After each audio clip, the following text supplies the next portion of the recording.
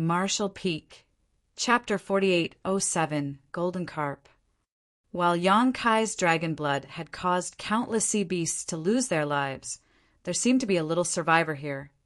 The sea carp before his eyes had obviously consumed his dragon blood, but it was lucky enough to keep its life.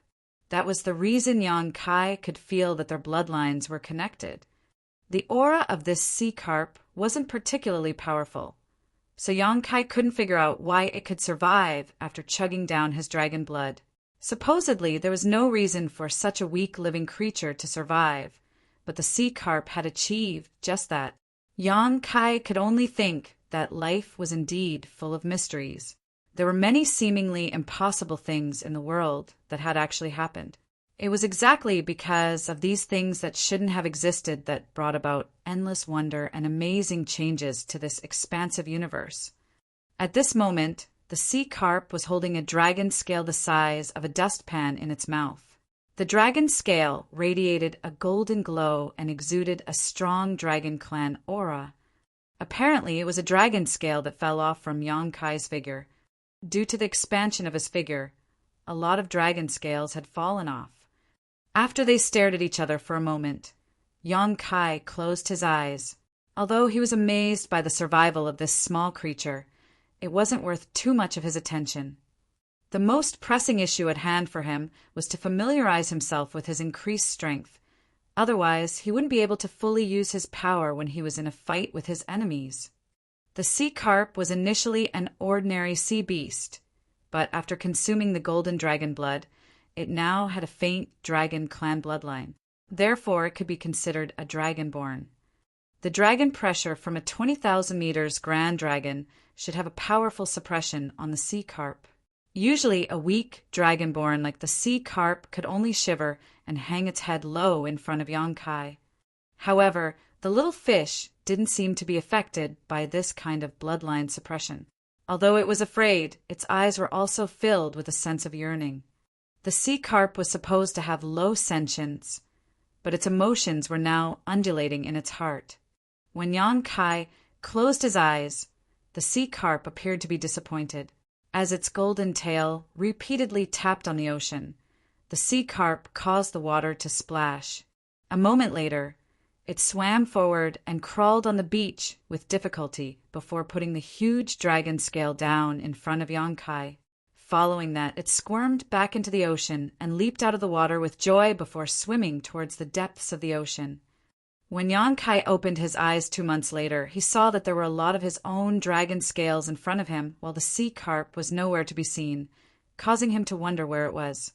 Yonkai tilted his head slightly and looked down at the dragon scales in silence. While dragon blood was a treasure, dragon scales were equally valuable. When he was in human form, Yonkai could summon his dragon scales around his figure to protect himself. Even just one piece of these fallen dragon scales could be used by a skillful artifact refiner to create a sturdy artifact armor of extraordinary quality. There was an awkward expression on Yonkai's face when he realized that the things that he had literally shed from his body could well be the treasures in other people's eyes. There were about 1,000 dragon scales on the beach. It seemed the sea carp had patiently found them from the depths of the ocean and sent them to him. Just then, a gurgling sound was heard as there seemed to be a ferocious beast in the ocean. The next instant, the sea water separated to the sides and revealed the sea carp's figure. When the sea carp previously appeared, it was only 10 meters long, but barely 2 months later, it had grown to be 100 meters in length. Moreover, the golden glow around it had become much more dazzling as its scales were starting to look less like fish scales and more like dragon scales. There was no doubt that its aura had grown stronger as well. Even though the sea carp was still weak in Yonkai's eyes, it had actually experienced shocking growth in just 2 months' time. The sea carp's eyes had become brighter and more intelligent as well. Presently, there was a dragon scale in its mouth that it had found from the depths of the ocean. Since it had consumed Yonkai's dragon blood, it could easily locate those fallen dragon scales. Otherwise, it couldn't have found so many in just 2 months. All the dragon scales that the sea carp had found from the ocean were sent to Yonkai. As their eyes met, The sea carp leaped into the air as though it was waiting for Yang Kai's compliment. Then it stared silently at him. Faced with the gigantic and majestic Grand Dragon, the sea carp wasn't frightened in the slightest. Instead, it was filled with joy. Yang Kai extended his dragon claw and grabbed the sea carp alongside a large area of the ocean before pulling them closer to himself. After giving it a thought, he sent them into his small universe. Since their fates were connected in a way, he decided to keep the sea carp. As for the large amount of dragon scales on the ground, Yang Kai didn't intend to give up on them. Although these things had fallen off from his body, they were all treasures. Sometime in the future, he could send them to Great Evolution Paradise and ask Grandmaster Ma Fan to make some artifact armors for him. Although the sea carp had exerted itself to bring back the 1,000 or so dragon scales from the ocean over the past 2 months, a lot of them remained under the waves.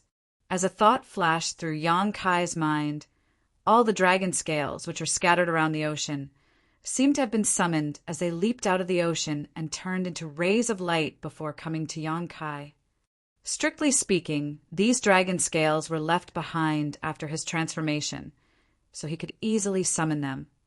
He then dispelled his dragon form and turned back into a human. As he looked in a particular direction, he leaped into the air. 100 kilometers away in that direction, several figures saluted him and watched him leave respectfully.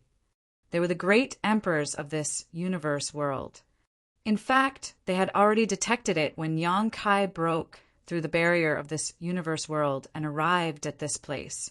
After all, they were the great emperors acknowledged by the heavenly way of this world, so they were fully aware of everything that was going on in it. However, Yang Kai's dragon pressure was far too intimidating.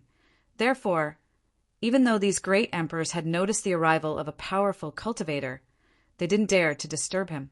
They could only watch over him from a distance.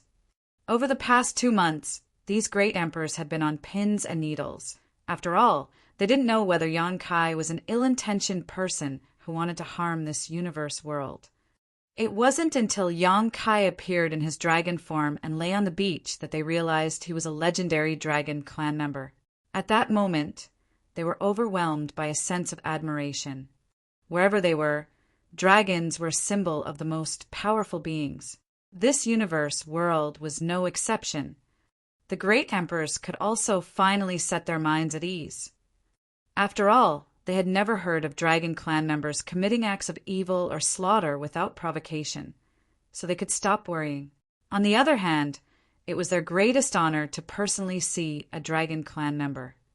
When Yang Kai left, they saluted him as it was a form of respect for a more powerful being. In the meantime, a loud boom sent a shockwave across 7 Stars sect in Yang Kai's small universe. No one knew what had happened in the sect, as they just felt the ground shaking. Sect Master Shangguanji and the other elders quickly came over to find out what was going on, and it didn't take long before they were dumbfounded by the sight before them. That was because there was initially a huge and beautiful mountain valley in the sect, but now it had turned into a lake. The lake was filled with clear water that reflected the blue sky. A doubtful Shang Guanji asked the other elders, "Has there always been such a lake in our sect?" All of them shook their heads, with Guan Qianxing replying, "This should be Serene Light Valley. I visited this place yesterday. Why did it suddenly become a lake?" It was inconceivable that a mountain valley had turned into a lake, and if not for the tremor just now, they wouldn't have noticed anything at all. With that said, they were certain that the loud boom had something to do with this transformation. After giving it a thought, Shang Guanji hypothesized, "Perhaps it's the ancestors' doing." No one knew how powerful the ancestor truly was, not just the other great forces in the Void Continent, but even the people in 7 Stars sect. These people had tried to probe Su-Yi regarding this matter, but even this legacy disciple knew little about it. Yang Kai had never showcased his true power in front of Su-Yi, and even if he did, Su-Yi wouldn't be able to comprehend it given his current vision. If Shang Guanji were to describe the ancestors' power, the only word that came into his mind was inscrutable. Everything could be explained if this was really the ancestors' doing. However, they still had to find out whether that was indeed the case. Just when Shang Guanji was preparing to head to the ancestors' residence, a gigantic shadow suddenly appeared in the middle of the lake. The next moment, a dangerous aura swept out. "Watch out!" Shang Guanji cried out in panic. He was now in the First Order Emperor realm, and other than the ancestor, he was the only Emperor realm master in Seven Stars sect. Therefore, he was the first one to detect the aura. Before the group even came to their senses, a large golden carp suddenly leaped out of the lake. Under the brilliant sun, the golden carp radiated a golden glow so bright that these people were almost unable to keep their eyes open. All of them couldn't help but narrow their gazes. PFFF. The next instant, the golden carp sprayed out a mouthful of water at all of them. With a solemn expression, Shang Guanji activated his Emperor Qi and blocked off the water. Soon after, though, he realized that the water sprayed out from the golden carp's mouth wasn't harmful at all. It was as though the sea beast was just playing a prank on them. Certainly, the golden carp was puzzled by his action. After falling back into the lake, it stared at them for a moment before it became elated. As it flapped its tail, it took in a lot of water and leaped into the air before spraying it at Shang Guanji and the others again. Shang Guanji raised his hand again, but this time he could feel a bit of power from the water sprayed out of the golden carp's mouth. As he kept blocking the water, the golden carp increasingly exerted more force until he was unable to fend off the water. In that instant, the leaders of Seven Stars sect were all soaked in water, causing them to appear quite embarrassed. Shang Guanji put on a helpless smile, thinking that it must be the ancestor who placed the golden carp and lake here. Otherwise, he couldn't think of any other possible explanations. He could clearly feel that this golden carp was significantly more powerful than him. The only reason he had persevered for such a long time just now was that the other party was teasing him. When Sui came over in a rush and saw Shang Guanji and the others in such a state, he was naturally shocked. As though Sui was their savior, Shang Guanji hurriedly asked, "Martial nephew, what's going on with this fish and lake? Has the ancestor said anything?" Sui quickly saluted all of them and replied, "Honored Master was the one who placed the fish and lake here. He told me to take good care of it." Upon hearing that, all of them breathed a sigh of relief. Even though they had speculated that it was the ancestors' doing, it wasn't until Sui confirmed it that they could be certain. Martial Peak, Chapter 4808, Chenxiu. Yang Kai had spent some 30 years in the chaotic Dead Territory. During this period, roughly 100 years had passed in the small universe. Presently, the flow of time in the small universe was 4 times faster than the outside world. When Sui ascended to the Saint Realm from the Transcendent Realm, the flow of time in Yang Kai's small universe accelerated from 2 times to 3 times that of the outside world. Above the Saint Realm were the Saint King Realm, Origin Returning Realm, Origin King Realm, and so on. When Sui made it to the Saint King Realm and the Origin Returning Realm, the flow of time in the small universe didn't change. However, when he broke through to the Origin King Realm, the flow of time in Yang Kai's small universe became 4 times faster. Now, Sui was already at the peak of the Origin King Realm. If Yang Kai hadn't told him to suppress his cultivation, he would have made it to the Tao Source Realm already. The growth of Sui was neither slow nor fast. In just 100 years, he had grown from a mortal without any foundation to an Origin King Realm Master. The average person would have been proud of such an achievement, but Sui was different. He was Yang Kai's 3rd disciple and was living in Yang Kai's small universe. Furthermore, he had cultivated a secret art named the Great Nothingness Scripture that had been passed down from ancient times. It wasn't surprising that he had made such an achievement. The reason Yang Kai told him to suppress his cultivation was that he wanted him to get prepared for ascending to the open heaven realm. It was just like how he wanted Zhaoye to suppress her cultivation in the past. The star boundary was now a cradle to nurture future open heaven realm masters, and the lower ones cultivation, the more benefits they could gain by cultivating there. Although Su-yi didn't have a chance to start his martial Tao in the star boundary from childhood, which would allow him to gain the greatest benefits from the world tree, he would still achieve great things in life if he started cultivating in the star boundary as an origin king cultivation. Above the origin king realm were the Tao source realm and the emperor realm. Once he made it to the Tao source realm, he wouldn't gain a lot of benefits by simply heading to the star boundary at this point. Yang Kai planned on making him ascend to the Tao source realm in the star boundary. In that case, his potential might be fully cultivated, which would allow him to stand a chance to be on par with the growth rate of his eldest senior brother and second senior sister. However, Su-yi would have to suffer a little because of that. Over the years, he had mainly relied on his dreams to cultivate. Hence, whenever he cultivated, he would doze off, and he was now used to going to sleep every night.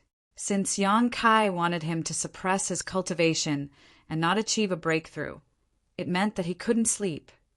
Initially, he would always feel sleepy, and there were times when he almost slumbered off. Fortunately, Yang Kai managed to awaken him in time so that the latter didn't have to bear the consequences of ascending to the Tao source realm. Gradually, Su-yi became used to fighting against sleepiness. When Yang Kai told him to take care of the golden carp, he really felt that this fish had come at the perfect time. After all, there was nothing else he could do since he was not allowed to sleep or cultivate. Nevertheless, Su-yi soon realized that the golden carp was simply too naughty. Every day, the fish would soak him in water, which caused him to constantly look disheveled and embarrassed. The news that there was now a sect protecting divine beast spread like wildfire. Many disciples came over to see the sea beast, and when they saw the golden carp revealing itself, they would all exclaim in amazement. The idea of a sect protecting divine beast came from Shangguanji. Regardless of where the golden carp came from, it had to be given the title of sect protecting divine beast, since it was brought to this place by the ancestor. Those who saw the golden carp before knew that this sect protecting divine beast was naughty and mischievous. The golden carp always seemed joyful when there were a lot of people around, therefore the disciples didn't mind getting splashed with water, as they would always come to the lake to play with the fish, which actually saved Su-yi a lot of trouble. While Seven Stars Sect in the Small Universe was bustling with noise, Yang Kai traveled across the void round the clock and finally arrived at Yin-Yang territory. Although he had benefited greatly from the gift given to him by Big Brother Huang and Big Sister Lan before his departure, a lot of uncertainties remained.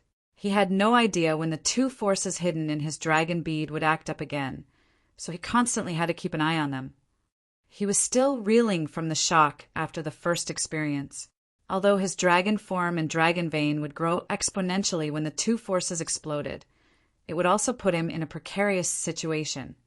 Fortunately, despite not knowing when they would explode again, Yang Kai had determined that it wouldn't happen anytime soon. It wasn't the first time Yang Kai visited Yin-Yang territory. However, he had tagged along Su Ying Xue and Qin Kuei previously, while this time he was on his own. Just like Langya Paradise, those from Yin-Yang territory wouldn't restrict anyone from entering or leaving this great territory.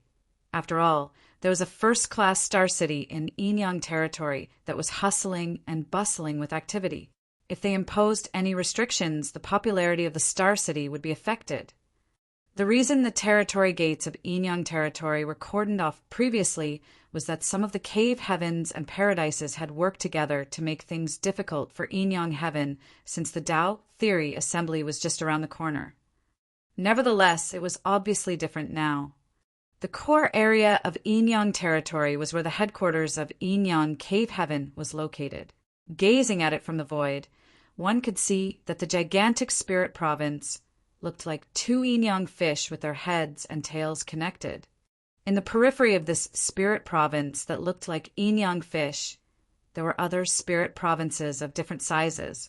They were all considered part of Yin-Yang Cave Heaven. With his previous experience in Langya Paradise, Yang Kai was now familiar with how to enter the cave heavens and paradises. Now he was no longer a nobody, as he had become a household name across the entire 3,000 worlds. Furthermore, he was a son-in-law of Inyan Cave Heaven. This identity alone warranted a serious treatment from Inyan Cave Heaven. Yang Kai headed straight to the Star City and found the Sixth Order Open Heaven Realm Master, who was in charge of the Void Dock. After telling the person his name, he revealed his intention and asked him to send a message to Su Linggong or Chu Huashang. Certainly, the Sixth Order Open Heaven Realm Master knew who Yang Kai was. The reason the Tao Theory Assembly was held in the past was to look for a husband for Chu Huashang. The incident sparked a commotion in Inyan Cave Heaven. Chu Huashang was a core disciple of Inyan Cave Heaven, and her aptitude and beauty were among the top in the world. Some of the disciples in Inyan Cave Heaven who were a match for her wanted to marry her. Unfortunately, she had violated the rule which stated that all the cave heavens and paradises had to stay united. Faced with external pressure, those from Inyan Cave Heaven had no choice but to give an explanation. The Tao Theory Assembly was the result. It could be said that the popularity of Chu Huashang in Inyan Cave Heaven was on par with, if not greater than that of Gu Linger in Langya Paradise. After all, Chu Huashang was a core disciple, while Gu Linger was not. There was a difference between their statuses. Initially, the Tao Theory Assembly was a plot devised by those cave heavens and paradises. They were ready to let their Fifth Order Open Heaven Realm Masters get married into Inyan Cave Heaven and become a partner of the core disciple. However, a guy named Yang Kai came out of nowhere and forced the cave heavens and paradises to change their strategy, which saved the reputation of Inyan Cave Heaven. Eventually, Yang Kai defeated all other competitors and won first place, which was shocking for everyone. After the event, he became a household name across the 3,000 worlds. The series of changes that took place during the Tao Theory Assembly caught everyone off guard, especially when the core disciple of Thousand Crane Disciple, Zhaoxing, was killed. The consequence of it was that his honored master, Zuoquan Hui, partnered with Heavenly Sword Union to launch a war against Void Land. On the other hand, many of the disciples from Inyan Cave Heaven were grateful to Yang Kai for what he had done during the Tao Theory Assembly. If he hadn't interfered, Chu Huashang would have been forced to marry a Fifth Order Open Heaven Realm Master from one of those great forces. It would be an intolerable outcome for everyone in Inyan Cave Heaven. In comparison, Yang Kai didn't come from one of the cave heavens and paradises, nor did he have a powerful background. Furthermore, he only made it to the Fifth Order when he ascended to the Open Heaven Realm, so his future was dimmer compared to Chu Huashang's. It could be said that he was not an equal match for Chu Huashang. However, since he had killed Zhaoxing, it didn't seem unacceptable to let him become a Inyan Cave Heaven son-in-law. Cultivators always respected the strong. After the Tao Theory Assembly, Chu Huashang had to be confined for 100 years as punishment for her actions. Now that 100 years had passed, Chu Huashang had stepped out of confinement. Nevertheless, Yang Kai still hadn't shown up at this point. Instead, they heard a lot of strange news from the outside world. Therefore, when the Sixth Order Open Heaven Realm Master, who was in charge of the Star City's Void Dock, saw Yang Kai, he was surprised and doubtful. After confirming Yang Kai's identity, he didn't make things difficult for him, as he told him to get some rest in a room and hurriedly sent a message to the sect. Certainly, Yang Kai had seen the surprise and doubt in that person's eyes. He had a feeling that his visit to Inyan Cave Heaven this time wouldn't be smooth sailing as he had imagined. With that said, he was here to meet up with Chu Huashang following the 100-year promise. With Su Linggong around, he wouldn't have to worry about anything, as the latter would just solve any problems that were thrown at him. He had come into contact with quite a number of high-rank Open Heaven Realm Masters, including some of the Eighth Order ancestors. Hence, the mystery and pressure surrounding the high-rank Open Heaven Realm Masters wouldn't affect Yang Kai anymore. Those from Inyan Cave Heaven reacted quickly. 1 hour after Yang Kai sat down, an elderly man who was a Seventh Order Open Heaven Realm Master personally came over. Upon opening the door, The elderly man looked smilingly at Yang Kai and nodded. It's said that the next generation will always be better than the previous one. It's when I see young people like you that I realize I'm old. Yang Kai quickly saluted him. Greetings, martial uncle. You're still very strong. He was puzzled. Initially, he thought that either Qin Kuei or Su Ying-shue would meet him and bring him to Yin Yang Cave Heaven. However, none of them came to this place. Instead, there was a Seventh Order Open Heaven Realm Master that he didn't know. Without reading too much into it, Yang Kai asked, "May I ask your name, senior?" The elderly man replied with a smile, "My name is Qin Xiu." "So it is Martial Uncle Qin." Yang Kai saluted him again. "This is not a suitable place to have a talk. Come to the sect with me." "Yes." With Qin Xiu leading the way, it was easy for them to enter Yin Yang Cave Heaven. When Yang Kai visited this place previously, he was told to stay on a certain spirit peak. He had also been to Chu Huashang's residence, so he still remembered the route. However, Qin Xiu didn't intend to lead him to see Chu Huashang or Su Linggong. Instead, he was heading to an unfamiliar spirit peak. Yang Kai looked around with a calm expression. Apparently, this spirit peak was where Qin Xiu cultivated. Upon arriving at the spirit peak, they entered a grand hall and each took a seat. Soon, an alluring and demure woman entered the hall. With her head hung low, she appeared to be quite bashful. The bit of redness on her cheeks was as beautiful as sunset. What surprised Yang Kai was that the woman exuded a powerful aura which suggested that she was in the Sixth Order Open Heaven Realm.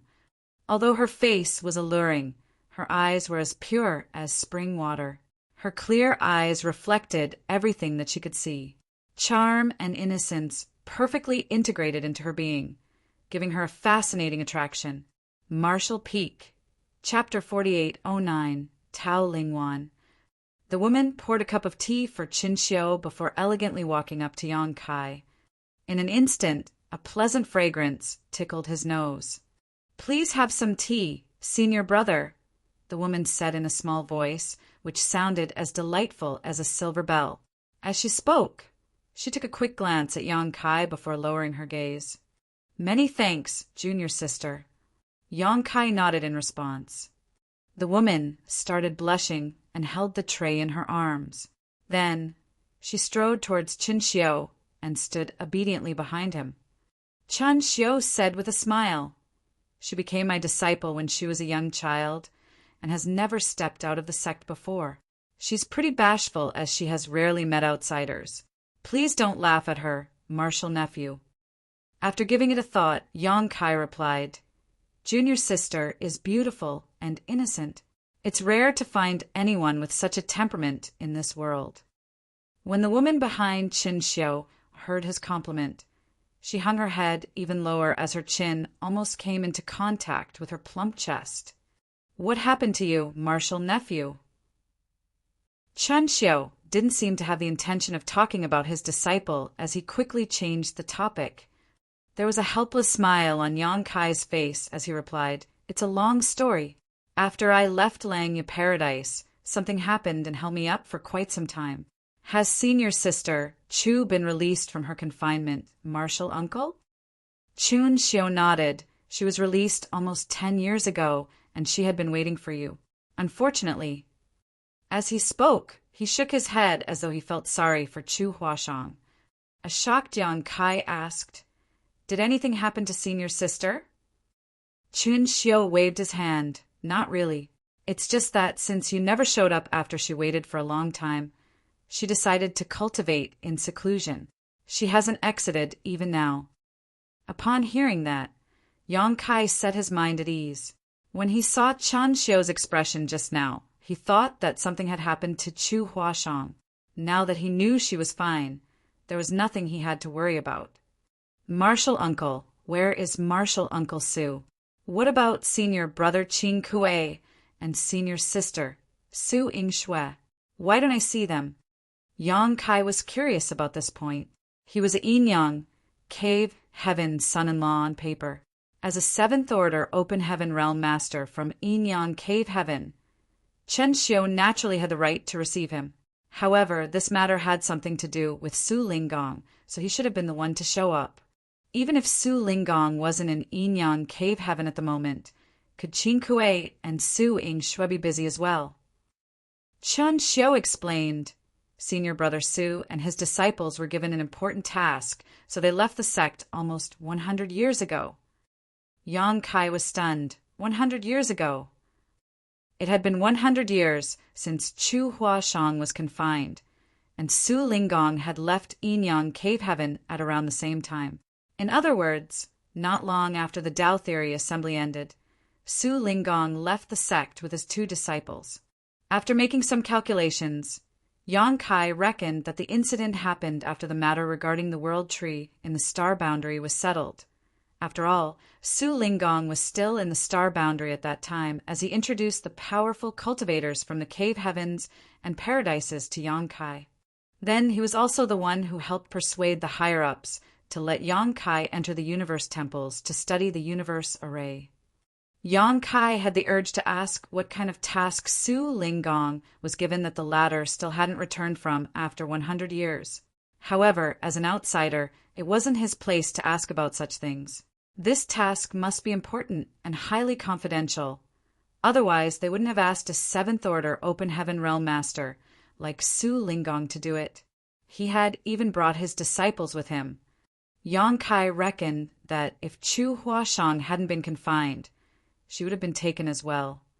It was no wonder that he hadn't seen Su Linggong or any of his disciples. Upon that realization, he set his mind at ease. Yang Kai was previously nervous, as he thought that Su Linggong was displeased with the fact that he hadn't shown up on time.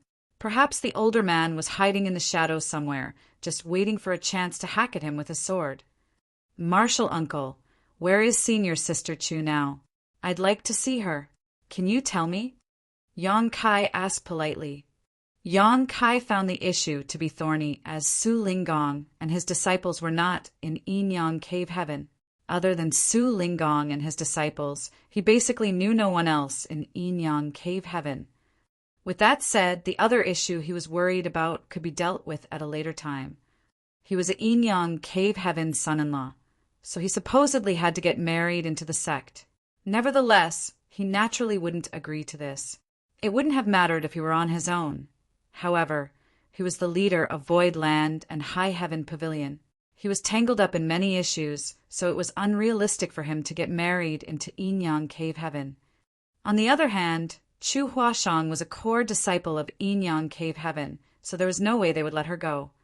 Initially, Yang Kai planned on having a discussion with Su Linggong so that they could come up with a solution that was acceptable for both parties. He had the intention to offer some compensation to Yin Cave Heaven since he had obtained immense rewards from the chaotic, dead territory. Just by taking out a small part of it, he would be able to tempt the leaders of Yin Cave Heaven to let Chu Huashang go. However, since Su Linggong wasn't around, there was no one he could talk to about this issue. Having said that, this matter could be delayed for now. Open Heaven Realm Masters enjoyed a very long life, so the matter between Chu Huashang and him didn't have to be dealt with immediately. Regardless, he had to meet Chu Huashang and find out what was on her mind. If she was willing to leave with him, he wouldn't mind paying a hefty price for it. Nonetheless, if she wasn't willing to do so, he wouldn't force her. Upon hearing this question, though, Chen Xiu appeared hesitant. There has not been any news about Martial Niece Chu since she started cultivating in seclusion, so it won't be easy to see her. I'm sure you're aware that a cultivator is most wary of external disturbance when he or she is cultivating in retreat. If that happens at a critical moment, they will suffer from cultivation dissonance, or worse, lose their life.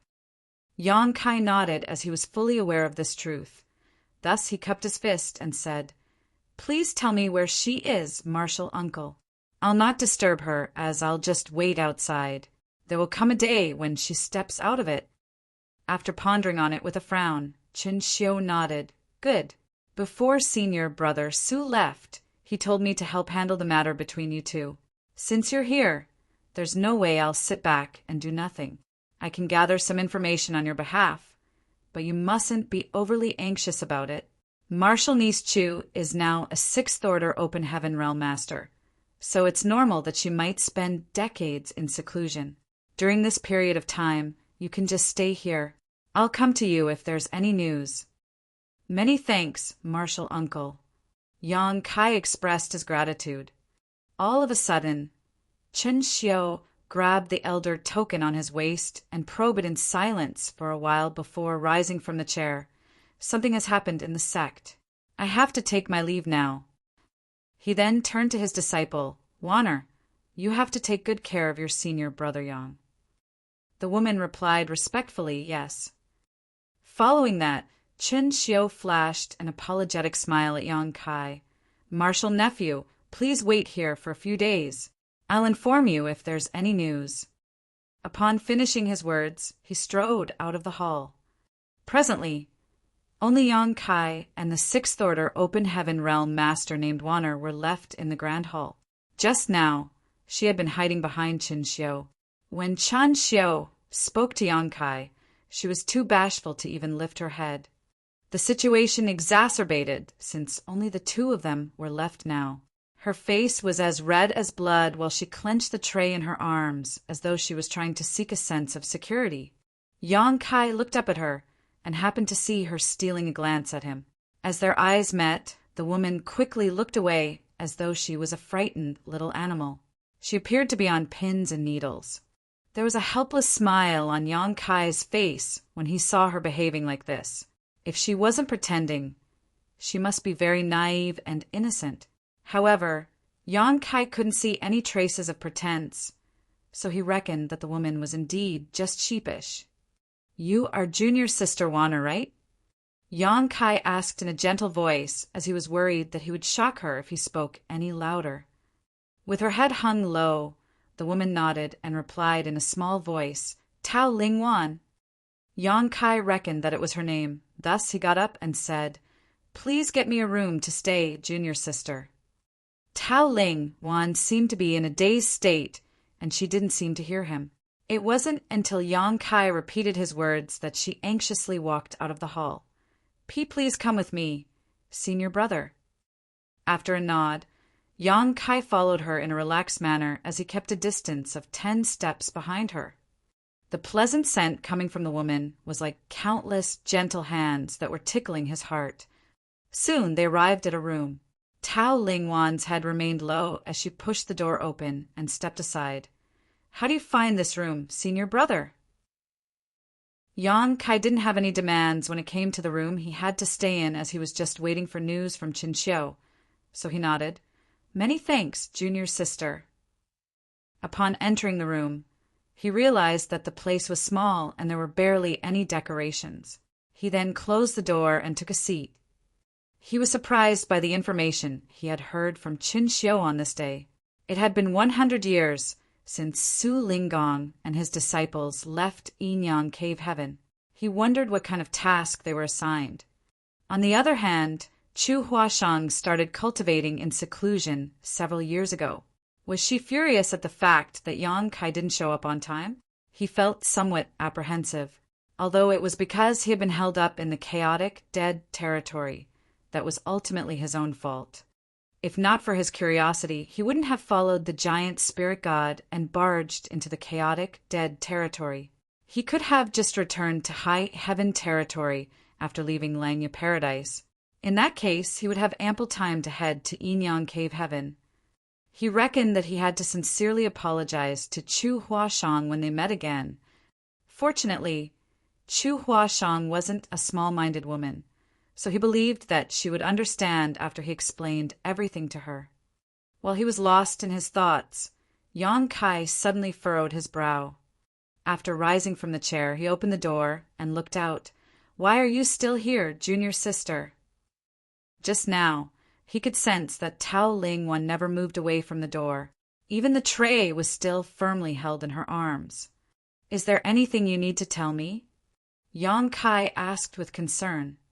Tao Ling Wan quickly shook her head. Nothing. It's just that honored master has told me to take good care of you. Yang Kai burst into laughter. There's no need for that. Just do your own things. I'm fine with being alone." With her head hung low, Tao Lingwan said in a small voice, "It's an order from honored master." Yang Kai didn't know what to say. After giving it a thought, he said, "Junior sister, why don't you get some rest first? I'll call out to you if I need anything." Tao Lingwan didn't say anything, nor did she take any action. It seemed that Yang Kai was unable to reason with her. He had no idea whether Qin Xiu had told her anything, or it was just her nature. However, it wasn't like he could let her keep standing outside the room. She wasn't a maidservant, but a sixth-order open heaven realm master.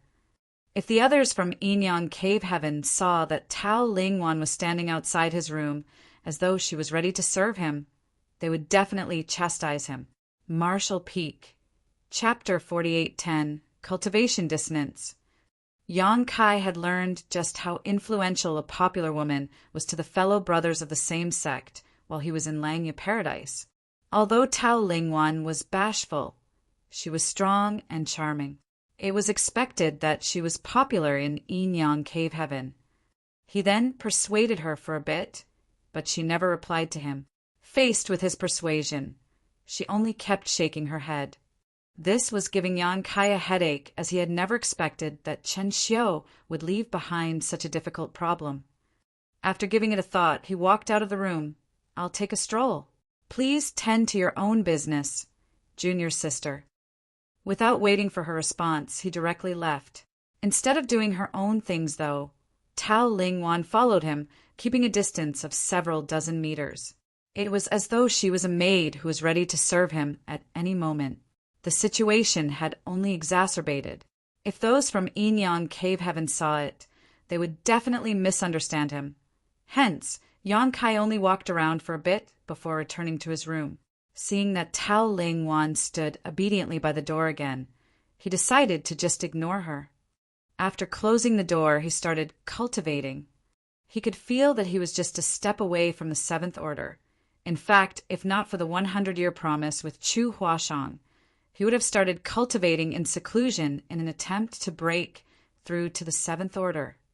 However, just by looking at the proprietress situation, Yang Kai knew that he couldn't make it to the seventh order in a short time. It had been over 100 years since she started cultivating in seclusion, but she hadn't managed to achieve an ascension yet. Therefore, he decided to settle the issue in Yinyang Cave Heaven before attempting to break through to the seventh order. With that said, even though Yang Kai had rarely cultivated in retreat over the years, his heritage continued to grow due to the uniqueness of his small universe. Furthermore, with the help of Su Yi, who cultivated the great nothingness scripture, the flow of time in his small universe was now 4 times faster than the outside world. As a result, the growth of his heritage had also accelerated. Nevertheless, he had spent quite some effort to nurture more stalks of profound Yin bamboo, which required the consumption of the world force in his small universe. If not for this, he would have reached the threshold of the seventh order sooner. For the next half a month, there was no news from Chen Xiu at all, which made Yang Kai feel doubtful. Before Chen Xiu left, he had said that he would help gather some information for him. A long time had passed, so he should have finished such a simple task. After all, he was the inner elder of Yinyang Cave Heaven. Moreover, Chu Huashang was cultivating in seclusion, so it shouldn't be hard to find out her whereabouts. Hence, Yang Kai felt uneasy at the fact that Qin Xiu hadn't shown up for a long time. One day, when Yang Kai was cultivating, he suddenly heard someone groaning outside the room. The voice sounded suppressed and awkward. At that, Yang Kai furrowed his brow. Tao Lingwan had been standing outside the room, so there was no doubt that it was this sheepish woman who made the noise. Over the past half a month, just like a piece of wood, she had never made a noise or moved one step. Yang Kai felt guilty for that, but there was nothing he could do since she wouldn't listen to him. At this moment, something seemed to have happened to her. Yang Kai listened attentively, but he could no longer hear anything. Just when he was about to use his divine sense to check the situation, he suddenly heard a thud. as though something had fallen to the ground. He quickly got up and dashed towards the door. Upon opening it, he saw Tao Lingwan curling up on the ground and shivering. Cold air could be seen billowing from her body as it froze the walls and ground around her. Besides that, the aura coming from her body was clearly unstable. She's suffering from cultivation dissonance. Yang Kai was flabbergasted. He couldn't figure out why this woman was suffering from cultivation dissonance all of a sudden. Recently, she had only been standing outside his room. Yang Kai had never detected her cultivating, so this shouldn't have happened. Furthermore, she was now a powerful sixth-order open heaven realm master, so why would such a thing even happen to her? Could it be a hidden health concern she was left with when she just started out cultivating in the past? Without any delay, Yang Kai crouched down and lifted her up. In an instant, he could feel that the woman was cold all over, as though he was carrying an ice block. On the other hand, her figure remained soft and supple, which gave off a contradictory feeling. Upon feeling the man's warmth, Tao Lingwan, who was usually bashful, stuck closer to Yang Kai as though she was trying to merge with him in an attempt to seek his warmth. Her actions made Yang Kai feel uneasy, so he quickly walked up to the bed and tried to set her down. But he was unable to do that because she had wrapped her arms around his neck and clung on to him like an octopus. Junior Sister Tao, Junior Sister Tao. Yang Kai anxiously called out to her. It wasn't certain whether Tao Lingwan had heard him, but she opened her eyes and looked at him with a seductive gaze. Yang Kai was most familiar with this kind of gaze, which suggested that this woman wanted to bed him. The enchantress Shan Qing Luo and the charm demon Yu Ru Meng would always seduce him in such a way. He immediately realized that something was off. Without any time to ponder on it, he apologized to her and pressed his palm against her forehead. The next moment, he activated the power of his small universe in an attempt to help restore the chaos in her body to order. This was the most common way of assisting someone experiencing cultivation dissonance, and Yang Kai couldn't think of anything else to do to help. Moreover, he wasn't sure about what kind of secret art Tao Lingwan had cultivated, so he was unable to give her the exact treatment she needed. He was only doing all he could to help her, but it was up to the heavens to decide whether she would recover. From the looks of it, she hadn't completely lost her mind as she was seemingly trying to deal with the danger that came with cultivation dissonance. Surprisingly, the treatment was working. Yang Kai could feel that the power of his small universe could be perfectly absorbed by Tao Lingwan without a hint of conflict at all. This revelation astounded him. It had to be noted that the Tao every open heaven realm master was good at was different, so the powers of their small universes were never the same. He and Tao Ling, one had cultivated secret arts that were not connected in any way, and they grew up in vastly different environments.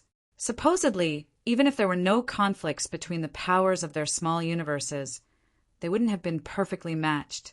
Nevertheless, such a thing had actually happened. Tao Lingwan's small universe had accepted his power without any repulsion. As time passed, she stopped shivering as her body regained some warmth. It wasn't until half a day later that Yang Kai retracted his hand. At this moment, Tao Lingwan was seated in front of him while breathing stably. Her face was slightly red, and her long eyelashes fluttered. There was no doubt that she was fully conscious. Previously, she would start blushing just by taking a glance at Yang Kai, but after what she had done following the cultivation dissonance, it seemed she didn't even have the nerve to open her eyes. She could feel Yang Kai examining her, so she started trembling again as her face turned as red as blood. After measuring his words, Yang Kai said, "If you feel any discomfort, you can tell me about it. If everything is well now, you don't have to say anything." Tao Lingwan remained silent. Upon getting her hint, Yang Kai nodded. "In that case, you can get some rest here, and I'll go to another room. Just call out to me if there's anything you need help with." There was a room just beside this one. Previously, Yang Kai told her to stay in that room and stop standing outside his door, but she refused. Now, Yang Kai had to stay in that room. However, before he could make a move, he felt two powerful auras approaching from the distance. Upon sensing who they were, he became elated. That was because he knew both of them. One of them was Chun Xiu, who hadn't shown up for half a month now. It wasn't surprising that he was coming. But the other one was Yu Xiangdai. After Su Linggong and his two older disciples left the star boundary, Yinyang Cave Heaven sent Yu Xiangdai to be stationed in the star boundary. Yang Kai had frequently come into contact with her, and they had previously worked on the Lang Yu Paradise issue together. It could be said that Yu Xiangdai had taken good care of him. Yang Kai had never expected that she was in Yinyang Cave Heaven, as he thought that she was still in the star boundary. While he was lost in his thoughts, he suddenly heard Chun Xiu say, "What are you doing, junior sister? Why did you come here without informing me? If you had told me earlier, I could have prepared a welcome party for you." Yu Xiangdai snorted. "Do you think I have no idea what you're up to? Where's Yang Kai? Brat, get out here now." Yang Kai, who was initially joyful, shrank his neck upon hearing that. He had no idea how he offended Yu Xiangdai that she suddenly became so aggressive towards him. Certainly, he didn't dare to be negligent. Chun Xiu didn't seem like a reliable person. Other than telling a sixth-order female disciple to serve Yang Kai, he hadn't even come back with any information after half a month. Since Yu Xiangdai was here, Yang Kai naturally had to see her. Before Yang Kai could even respond, though, Yu Xiangdai scanned the spirit peak with her divine sense and instantly found him. The next moment, a figure abruptly appeared in front of his room. "Martial Aunt Yu," Yang Kai saluted her. When he was in the star boundary, he was the great emperor of the universe world who was in control of the world tree, thus allowing him to be on an equal footing with the envoys from the cave heavens and paradises. However, in this place he was just a junior. Yu Xiangdai nodded firmly, but when she caught a glimpse of Tao Lingwan, who was seated cross-legged on the bed, her expressions changed drastically, and she questioned, What did the two of you do?" An embarrassed Yang Kai quickly explained, "Don't get us wrong, Martial Aunt Yu. Just now, junior sister Tao suddenly suffered from cultivation dissonance for some reason, so I just assisted her. Whatever it was, I was fortunately able to be of some use to junior sister Tao. We didn't do anything else." Upon hearing that, Yu Xiangdai's jaw dropped for a time before letting out an exasperated sigh. "What a disaster!" Her expression seemed to suggest that Yang Kai had done something terribly wrong, which made his heart skip a beat. "What are you trying to say, Martial Aunt? We really didn't do anything." Just then, Chen Xiu finally arrived. While standing outside the room, he took a glance inside and put on a smile, as though everything was going according to his plan. Yu Xiangdai turned and glared at him. "Are you happy now?" Chen Xiu shook his head. "What are you talking about, junior sister? I don't understand." Yu Xiangdai delivered a swift kick, but the well-prepared Chen Xiu easily dodged it. "What are you doing, junior sister?" Chen Xiu asked in shock. Yu Xiangdai said through clenched teeth, "Despicable." Upon finishing her words, she ignored Chen Xiu entirely and glowered at Yang Kai before shouting, "Come with me!" Martial Peak, Chapter 48:11, Making a Mistake with Good Intentions. Chun Xiu didn't intend to stop Yang Kai from leaving with Yu Xiangdai. He only gazed at Yang Kai with a meaningful smile as they departed. Yang Kai had no idea why Yu Xiangdai was furious, but he wouldn't dare to ask her about it as he followed her in silence. 1 hour later, they arrived at a different spirit peak.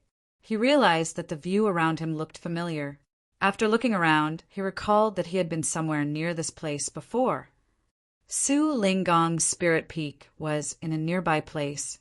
It seemed that he and Yu Xiangdai were neighbors. There were many people on the spirit peak who should be Yu Xiangdai's disciples. She was an inner elder of Yinyang Cave Heaven, so she had the right to take on disciples. Upon seeing her, all of them saluted her in a respectful manner. Yang Kai, who was behind her, grew curious. Without looking at these disciples, Yu Xiangdai directly passed through them in a manner that befitted her status as the leader of the Spirit Peak. These disciples wouldn't dare to say anything. Yu Xiangdai was usually a mild-tempered person who wouldn't put on airs and would respond to any disciple who said hello to her in normal times. Something seemed to have happened on this day, as she sported a cold expression. That was the reason they were anxious. Soon, they arrived at a room as Yu Xiangdai turned around and ordered, "Stay here for a few days. I need to gather some information." Yang Kai nodded without hesitation, yes. Yu Xiangdai glared at him before turning to leave, but she soon turned back and ordered, "Other than me, don't meet anyone who comes to see you." What's going on here? Yang Kai was puzzled. His experience in Yinyang Cave Heaven this time was very different from what he had imagined. First of all, he hadn't even had the chance to meet Su Linggong or Chu Huashang. Then he was brought to Qin Xiu's place and stayed there for half a month. Following that, Yu Xiangdai stormed in while feeling furious. He had only lent Tao Lingwan a hand when she was suffering from cultivation dissonance, which shouldn't be a big deal. Given the situation, he couldn't have turned a blind eye to her suffering. Yang Kai suspected that Yu Xiangdai had misunderstood something, but he had already explained it clearly to her.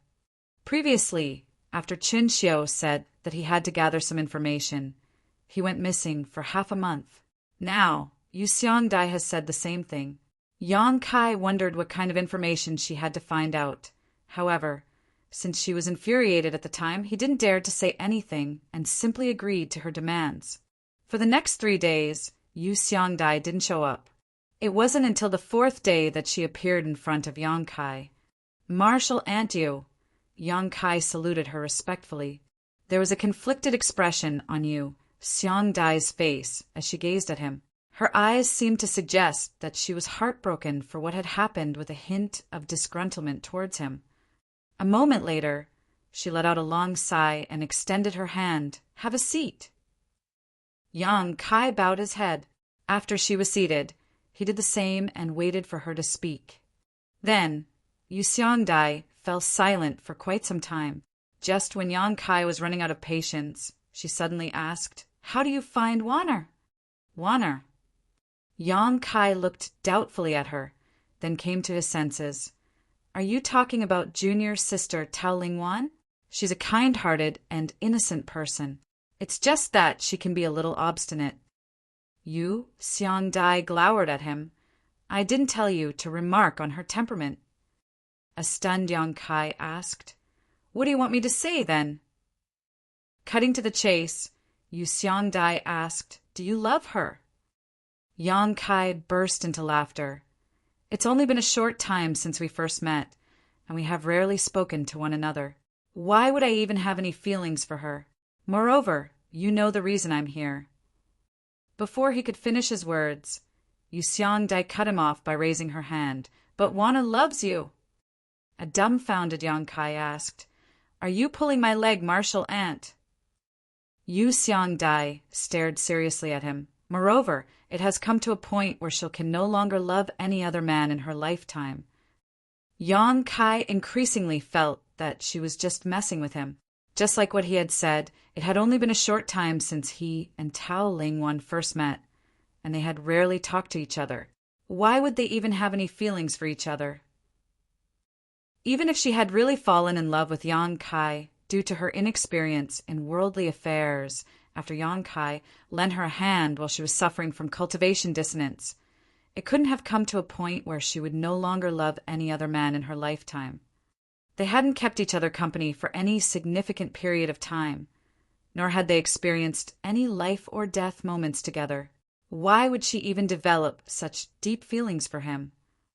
However, Yu Xiangdai didn't seem like she was pulling a prank. Following another sigh, she said slowly, "There are 2 major factions for the disciples in Yinyang Cave Heaven. One of them is the heartless Tao, while the other is heartfelt Tao. Although there are 2 different factions, they lead to the same goal." Yang Kai had no idea why she suddenly changed the topic, but he still listened attentively. He had heard Chu Huashang mention the heartless Tao and heartfelt Tao before. The heartless Tao was the one she had cultivated. At that time, she had to fall in love with Yang Kai and then cut off those emotions to achieve a breakthrough and make it to the open heaven realm. Certainly, he didn't understand the secrets behind this, nor did he know anything about heartfelt Tao. Warner has cultivated heartfelt Tao. You've come into contact with her before, so I'm sure you can feel that she's bashful and timid. Yang Kai nodded. Yu Xiangdai explained that is not a pretense. It's mostly because of the secret arts influence, and a small part of it is due to her natural temperament. She is inexperienced and as pure as a piece of white paper because of the secret art she has cultivated. It's hard to find women like her nowadays, Yang Kai remarked. Tao Lingwan was a sixth-order open heaven realm master after all. She must have cultivated for a long time to achieve her current cultivation, but she remained pure and innocent. Only the cave heavens and paradises had the capital to nurture disciples like her. The open heaven realm masters of most ordinary sects had experienced a lot of hardship during their cultivation journey. Such masters were often the pillars of their sects who carried great burdens on their shoulders, so they didn't have the right to be innocent. But now, Yu Xiangdai shot him a glare. This piece of white paper has been marked with your brand. An aggrieved Yang Kai refuted. Martial Aunt Yu, there was really nothing that happened between junior sister Tao and me. I only lent her a hand when she suffered from cultivation dissonance. If you don't believe me, you can ask her about it. Yu Xiangdai slowly shook her head. I know you're telling the truth. Nothing more than what you said happened between the two of you. The problem is that you assisted her in the first place. A speechless Yang Kai said, Are you saying that I shouldn't have helped her? Should I have just watched her suffer and die? She wouldn't die. Even if you hadn't helped her, she would have stabilized her condition on her own. Moreover, this isn't the first time she has experienced such an incident. I also went through such episodes in the past. Yang Kai became dumbfounded for a while before asking, Have you cultivated heartfelt Tao as well, martial aunt? Yu Xiangdai nodded gently.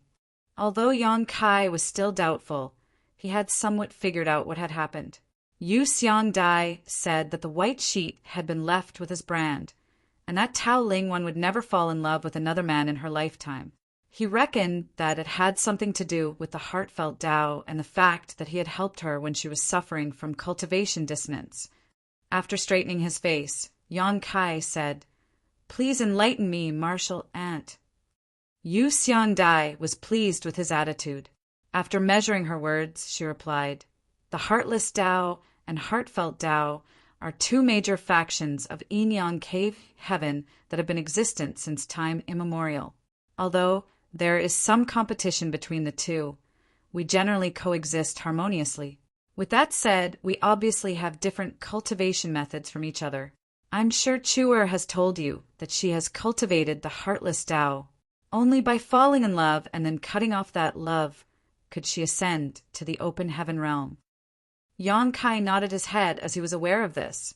After all, Chu Huashang didn't hide anything from him. As for the heartfelt Tao, we don't have to go to such lengths to make it to the open heaven realm. Cultivators of this Tao won't face any difficulty when ascending to the open heaven realm. The problem starts when we want to ascend to the seventh order open heaven realm. Cultivators of a heartfelt Tao have to look for suitable partners when they are in the sixth order open heaven realm and obtain their Yin Qi or Yang Qi. Only when Yin and Yang are merged can they achieve completion and break through to the seventh order. At the same time, their small universes would also materialize.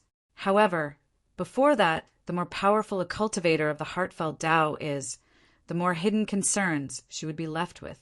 I'm sure you understand that Yin or Yang cannot grow on their own, so these hidden concerns break out from time to time. Cultivation dissonance. Yang Kai finally understood what had happened. Yu Xiangdai nodded. Yes, cultivation dissonance, but different from ordinary cultivation dissonance. While the two look similar on the surface, even without any external aid, One who had cultivated the heartfelt Tao can overcome these episodes with enough focus and effort. That wasn't the first time Warner suffered from cultivation dissonance, but no one ever helped her in the past. An embarrassed young Kai scratched his head awkwardly. I had no idea. She was suddenly struck with cultivation dissonance, so I just tried to.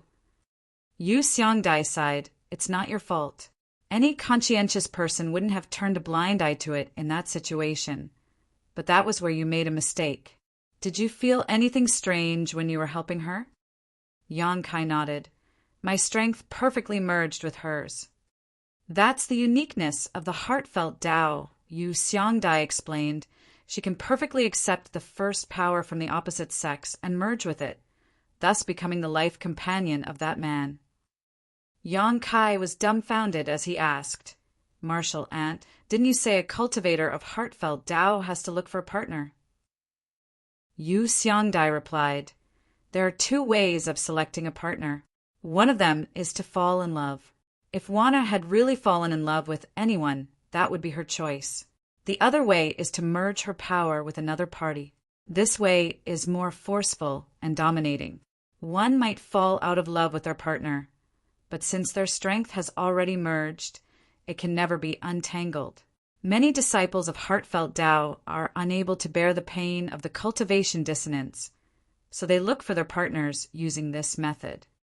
There was an awkward expression on Yang Kai's face. Martial Ant, are you saying that Junior Sister Tao and I? With a solemn expression, Yu Xiangdai nodded. You are now the only man she can have in her life. Just like what I've said, she has been left with your brand. Other than you, she will never love anyone else. No way. Yang Kai quickly waved his hands. You know what I came to Yinyang Cave Heaven for. I didn't have a choice when I helped Junior Sister Tao. Moreover, we know nothing about each other. So how can we suddenly become a couple? I'm afraid it's not up to you to decide. Yu Xiangdai slowly shook her head. Although Wanner is not a core disciple of the sect, she has the highest hope of ascending to the 7th Order in the last hundreds of years. Without your help, her martial Tao would end at the peak of the 6th Order. Martial Peak. Chapter 48:12. Embarrassing Situation. Yang Kai had never expected that his attempt to help someone would end up causing such a big problem. He reckoned that the secret arts of Yinyang Cave Heaven were indeed abstruse.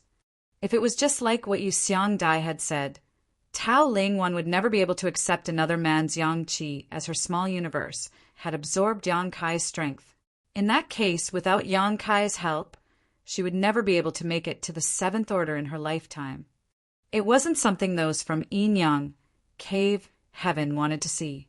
A 7th Order open heaven realm master was valuable to every cave heaven or paradise. Tao Lingwan had high hopes of ascending to the 7th Order. If her future was ruined by Yang Kai, those from Yinyang Cave Heaven wouldn't let him off. Yang Kai felt helpless while his mind was a mess. It had only been a short time since he and Tao Lingwan first met, and they had barely even spoken to each other. However, if her future was destroyed because of him, he would feel guilty. Nevertheless, he couldn't bring himself to simply accept her. He had come all the way to this place for Chu Huashang. It wasn't the right thing to do if he was tangled up with another woman while he hadn't even met Chu Huashang. Chen Xiu. Yang Kai suddenly cursed. He was puzzled previously, but upon hearing Yu Xiangdai's explanation, he seemed to have realized something. It was Chen Xiu's doing, right? Tao Lingwan was Chen Xiu's disciple, so he must be fully aware of her situation. Perhaps he knew that Tao Lingwan would be struck with cultivation dissonance soon at that time, so he insisted on making her serve Yang Kai. After that, he went missing for half a month. On the other hand, he never told Yang Kai anything. Chen Xiu knew that once Tao Lingwan suffered from cultivation dissonance in front of Yang Kai, the latter wouldn't turn a blind eye to it. The moment Yang Kai decided to help, he would fall into the trap. This probably wasn't a well-thought-out plan. After all, Chen Xiu had no idea when Yang Kai would visit Yinyang Cave Heaven, so he had most likely improvised it. When Yang Kai arrived, it just so happened that Tao Ling Wan would be struck with cultivation dissonance soon. Yu Xiang Dai parted her lips for a moment before letting out a sigh. You figured it out, after all. With a frown, Yang Kai asked, but why? Regardless, Tao Ling Wan was a powerful sixth-order open heaven realm master who was also strikingly beautiful. If such a beautiful woman got together with Yang Kai, outsiders would think that he had found a partner that was out of his league. However, Yang Kai couldn't figure out Chen Xiu's intention for doing this. It wasn't like he didn't know that Yang Kai and Chu Huashang were engaged. The titles of Yang Kai, which included Star Boundary Great Emperor and Void Landlord, were probably not prestigious enough to make him sacrifice a legacy disciple just to establish a connection. It's for Chuar, Yu Xiangdai replied. What do you mean? Yang Kai became even more doubtful. Yu Xiangdai explained, 100 years ago, you won first place in the Tao Theory Assembly and became engaged with Chuer. Supposedly, you should have come to Yinyang Cave Heaven a few years ago. Yang Kai nodded. That was my plan, but I was held up by something. It was the chaotic dead territory, right? Yu Xiangdai asked. Yang Kai was shocked. How do you know? The ancestor who is responsible for monitoring the chaotic dead territory is from Luo Shang Cave Heaven. When he saw that you entered the chaotic dead territory alongside the giant spirit god, he asked around to find out about your identity.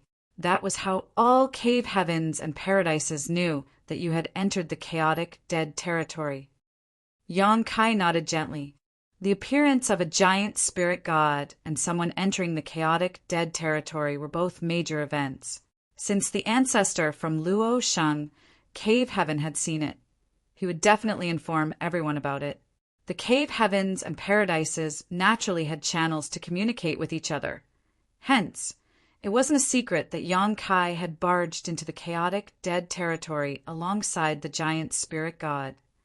The chaotic dead territory is a dangerous place.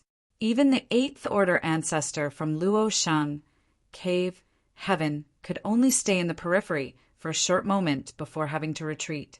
What do you think the outsiders would speculate when you had gone missing for decades? Yu Xiangdai stared at him and asked. After giving it a thought, Yang Kai replied, They must have believed that I was dead.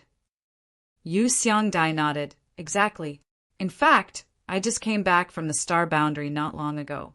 I was also shocked when I heard that you had entered the chaotic dead territory back then.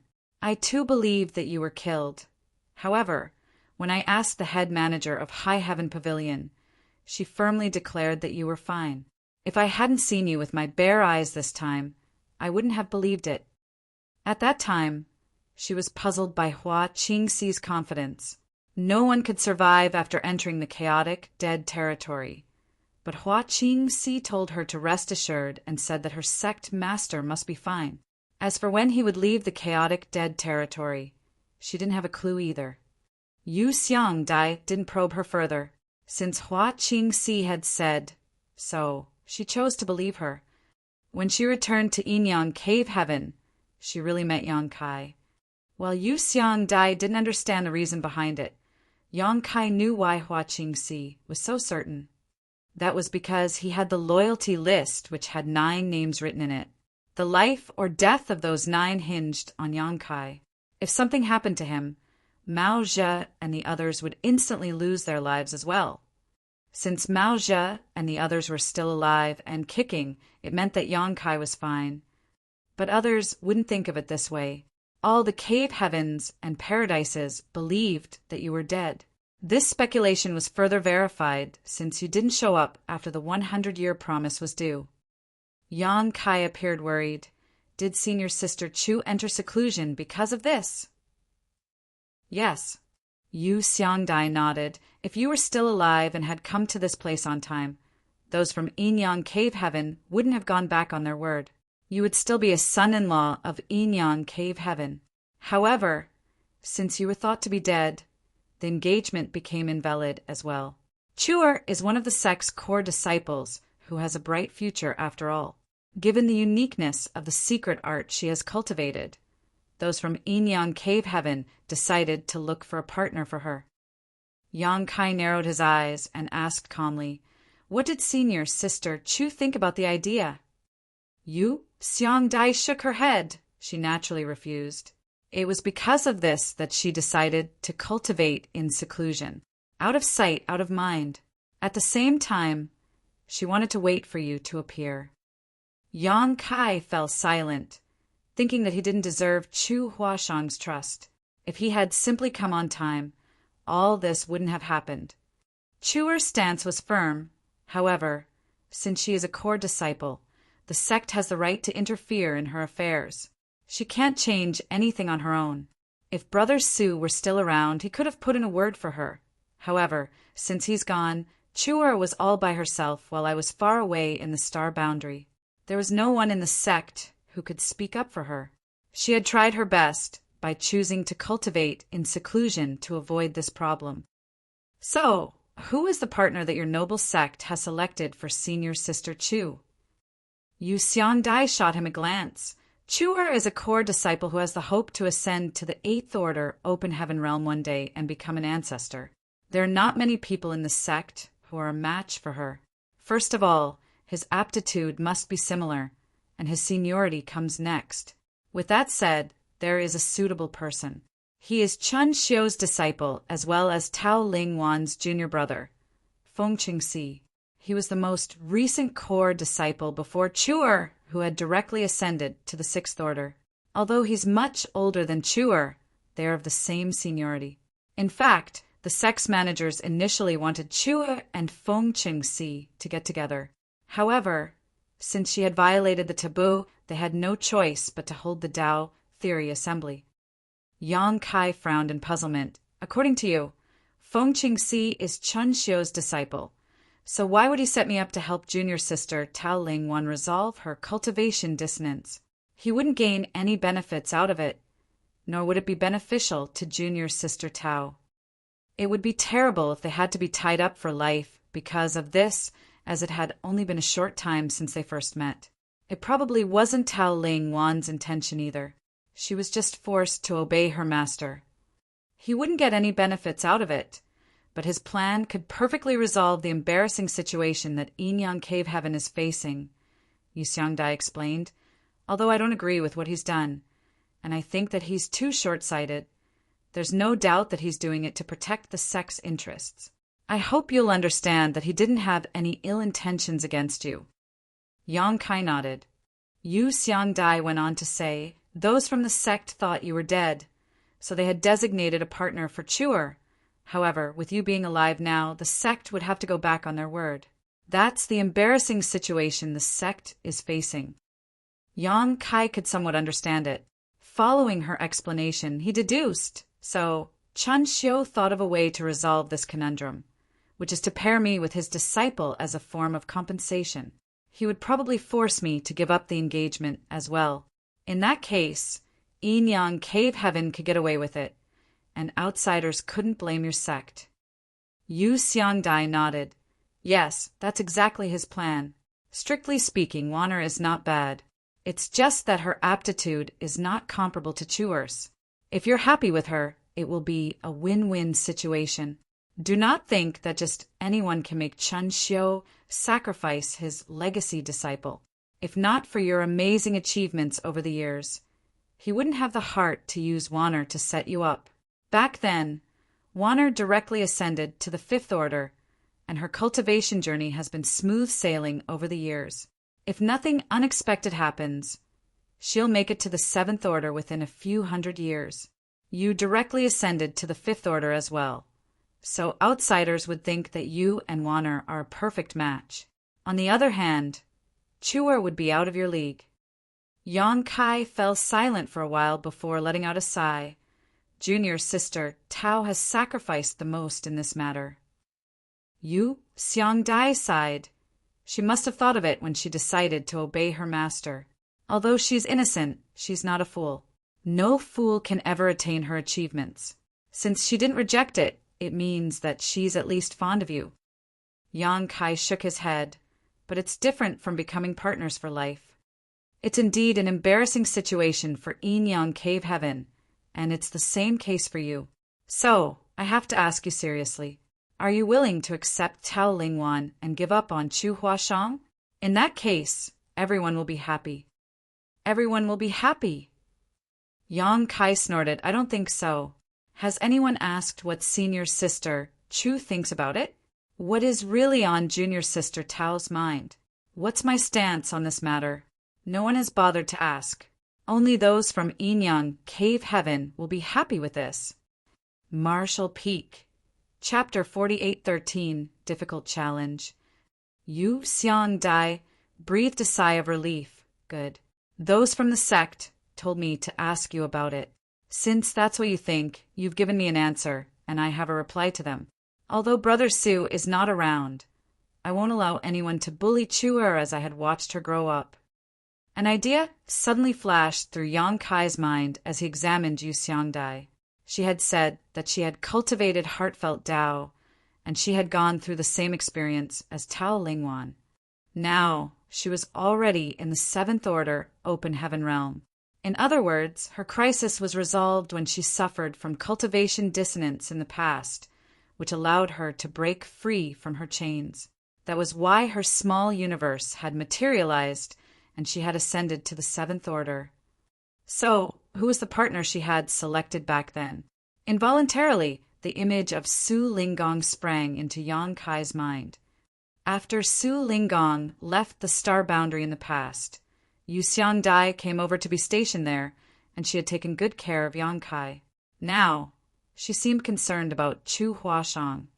The average marshal ant wouldn't have gone to such lengths. It seemed to suggest that Yu Xiangdai was very close to Su Linggong and his disciples. While Yang Kai was amazed by the revelation, he asked, "What do you plan on doing, Marshal Ant?" Yu Xiangdai shook her head. "It's about what you have to do, not what I plan on doing." A humble Yang Kai asked, "Please enlighten me, Marshal Ant." Yu Xiangdai replied, "The place where Chuer is cultivating in seclusion is special. It's a place in Yin Yang Cave Heaven where a cultivator's heart is trained. It's called the Samsara Pavilion. Those who enter it will experience a number of reincarnations, but remain unaware of it. Only when one finds her true love would she be able to break through the fog and retrieve her true heart." Yang Kai frowned as he didn't understand. Yu Xiangdai went on to say, "The Samsara Pavilion is where many female disciples of Yin Yang Cave Heaven would select their life partners. Any female disciple who enters the Samsara Pavilion will temporarily lose her memory. She will only remember the things in her current life after the reincarnation. During the rounds of reincarnation, she will come across many people and events while her heart is tempered. The male disciples of Yin Yang Cave Heaven wouldn't lose their memories after initially entering. If two people are destined to be together, they will find each other in the Samsara Pavilion. Those from the sect insisted on getting Feng Qingxi to be Chuer's partner. She's on her own and powerless to resist it, and she couldn't dodge the problem with the usual way of cultivating in seclusion. The Samsara Pavilion was the only place she could go. If no one pulls her out of it, she will fall into oblivion for her entire life." When she finished her words, Yu Xiangdai appeared to be melancholic. The outsiders thought that the female disciples of Yin Yang Cave Heaven were loose women who would just bed any man. But they had no idea that these women were actually the most loyal partners of all. That was because almost every female disciple who had found a partner had to go through the tests of the Samsara Pavilion. Only by not giving up on each other through several reincarnations would they remain together forever. Since time immemorial, there had been countless female disciples who had fallen into oblivion in the Samsara Pavilion because they couldn't find their partners inside. Yu Xiangdai had a senior sister who was just like her real mother or elder sister. However, she had not appeared since entering the Samsara Pavilion. It was certain that this senior sister wasn't dead, but she was still going through rounds of reincarnation in the Samsara Pavilion and would never see the outside world again in her lifetime. "Has Feng Qingxi gone to that place?" A glint flashed through Yang Kai's eyes. It wasn't hard to figure out. since those from Enyang Cave Heaven wanted these core disciples to get together. Fengqing Si would definitely be the next to enter the Samsara Pavilion after Chu Huashang. If he could pull her out of the Samsara Pavilion, that would be the outcome those from Enyang Cave Heaven wanted to see. Good, Yu Xiangdai nodded. He entered the place not long after Chuer started cultivating in seclusion. That means he's been inside for a few years already. Yang Kai let out a sigh, thinking that he was too late to join the race. Yu Xiangdai raised her hand to motion for him to calm down. Even though he entered the Samsara Pavilion a few years earlier, it's not really an advantage. Only with a sincere heart would one find their partner in the Samsara Pavilion. You are the one who occupies Chuer's heart, so that's your biggest advantage. Fengqing Si is no match for you in this regard. Moreover, I suppose the heart barrier that Chuer set when she entered the Samsara Pavilion wouldn't be easy to break. Fengqing Si wouldn't achieve his goal in a short time. Heart barrier? Yang Kai asked doubtfully. Yu Xiangdai explained. Every female disciple who wishes to enter the Samsara Pavilion to wait for her partner will set a heart barrier before she loses her memory. Only by breaking this heart barrier can a male disciple bring back her memory and take her out of the Samsara Pavilion. The lowest level of a heart barrier is 3 lives, while the highest is 9 lives. Upon hearing her explanation, Yang Kai asked, in other words, I have to find her through a minimum of 3 reincarnations to a maximum of 9 reincarnations and win her heart in order to break her heart barrier. Am I right? Exactly. Yu Xiangdai nodded. Chuer has temporarily lost her memory after entering the Samsara Pavilion. Others might take advantage of it if the heart barrier is too easy. Yang Kai nodded. What level of heart barrier do you think senior sister Chu has set for herself, martial aunt? Yu Xiangdai replied, 3 lives would be too easy as others might take advantage of her, while 9 lives would be too difficult. To be honest with you, the Samsara Pavilion has been in existence for countless eons, but no disciples from Enyang Cave Heaven have ever broken a heart barrier of 9 lives before. That's because the more rounds of reincarnation there are, the more difficult it becomes to obtain the other party's acknowledgement and win her heart. Chuer is waiting for you, but she doesn't intend to make things difficult for you. Hence, the heart barrier she has chosen wouldn't be too easy or difficult. As for how many lives you must experience, you'll only find out after you find her. Upon hearing that, Yang Kai grinned and revealed his white teeth. That's a pretty difficult challenge. Yu Xiangdai snorted. I hope you'll still be confident when the time comes. I'll tell you this, if you can't bring Chuer out of there, you should just stay inside forever. Yang Kai bowed his head. Don't worry, martial aunt. I'll bring senior sister Chu out of the Samsara Pavilion safely. However, as an outsider, do I have a right to enter the Samsara Pavilion?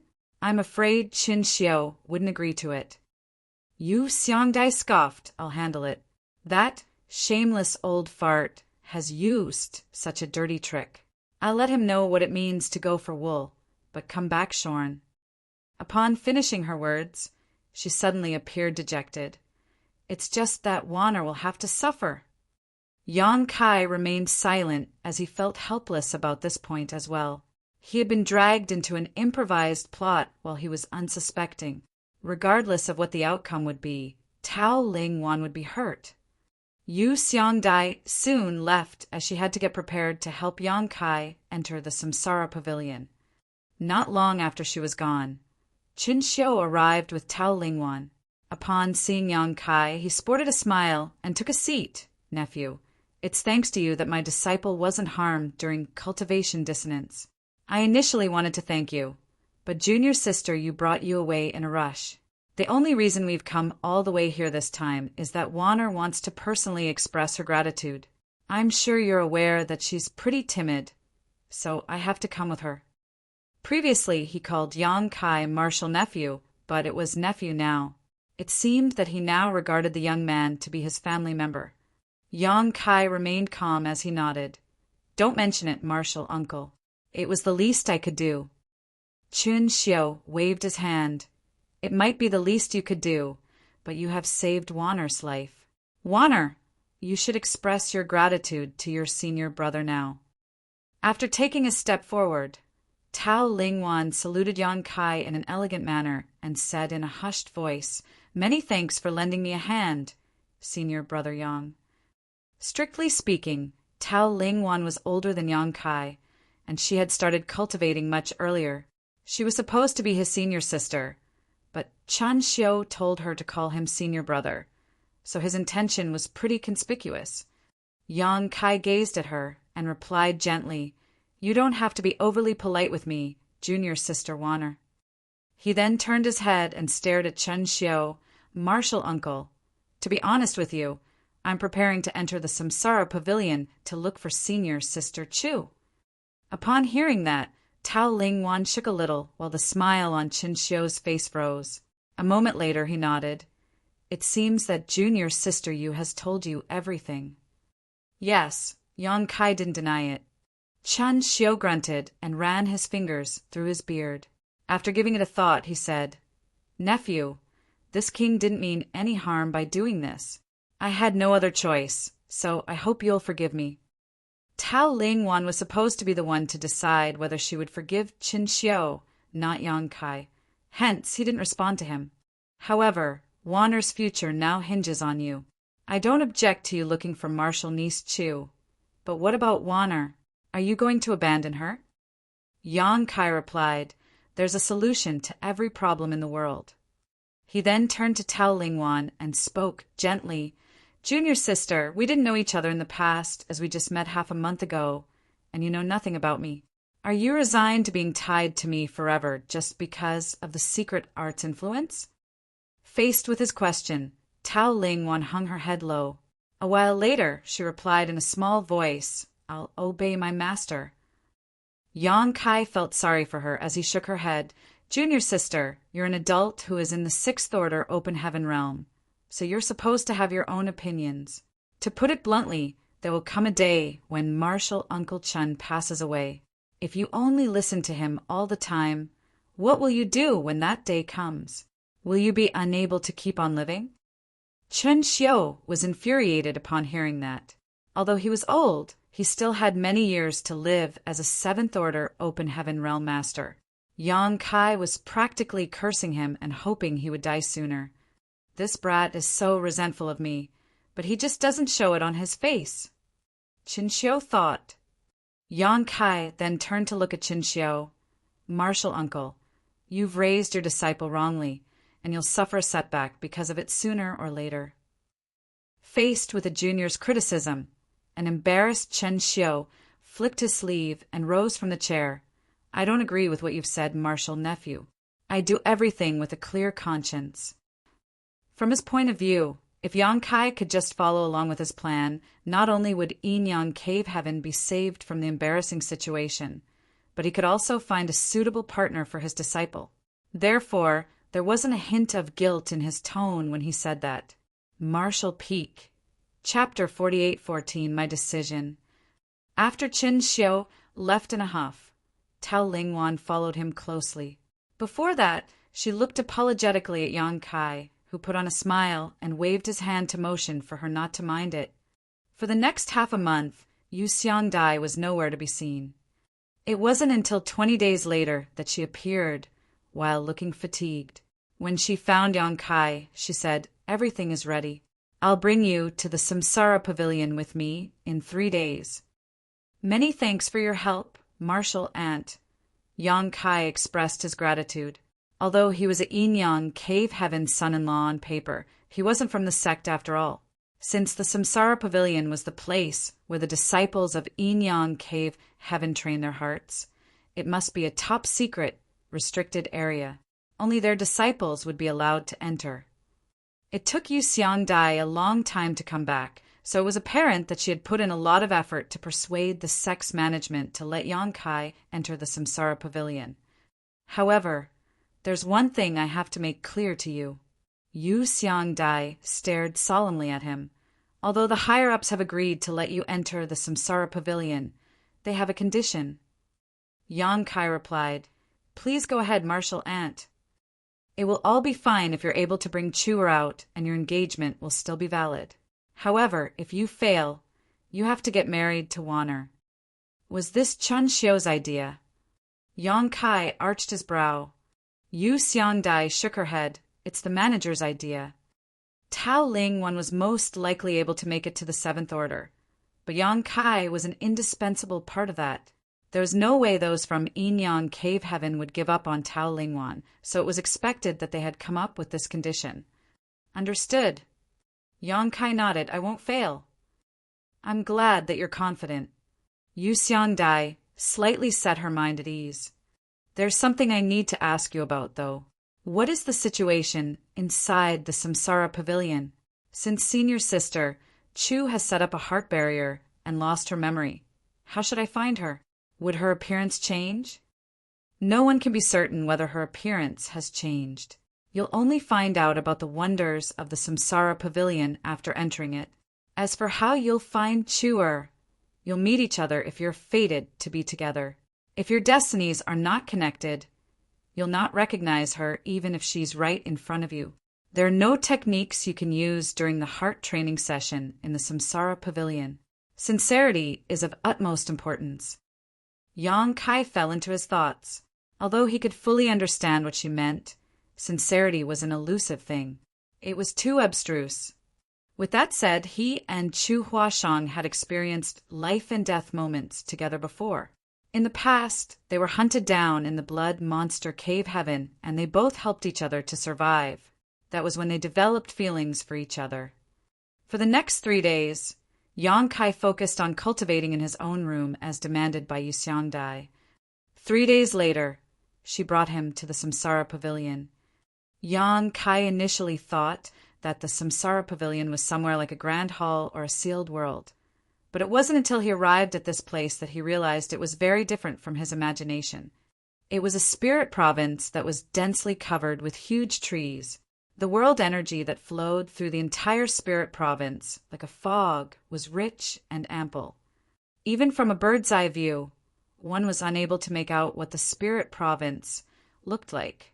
It was an important place in Yinyang Cave Heaven, so it was expected that there was an open heaven realm master who guarded this place.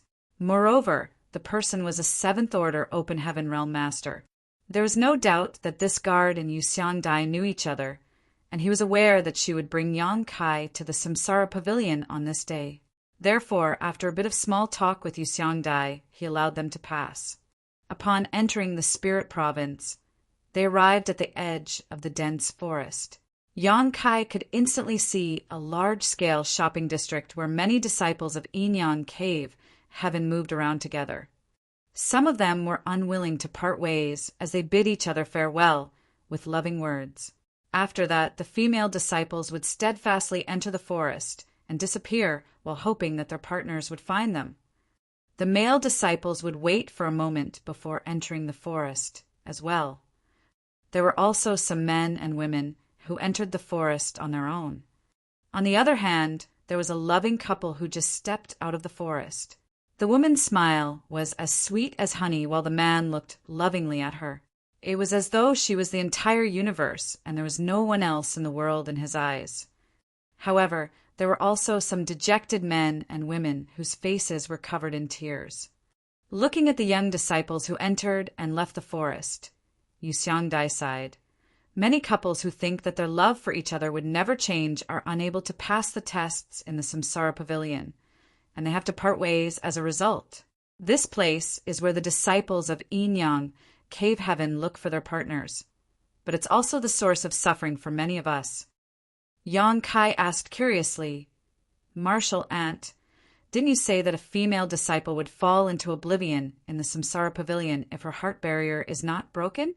Why do I see some female disciples leaving the forest while sobbing? I suppose their male partners didn't manage to break their heart barriers. Yu Xiangdai explained, a female disciple will indeed fall into oblivion if her heart barrier is not broken. However, if she has only set up a heart barrier of 3 lives for herself, she'll still be able to retrieve her memory after 3 reincarnations, even if the male disciple is useless. However, This wouldn't happen if there are more than 3 incarnations. The more rounds of reincarnations there are in the samsara pavilion, the more difficult it would be for the female disciple to recognize herself. Yongkai nodded. Got it. Go in now. There's nothing you need to do. Just allow nature to take its course. Yes, Yongkai replied and stepped forward, and his figure was soon engulfed by the fog. Yu Xiangdai stayed on the same spot for a while before deciding to leave.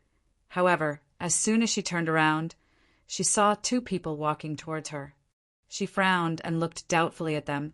What are you doing in the samsara pavilion, senior brother Qin? These 2 were none other than Qin Xiu and Tao Lingwan. While Qin Xiu was walking at the front, Tao Lingwan followed closely behind. Qin Xiu shot her a dispassionate glance and replied, "What else can we do here?" Yu Xiangdai took a glance at Tao Lingwan, who was behind him, and instantly realized what was going on. Her expression changed drastically as she snapped, "Are you out of your mind? Do you not care about her life or death just because you want to let your other disciple get all the benefits? Are you even human?" There was an impassive expression on Qin Xiu's face as he was unfazed by her accusation. He simply turned to Tao Lingwan and said, "Go in now. Be careful." Tao Lingwan nodded and stepped forward. All of a sudden, she turned around and fell on her knees before gently pressing her forehead against the ground 3 times in front of Qin Xiu. After she got to her feet in silence, though, Yu Xiangdai blocked her way and persuaded her by saying, "Waner, don't be so foolish. Just tell me if anyone has forced you to do this. I'll stand up for you." Tao Lingwan hung her head low and shook her head. "Listen to me. Go back with me and we'll have a talk," Yu Xiangdai said and extended her hand. Nevertheless, Tao Lingwan dodged it and replied in a hushed voice, "Please let me go in, martial aunt." "No." Yu Xiangdai directly rejected her. "Even if the ancestors were here to persuade me, I'll not let you enter the samsara pavilion. That's not a place you should go." She then glowered at Qin Xiu. "You're really a good master to her, aren't you? What has Waner done to be unlucky enough to become your disciple?" Qin Xiu stared calmly at her without any intention to refute her. Just when Yu Xiangdai wanted to speak further, Tao Lingwan suddenly looked up and gazed at her. "Please don't blame my master, martial aunt. This is my decision." Yu Xiangdai sneered. "I'm fully aware of your temperament. There's no way this is your decision. It's obvious that this old fart has forced you to enter the samsara pavilion to achieve his goal." Faced with her fierce accusation, Qin Xiu never explained anything and just looked down. Tao Lingwan spoke in a firmer tone. "Martial aunt, this is the first decision I've made for myself after all these years. Please don't make things difficult for me." Yu Xiangdai frowned as she darted her gaze between Tao Lingwan and Qin Xiu. At that moment, she doubted herself. Furthermore, she had never seen Tao Lingwan speaking in such a loud voice with a determined gaze before. She stared fixedly at Qin Xiu in an attempt to find the answer, but he only nodded in silence. At that instant, Yu Xiangdai was in a dilemma. It took one a lot of courage to decide to enter the samsara pavilion. She initially thought that it was Qin Xiu's order, but it didn't seem to be the case now. After giving it a thought, she said, "Waner, why do you want to enter the samsara pavilion? Young boy is looking for Chuer. Even if you go in, you might not be able to come out again. In that case, you'll be trapped inside forever." Tao Lingwan spoke in a small voice again. "I'll be careful." "No." Yu Xiangdai shook her head. "It's not like you'll be safe just by being careful. I can't let you go in. If you enter that place, you'll end up in a horrible state. Even if I can't go in today, I'll do it tomorrow. Even if I can't go in tomorrow, I'll do it the day after tomorrow, unless you can stay here forever." Tao Lingwan looked into her eyes without the intention to back down. Yu Xiangdai was lost for words. Every disciple of Yinyang Cave Heaven had the right to enter the samsara pavilion. It wasn't like she could stay here forever to block her path. She wasn't supposed to stop her from entering the place to begin with. If she was doubtful just now, she was now 100% certain that Qin Xiu hadn't forced Tao Lingwan into this. It was indeed her own decision to enter the Samsara Pavilion. While she was in a dazed state, Tao Lingwan suddenly dashed forward. When Yu Xiangdai came to her senses, she quickly extended her hand. Qian Xiu instantly appeared in front of her and pushed out his palm. Both of them were sent flying away for several dozen meters. Yu Xiangdai glowered at him. "Do you want her to die?" Qian Xiu replied in a grim voice. She wants to go in to find her own answer. "Do you think I didn't intend to stop her? None of you actually know what she's like. Once she has made a decision, no one can change her mind. I took her on as a disciple when she was just a baby and raised her all by myself. She may be my disciple, but she's also like a daughter to me." Yu Xiangdai was rendered speechless.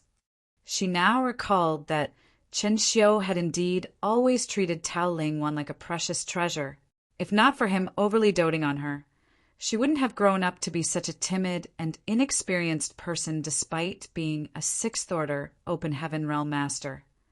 Certainly, such a master who loved his disciple so much wouldn't sacrifice her one day for the sake of another disciple. Yang Kai is a talented young man who is a good match for Wan'er. She's an adult now, and it's impossible for me to stay by her side forever. Over the years, I found quite a few potential partners for her, but none of them were to my liking. Yang Kai is not bad. It will be perfect if Wan'er can marry him.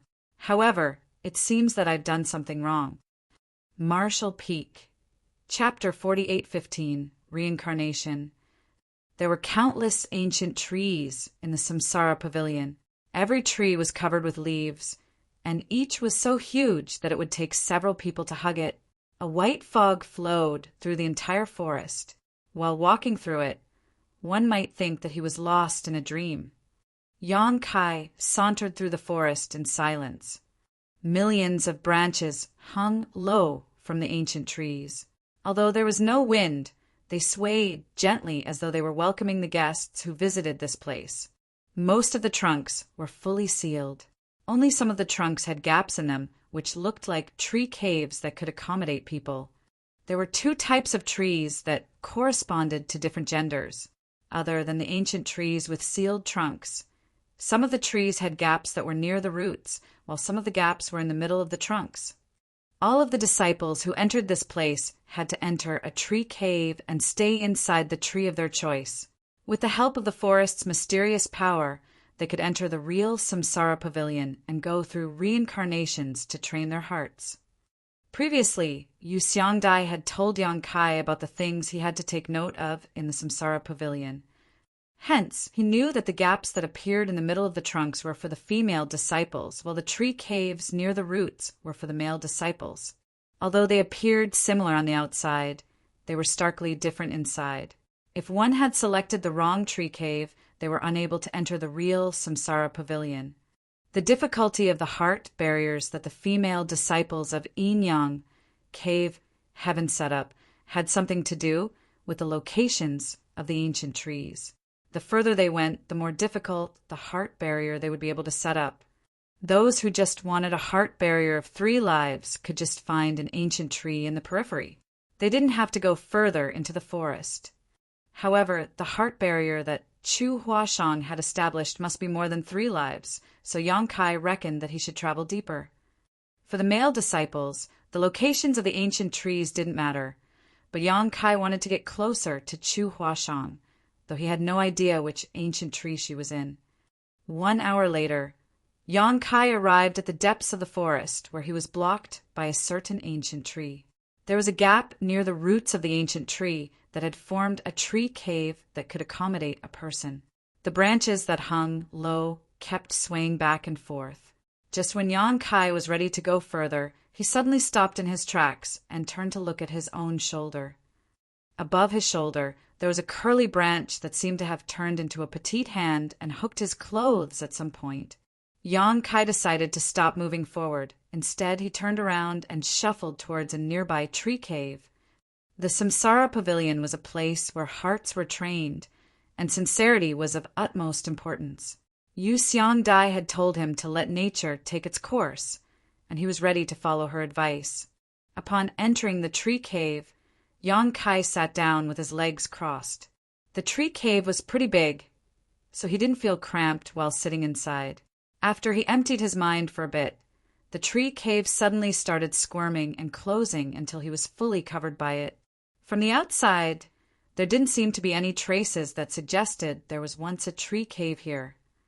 Upon realizing that his thoughts were running wild, Yang Kai quickly pulled himself together and stopped resisting.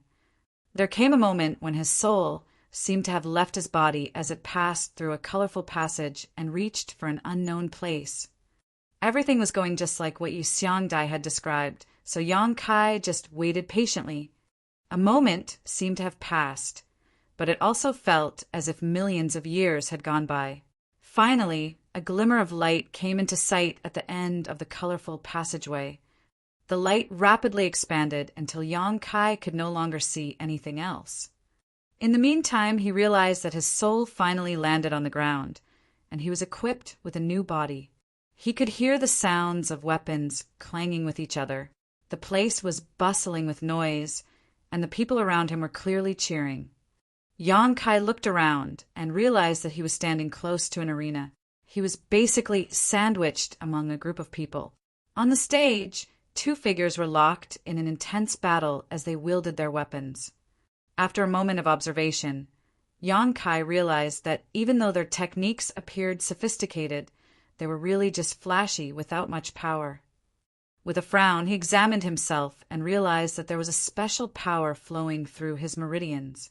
This was not world energy, though it was similar. What he found unsatisfactory was that the power was far too weak, equivalent to maybe an initial element realm third stage cultivator. Before he could familiarize himself with the situation, the crowd was heard cheering again as there was a winner on the stage. This didn't seem to be a life-or-death battle. One person was obviously more powerful. While the loser cupped his fist and conceded defeat, the winner responded to him with respect. The atmosphere was harmonious. This was the real Samsara Pavilion, which could also be called the Samsara World. There were innumerable Samsara worlds in the Samsara Pavilion. The Samsara World every person entered could be different. Only two people whose hearts were connected had a chance to enter the same Samsara World and go through reincarnations together.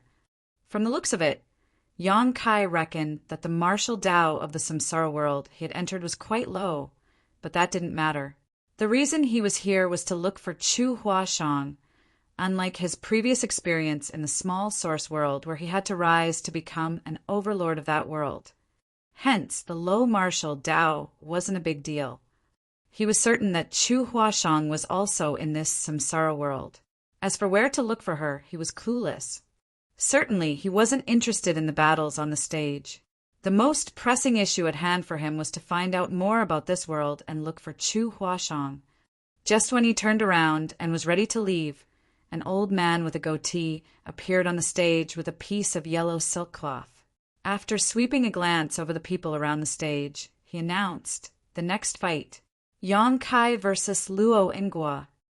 Yang Kai turned to look at the stage and arched his brow. A burly figure emerged from the crowd and walked up the stage in a few steps. His heavy build caused the stage to shake a little. The man, who looked like a bear, swept a condescending glance over the crowd and ripped his top apart, which revealed his hairy chest. He then demanded provokingly, "Where's Yang Kai? Come out so I can destroy you." Yang Kai put on a smile, thinking that this was what Yu Xiangdai meant by allowing nature to take its course. The way a cultivator was trained in the Samsara Pavilion was similar to that of the small source world. After he entered this Samsara world, he was given a new identity. It was just that his name was never changed as he was still Yang Kai. Just now, he had no idea where to look for clues that would help him find Chu Huashang. Now, it seemed that the fight on the stage might help him with it. He turned around and ambled towards the stage.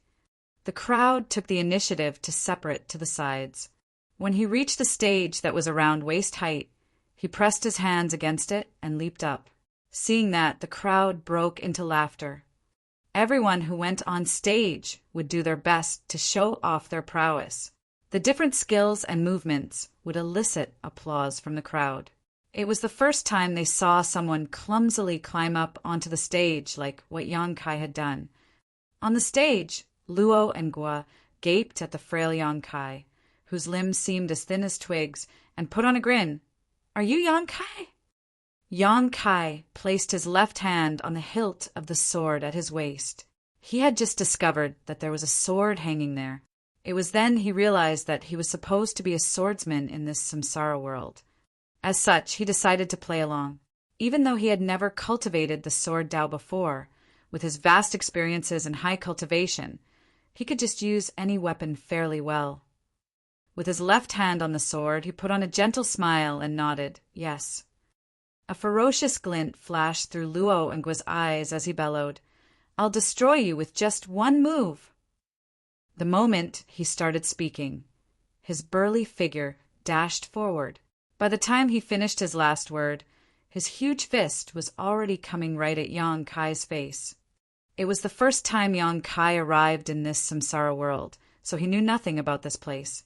He had the intention to find out the difference between his own martial Dao and the other man's, so he didn't attempt to dodge the attack. To the onlookers, he seemed to be stunned and rooted to the spot.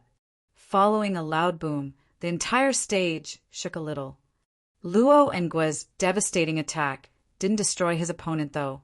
Faced with a fist that could kill a tiger, Yang Kai rapidly extended his fist and directly met the attack. As a result, Yang Kai couldn't help but stagger backward until he reached the edge of the stage. He quickly stomped his foot on the ground to stabilize himself.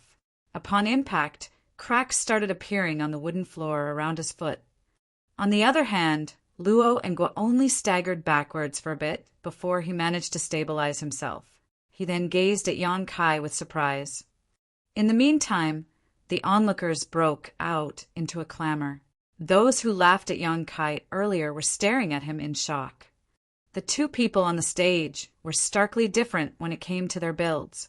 The onlookers initially thought that the winner would be revealed with just one move, and the loser might even lose his life. Unexpectedly, though, Yang Kai, who appeared thin and frail, managed to fend off Luo and Gua's attack. Although he appeared a bit discomfort, he had still managed to succeed. To the onlookers, only when two opponents were equally matched would the fight be interesting. It was boring to watch a battle where one could easily defeat the other party. Seeing that Yang Kai was defiant, they immediately cheered for him to keep him motivated. Luo and Gua frowned as he was embarrassed at the fact that he was unable to smash Yang Kai with only one move, just like what he had boasted. He then snorted, "You're indeed something, brat. You've successfully fended off my attack once. Let's see whether you'll be able to ward off my second and third attacks." The next moment, he dashed towards Yang Kai with his feet thudding on the ground. After the exchange of moves, Yang Kai had a better understanding of his own strength. There wasn't a huge gap between his power and Luo and Gua's. The only difference was that his physical strength was weaker than the other party's, which was why he suffered a setback just now. At that instant, he was torn between laughter and tears. Over the years, he had never suffered a setback when it came to his raw physical strength. It was a new experience for him in this samsara world. He was already on the edge of the stage, so if he kept moving backwards, he would fall off. Therefore, faced with Luo and Gua's strike, he bolted forward and met him head-on. With his left hand on the hilt, he unsheathed the sword as a glint flashed through the weapon and dazzled the onlookers. After the two figures brushed past each other, Yang Kai slowly sheathed his sword. Martial Peak. Chapter 48:16, Meng Manor. The boisterous crowd abruptly fell silent as they looked dazedly at the two figures on the stage. Most of them didn't have a sharp vision, so they were unable to make out the abstrusity of the exchange of moves just now. Only a small number of the onlookers narrowed their eyes and gazed at Yang Kai with serious expressions. There was now a winner on the stage. There were no restrictions when it came to the battles today. It didn't matter whether one would like to use a weapon or fight with his bare hands, as long as he could win the battle. Hence, Yang Kai didn't break the rules by using his sword. Luo Ngwa didn't collapse, but when he touched his throat, he realized that it was wet. When he looked down, he saw that his hand was covered with blood. It wasn't until this moment that he felt a pain coming from his neck. A myriad of expressions came over him. He knew that the other party didn't intend to kill him. Otherwise, he would have been beheaded instead of getting cut slightly. Despite that, this kind of outcome was still unacceptable for him. During the exchange of moves just now, he didn't even manage to make out how Yang Kai unsheathed his sword. He didn't have a chance to counterattack, as the other party's attack was too fast for him to even perceive. The old man with the goatee seemed to have received an instruction, as he quickly went on stage and announced, "The winner is Yang Kai." Following that, he told the two of them to leave the stage and spoke no further. For the next half a day, more people jumped on stage to fight. Some of them were weak cultivators with only flashy moves, while some of them were truly powerful. As Yang Kai observed it, he realized that there seemed to be a selection process going on here, though he wasn't sure what it was for. Fortunately, the people around him were talking among themselves, so he could deduce what was going on from the chatter. The Meng family ran one of the largest businesses in White Jade City, so it was expected that they were extremely wealthy. However, their wealth was coveted by many people as a result. Just a few days ago, the mountain bandits from Hidden Treasure Peak demanded that the Meng family give them 100,000 silver coins and 10 beautiful maidservants every month. Otherwise, they would destroy the Meng family. Hidden Treasure Peak was initially occupied by a small group of mountain bandits, and they didn't pose any real threat at all. Some time ago, though, a lot of fugitives came over and joined Hidden Treasure Peak, which significantly strengthened their ranks. In order to make a name for themselves, these new members of Hidden Treasure Peak decided to target the wealthy Meng family in the nearby city. Although there was a city lord in White Jade City who had his own soldiers, the Meng family wouldn't dare to entirely rely on others.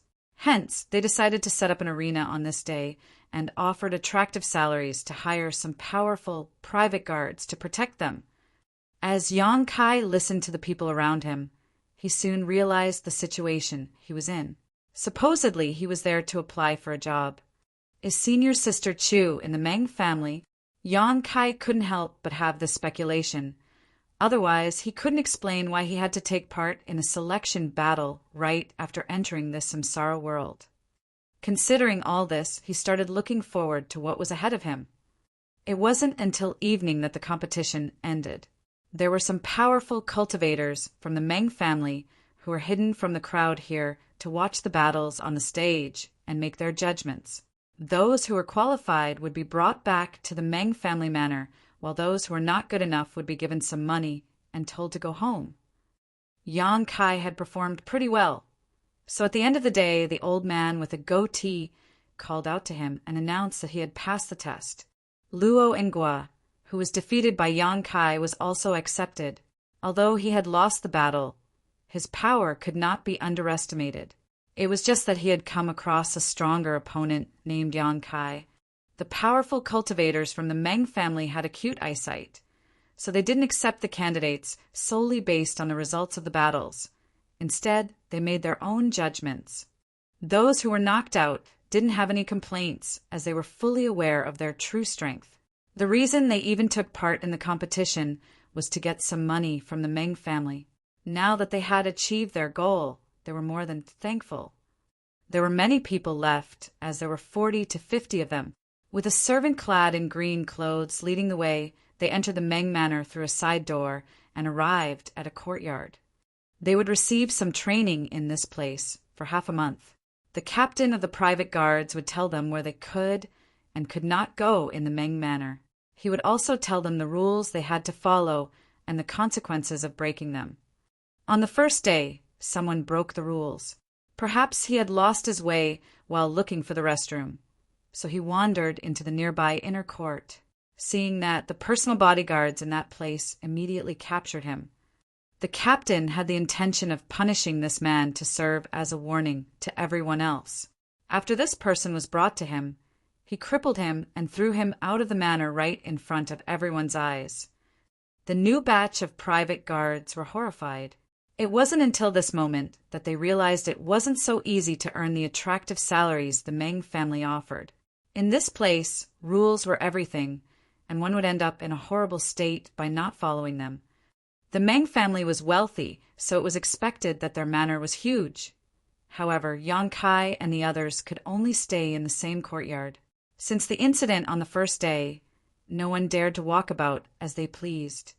There was a test 3 days later, and more than 10 people were eliminated.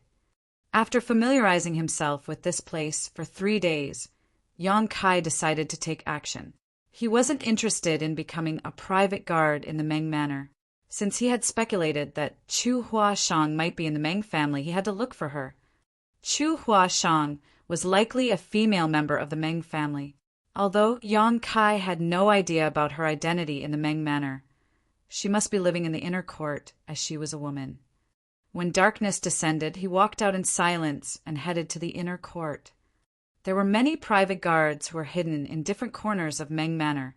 However, Yang Kai could easily detect them and avoid getting caught.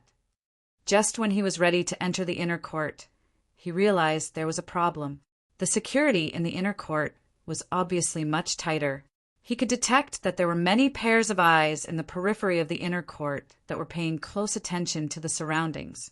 It was impossible for him to sneak into the inner court without getting caught, given his current power.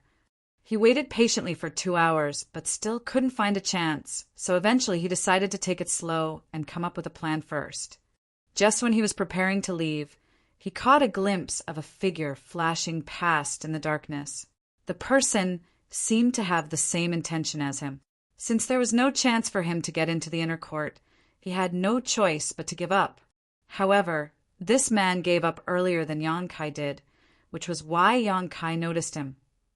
Although it was pitch black in this place, it still couldn't conceal his burly figure.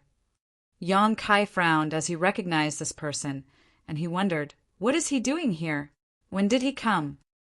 Yang Kai was careful with every movement he made, so he was certain that this other intruder didn't notice him. After the person was gone, he silently left. When Yang Kai returned to his place, he jumped through the window and entered the room. His roommates were still sound asleep, and no one realized that he had left and returned. In the morning, they still had to receive training. The captain of the private guards became even more demanding. As a result, some of the arrogant candidates were beaten up and thrown out of Meng Manor. There were initially 40 to 50 people, but presently only about 30 were left. At night, Yang Kai pretended to be sound asleep as he waited patiently. Last night, regardless of what the intention of that person was, he hadn't achieved his goal, so he would definitely take action again tonight. As expected, in the middle of the night, Yang Kai heard a faint noise. If he hadn't paid close attention to the surroundings, he wouldn't have heard it. Upon making sure that his roommates were still fast asleep, Yang Kai got up in silence. After leaving the courtyard, he saw the burly figure dexterously navigating the darkness and heading straight to the inner court. Yang Kai followed him closely. However, he still couldn't figure out the person's intention tonight.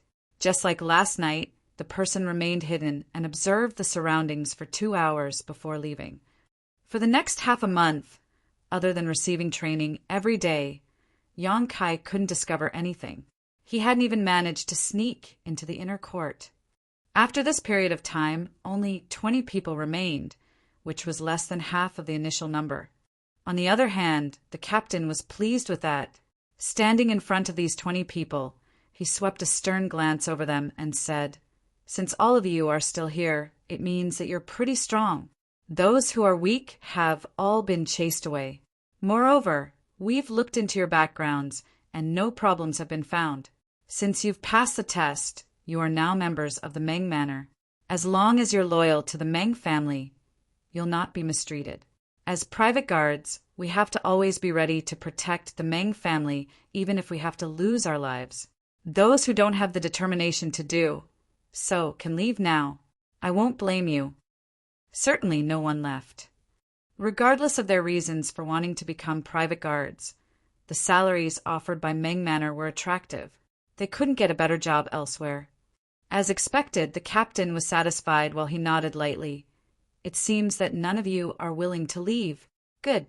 I have one last question. Does any one of you have any ill intentions against Meng Manor? Just be honest with me. I promise not to kill you." When the captain saw that no one responded to him a moment later, he went on to say with a smile, "It seems that you're not willing to admit it." He then turned his head and gazed at a stern-looking young man. "Lin Xiaoshan, how are the managers on the mountain doing?" As soon as he finished speaking, the private guards, who were behind him, instantly surrounded Lin Xiaoshan. A sense of fluster flashed through Lin Xiaoshan's face as he stared at the captain. "What are you doing?" The captain replied impassively, "You know what we're doing." Lin Xiaoshan frowned, but he soon put on a relieved smile. "How did you find out?" The captain slowly shook his head. "We have our own ways." Lin Xiaoshan nodded. "It seems that the managers have underestimated the Meng Manor. Since you found out about it, you can just kill me as you please." The captain replied, "I certainly hope to kill you and send your head to those on the mountain. However, Master doesn't like to shed blood unnecessarily, so he has ordered that you be allowed to leave this place alive. However, you have to pass on his words to the managers." "Go ahead," Lin Xiaoshan said in a calm and collected manner. The captain replied, "Master has said that the Meng Manor is a business entity, and he doesn't want to offend the people on the mountain. So, let us be friends instead." Lin Xiaoshan grinned. "What can you offer, then?" The captain clapped his hands. Then someone came over with a package. He took the package and tossed it at Lin Xiaoshan. "This is what the master can offer, and the same amount of money will be sent to you all every month." Without hesitation, Lin Xiaoshan opened the package and saw a lot of banknotes. After some calculations, he realized that they were worth about 20,000 silver coins. Marshall Peak. Chapter 48:17 Night Attack. After examining the banknotes in the package, Lin Xiaoshan frowned. "It's too little. The managers want 100,000 silver coins, and there's a lack of women on the mountain." The captain of the private guards shook his head. "This is what Meng Manor can offer. We won't give you any more or any less." Lin Xiaoshan stored the package. "Got it. I'll bring this back to the managers. However, as for what decision they'll make, I have no right to interfere."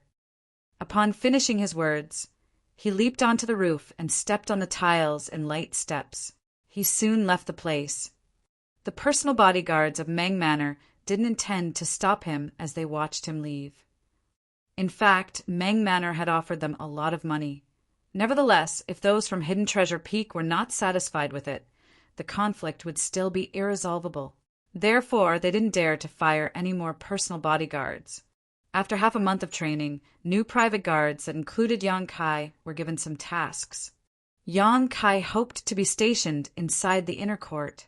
In that case, it would be easier for him to gather information in the inner court and look for Chu Huashang. With that said, he knew that it was an unrealistic idea. Regardless of anything else, they were new private guards whose loyalty was not time-tested. They would be given some tasks, but they would not be stationed in important places. As expected, Yang Kai was told to watch over some courtyards in the outer court, and he had a veteran private guard named Yin Jiyong as his partner. Another 4 people were going to work with them. There were 3 shifts in a day, and 2 of them would respectively guard the place for 8 hours. The task was neither difficult nor simple. They familiarized themselves with each other and came up with a passcode for changing shifts, after which Yang Kai and Yin Jiong hid in a corner and monitored their surroundings to prevent any ill-intentioned people from barging in. It would be peaceful for the next 3 days.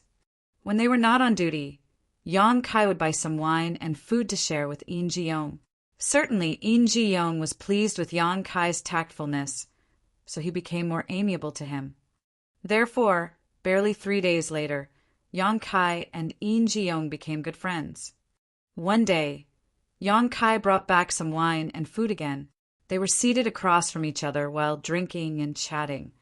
Thinking that it was about time, Yang Kai pretended to be drunk as he said, "Brother Yin, I know nothing about the Meng Manor since I'm new. You've been a private guard here for more than 10 years. Do you have any advice for me? In Ji-young stuffed some peanuts into his mouth and looked smilingly at him. Of course I have a lot of advice for you, but it's not like I can say it all at once. Just stay here for a few more years, and you'll get the hang of it. The Meng Manor is a good place. There's practically no risk we have to face as private guards, and the salaries are attractive. Countless people scramble to get in here every year. Yang Kai filled the cup with wine for him. Just tell me anything, Brother Ian. I'm all ears. It's just between you and me. Over the past few days, Yang Kai had bought him a lot of delicious food and wine, so it was hard for In Ji-young to turn him down. After giving it a thought, In Ji-young decided to tell him some basic information.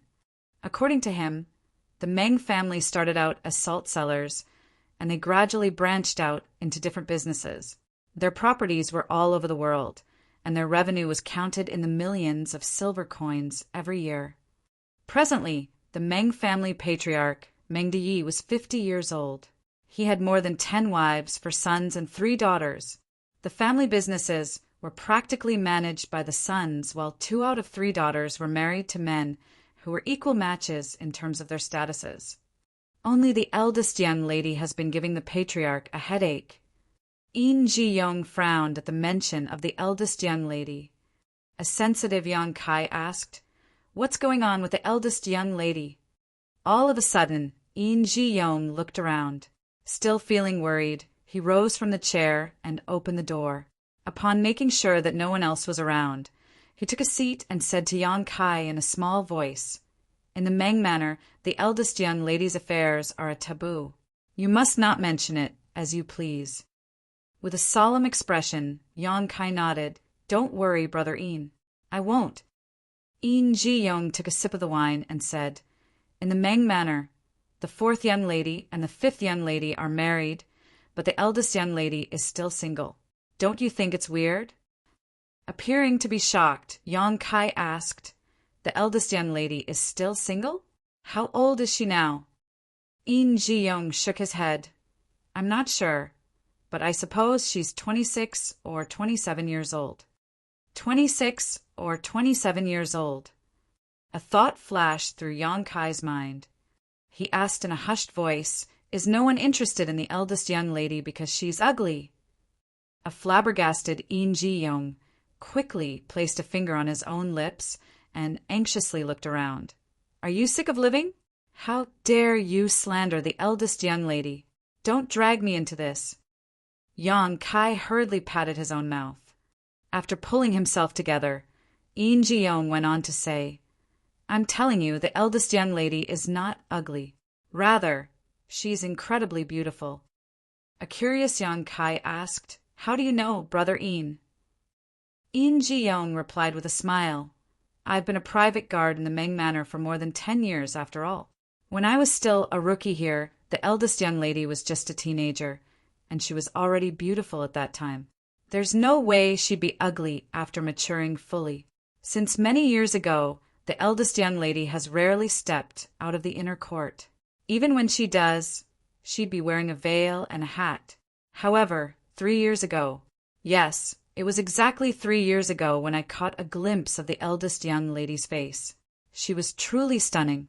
This Ian can be considered an experienced person, and I once spent a lot of money to bed the most beautiful woman in a famous brothel in this city.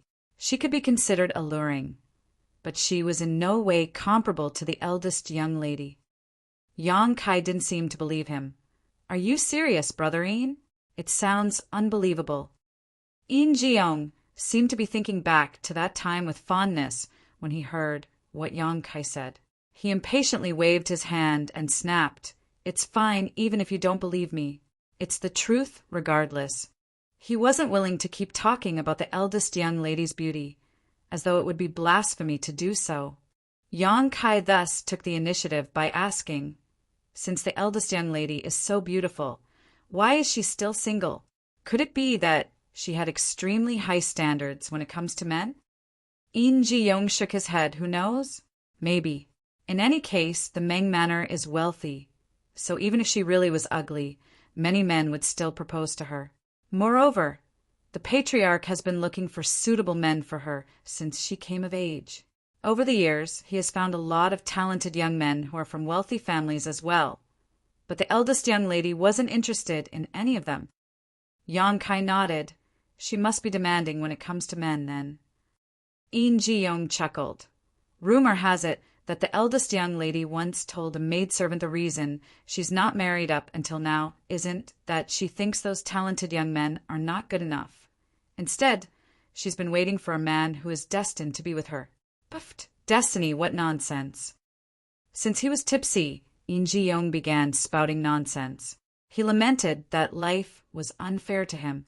Despite being powerful, he wasn't given any important tasks. He had been loyal to the Meng Manor for more than 10 years, but he was still a mere guard. On the other hand, Yang Kai's eyes lit up. It was very likely that the eldest young lady of the Meng Manor was Chu Huashang. In this samsara world, the eldest young lady of the Meng Manor was already 26 or 27 years old. The patriarch had been looking for potential partners for her since she came of age, which was about 10 years ago. Chu Huashang had entered the Samsara Pavilion at around the same time. Furthermore, she had been waiting for a man who was destined to be with her. After entering the Samsara Pavilion, Chu Huashang set up a heart barrier and reincarnated into this Samsara world. Although she had lost her memory, the heart barrier was real. Under the influence of the heart barrier, she would do things that were true to her heart.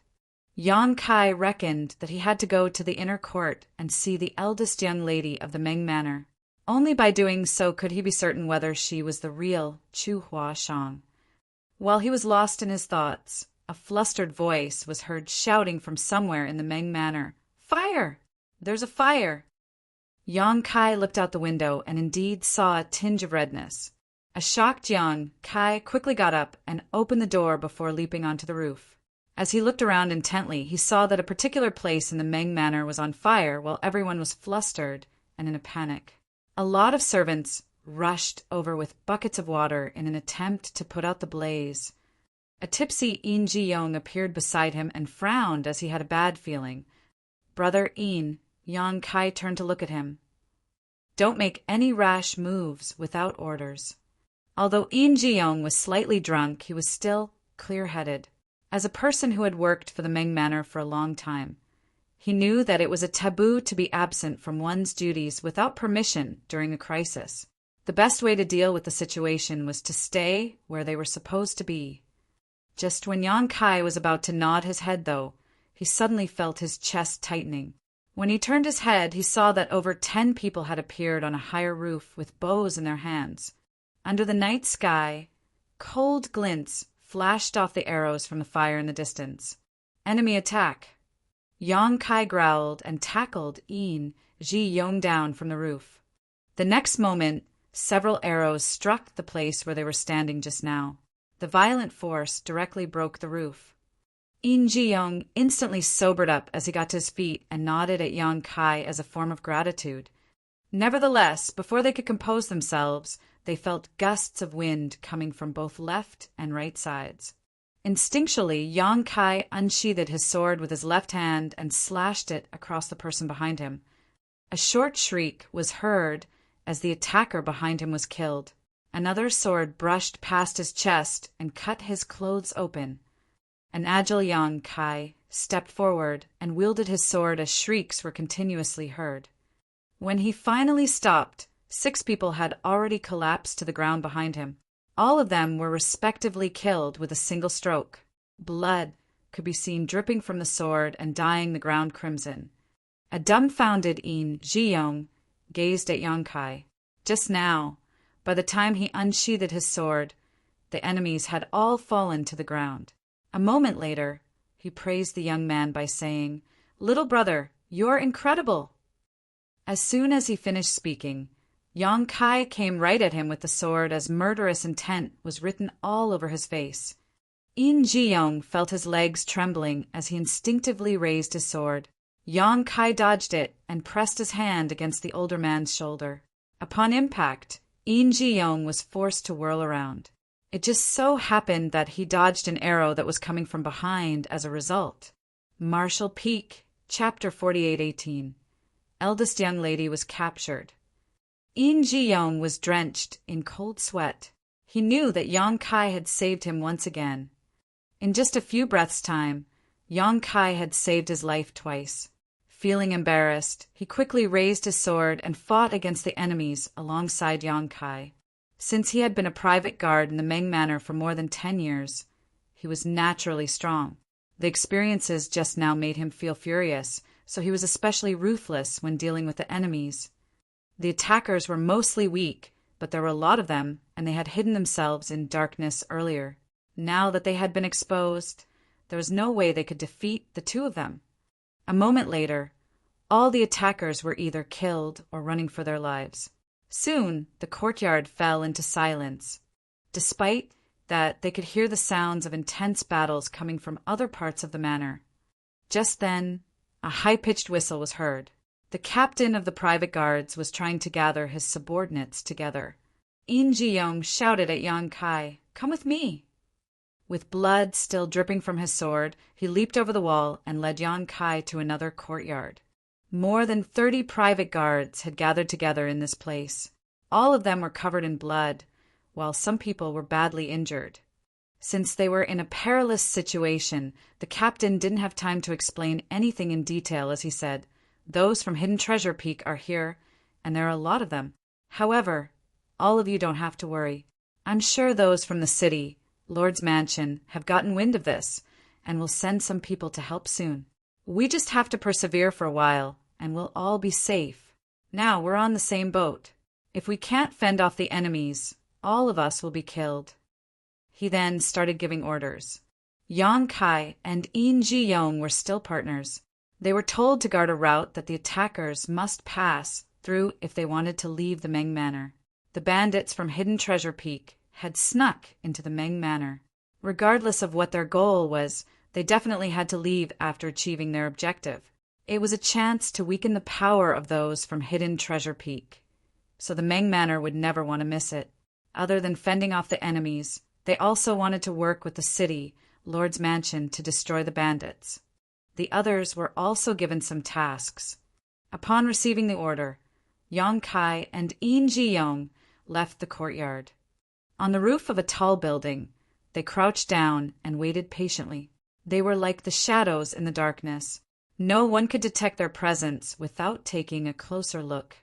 Some of the bandits passed by this place from time to time, but before they even realized it, they had already lost their lives. In Ji-young increasingly admired the strength that Yong Kai had showcased. The chaos in the Meng Manor continued. Yong Kai stared intently at the inner court. Noises of intense battles could be heard coming from over there, but they were all in the periphery. The core area of the inner court was serene, and all the lights were off. A moment later, a large group of bandits tried to escape out of the Meng Manor. The private guards, who had been waiting at the important routes, appeared and hacked them to death. The place Yong Kai and In Ji-young were in was especially bustling with noises. While Yong Kai was still fine, In Ji-young felt immensely pressured. His thigh was injured as it was now covered in blood. However, with Yong Kai around, he seemed able to easily ward off the attackers. As long as it wasn't dozens of bandits coming at him all at once, he could effortlessly kill 3 to 5 people at the same time. Presently, more than 20 corpses had been piled up on the roof.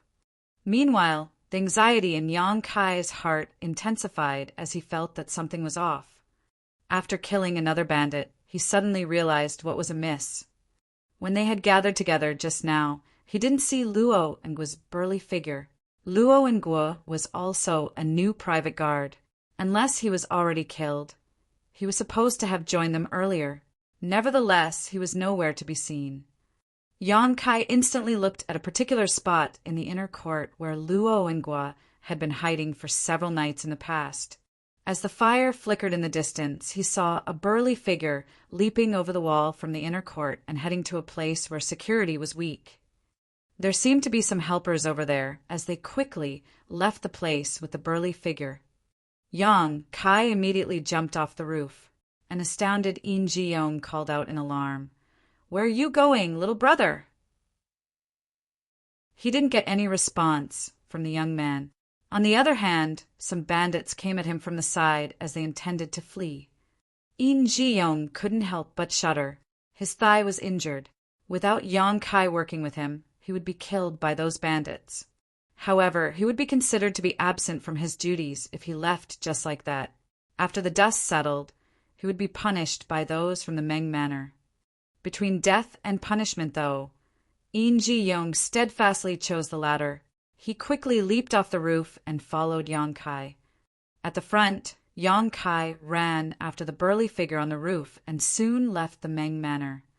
A large group of people could be heard coming from behind. Supposedly, the support from the city, Lord's mansion, had arrived. On the other hand, Yong-kai stared fixedly at the burly figure ahead. It wasn't until this moment that he realized there was something on the sturdy figure's shoulder. Despite that, it didn't affect his agility as the towering figure remained as dexterous as a rabbit. Around him, his companions were seen charging forward. Sensing that there was someone running after him, Luo and Gua turned his head to take a look without stopping in his tracks. Meanwhile, two of his companions turned around and dashed towards Yong-kai. Their gap soon shortened. Barely 30 meters away, those two people lifted their weapons and came at Yong-kai from both sides. Yong-kai directly brushed past the two of them as a glint flashed from his sword. When In Ji-young arrived at this place, he saw two corpses lying on the roof. Although the gates of White Jade City were closed, it couldn't stop a powerful cultivator like Luo and Gua from fleeing, as he was well prepared. With the help of a claw hook, he climbed up the wall and soon jumped off to the other side under the night sky. When Yong-kai arrived, two of Luo and Gua's companions were still climbing up the wall. He leaped into the air like a bird and hovered above the two of them for a moment before landing a kick on the one nearest to him.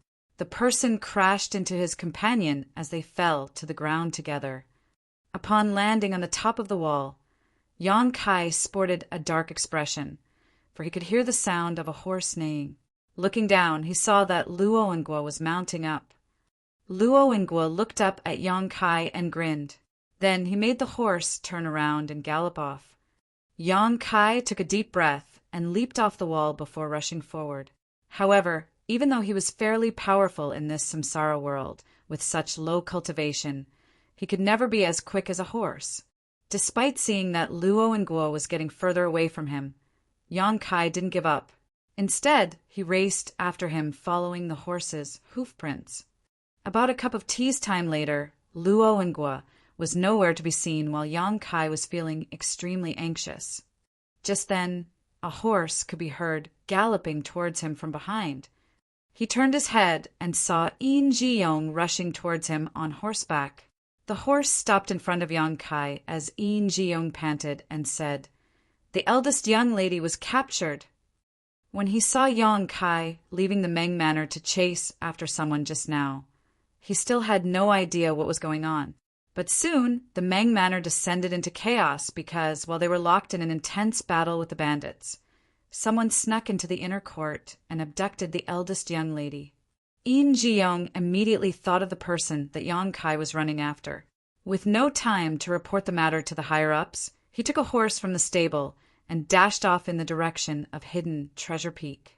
He faced an obstacle when trying to pass through the city gates, for they were already closed. The people guarding the gates were from the city, Lord's mansion, and a mere private guard from the Meng Manor had no authority to make them open the gates. Fortunately, In Ji-young was friends with the leader of the guards on duty, and he told him what was going on. He also promised a reward from the Meng family before he was allowed to pass through the gates. He believed that if his speculation was right, Yong-kai was just in front of him. Just as he had expected, he soon found Yong-kai. Following that, he leaped off the horse and said grimly, "Only you can save the eldest young lady, little brother. If you're able to do it, we won't have to worry about money ever again." He had seen Yong-kai's true strength just now, so he had confidence in him. Moreover, there was only one horse and he was injured. Therefore, he wasn't willing to follow him to slow him down. "Don't worry." Yang Kai nodded and jumped onto the horse. After clenching his thighs, he galloped off in a hurry. Yang Kai wasn't sure where Hidden Treasure Peak was exactly, but fortunately, Luo and Gua had left behind some traces while escaping. Furthermore, Luo and Gua was a burly man, and he had to carry the eldest young lady with him. Therefore, it was expected that Yang Kai could outpace him on his horse. At the break of dawn, Yang Kai had a feeling that he was getting closer to his target. After galloping a few more kilometers, he indeed saw Luo and Gua. The noise from behind alerted Luo and Gua, and when he turned his head and saw someone chasing after him, he was astounded. The distance between them was getting shorter. Luo and Gua turned his head several times and finally made out Yang Kai's face. Instantly he burned with murderous intent. He could never forget about the humiliation inflicted upon him by Yang Kai, who defeated him with his sword on the selection stage. Nevertheless, he didn't show it on his face over the past few days. After all, he was on a mission in the Meng Manor, so he didn't have time to settle the score with Yang Kai. However, when he saw Yang Kai relentlessly pursuing him at this moment, he was infuriated. Since Yang Kai's horse could apparently run faster, there was no way he could flee. After giving it a thought, Luo and Gua slowed his horse down and turned around, choosing to wait on the same spot in silence. A moment later, Yang Kai stopped at a spot a few dozen meters away from him. As their eyes met, Luo and Gua put on a grin while Yang Kai remained calm and collected. "Brat, you're pretty bold. How did you have the gall to chase after me on your own?" Luo and Gua cracked his neck. Yang Kai took a glance at the horse and saw a black cloth bag. There seemed to be a person who was squirming in the cloth bag. Perhaps her mouth had been sealed, so she could only grunt. "Do you want to save the damsel in distress?" Luo and Gua sneered. "Release her." Yang Kai placed his left hand on the hilt of his sword with a cold expression. Luo and Gua scoffed. "You just joined the Meng Manor recently. Why are you pretending to be loyal? Brat, you're pretty strong. Why don't you follow me to the mountain? You can get all the money and women that you want. It's better than working as a private guard in the Meng family." "Release her." Yang Kai repeated his words dispassionately. The smile on Luo and Gua's face disappeared. "I wanted to offer you an opportunity since you're quite talented. However, since you refuse a toast, you must drink a forfeit. Don't blame me for being rough with you." As soon as he finished speaking, he leaped into the air. The horse was unable to bear the impact, as all its legs broke while it neighed in pain. While in mid-air, Luo and Gua bellowed, "Do you seriously think you're more powerful than me just because you beat me back then? I'll show you my true power." In the next instant, his fists turned into countless shadows that rained down on Yang Kai. Marshall Peak, Chapter 48:19, Liar. Like an eagle descending towards a rabbit, Luo and Gua came right at Yang Kai from above. His towering figure gave off immense pressure to his opponent. If a timid person was faced with such a violent attack, he would be scared out of his wits before even making a move. In that case, he wouldn't be able to defeat him even if they were equally matched. Nevertheless, Luo and Gua was surprised at the fact that Yang Kai remained calm and collected. Yang Kai leaped into the air and unsheathed his sword with his left hand as a glint flashed through his weapon. As the two figures brushed past each other, they landed on the ground with a thud and grunted. Luo and Gua widened his eyes and covered his neck with his hands. Blood could be seen spurting out through the gaps of his fingers. Disbelief was written all over his face. In the past, he had hidden his true power on the stage, so he was unresigned after he was defeated by Yang Kai with a sword. Therefore, when he saw Yang Kai racing after him just now, he intended to show his true power to the other man. Nevertheless, he never expected that this would be the outcome. Just like what had happened on the stage, he was defeated by Yang Kai with a single slash once more. However, the attack was even quicker this time, and he was completely unable to ward it off. The difference was that Yang Kai didn't intend to kill him on the stage back then, but this time he had sent him to hell. Luo and Gua still hadn't figured out how Yang Kai managed to defeat him. It was supposedly impossible for Yang Kai to unsheath his sword from that angle, and the timing at that moment was beyond a human's control. However, he really did it. As a result, Luo and Gua's blood was rapidly leaving him as he felt cold all over his body. He didn't understand why Yang Kai wanted to be a private guard in the Meng Manor since the latter was such an expert in martial arts. Regardless of how hard he tried, Luo and Gua was unable to stop his blood from spurting out as he gasped in pain. Nevertheless, he wouldn't die so soon. He fell on one knee with a thud as he was engulfed in the fear and pain of death. Yang Kai put his sword back into the sheath and shuffled forward without sparing him a glance. However, after just taking a few steps forward, he staggered and almost fell to the ground. He wasn't sure about the level of Luo and Gua's power according to the standards in this samsara world, but he reckoned that the latter couldn't be considered weak. In comparison, his current cultivation was weaker than that of Luo and Gua. The battle on the stage some time ago had proven it. A cultivator with Yang Kai's current strength, born and bred in this place, would undoubtedly be defeated by a powerful cultivator like Luo and Gua. Nonetheless, Yang Kai reincarnated into this world as a sixth-order open heaven realm master, so his skill and vision were far greater than the limits of this world. The chance that was impossible to grasp in Luo and Gua's eyes could easily be captured by Yang Kai. That was why he could defeat the other party despite being weaker. With that said, it wasn't without a price to pay. 3 of Yang Kai's ribs must have been broken after his chest was struck by Luo and Gua. He could even feel that his throat was filled with blood. Yang Kai forcefully choked down the sweet liquid and stabilized himself before walking up to Luo and Gua's horse. The horse's limbs were broken after it bore the impact of Luo and Gua leaping into the air.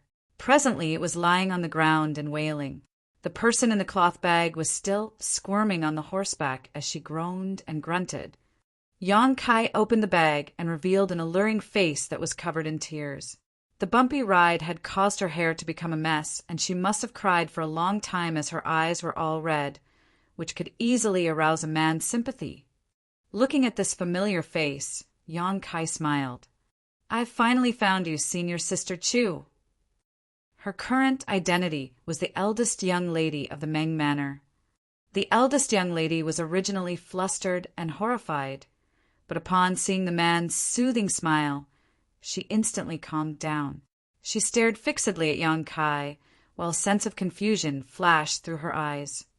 She found the man before her eyes familiar, but she was sure she had never seen him before. This feeling made her doubtful. Yang Kai took out the cloth from her mouth and drew a deep breath. "Don't be afraid, eldest young lady. I'm a private guard from the Meng Manor. I'm here to save you. The bandit who captured you is dead." It was only then that the eldest young lady saw the corpse kneeling on the ground up ahead. The puddle of blood horrified her as the color drained from her alluring face. She exclaimed and instinctively crashed into the oddly familiar guard's arms. Yang Kai grunted as blood leaked out of his mouth. Some of his ribs were broken to begin with, and this impact exacerbated his injuries. Upon hearing his groan, the eldest young lady looked up and saw that her rescuer seemed to be in pain, so she asked caringly, "Are you hurt?" "I'm fine." Yang Kai helped her up. "We shouldn't stay here any longer. We have to get back to the Meng Manor as quickly as possible." The eldest young lady nodded repeatedly. Yang Kai led her to his own horse and helped her get on. Just when they were preparing to leave, though, he heard some noises coming from the distance. Yang Kai turned his head and saw some dust rising in the air. There seemed to be some horses coming right at them. Quickly making a decision, Yang Kai pointed in a particular direction and shouted, "Eldest young lady, ride in that direction. Don't ever stop."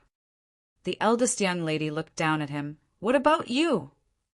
Yang Kai flashed a smile at her. "I'll get some rest before leaving." Upon finishing his words, he unsheathed his sword and slapped the horse's bottom with the back of the weapon.